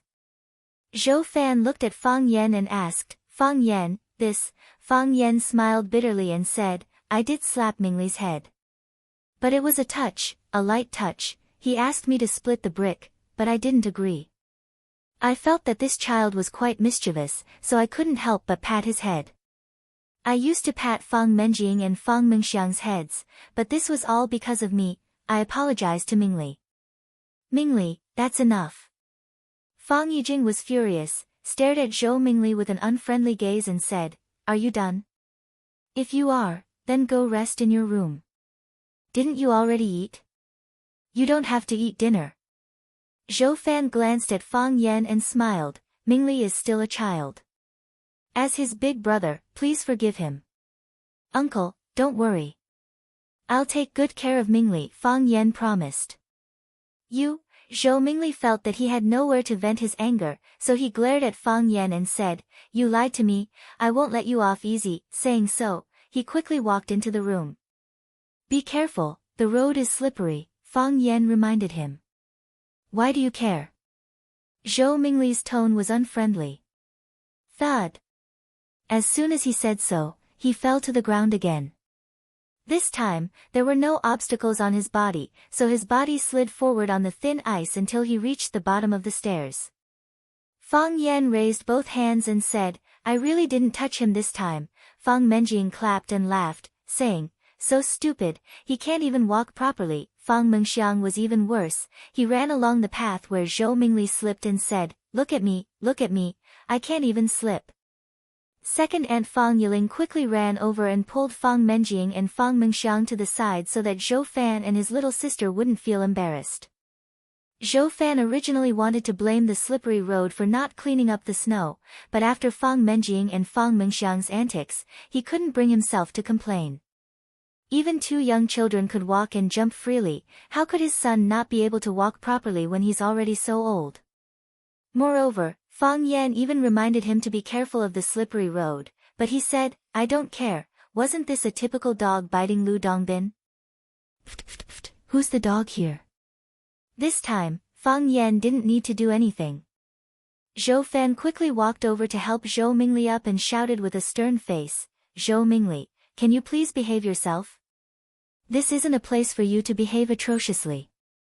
Zhou Mingli felt like all the bones in his body were about to fall apart. Although he said he didn't need Fang Yan's help, he was indeed worried about the road under his feet. However, for some reason, his knees softened, his entire body suddenly lost its strength, and he fell to the ground for no reason. He was a bit scared. He felt pain in his chest just now, so he was worried that he might have some side effects from the fall.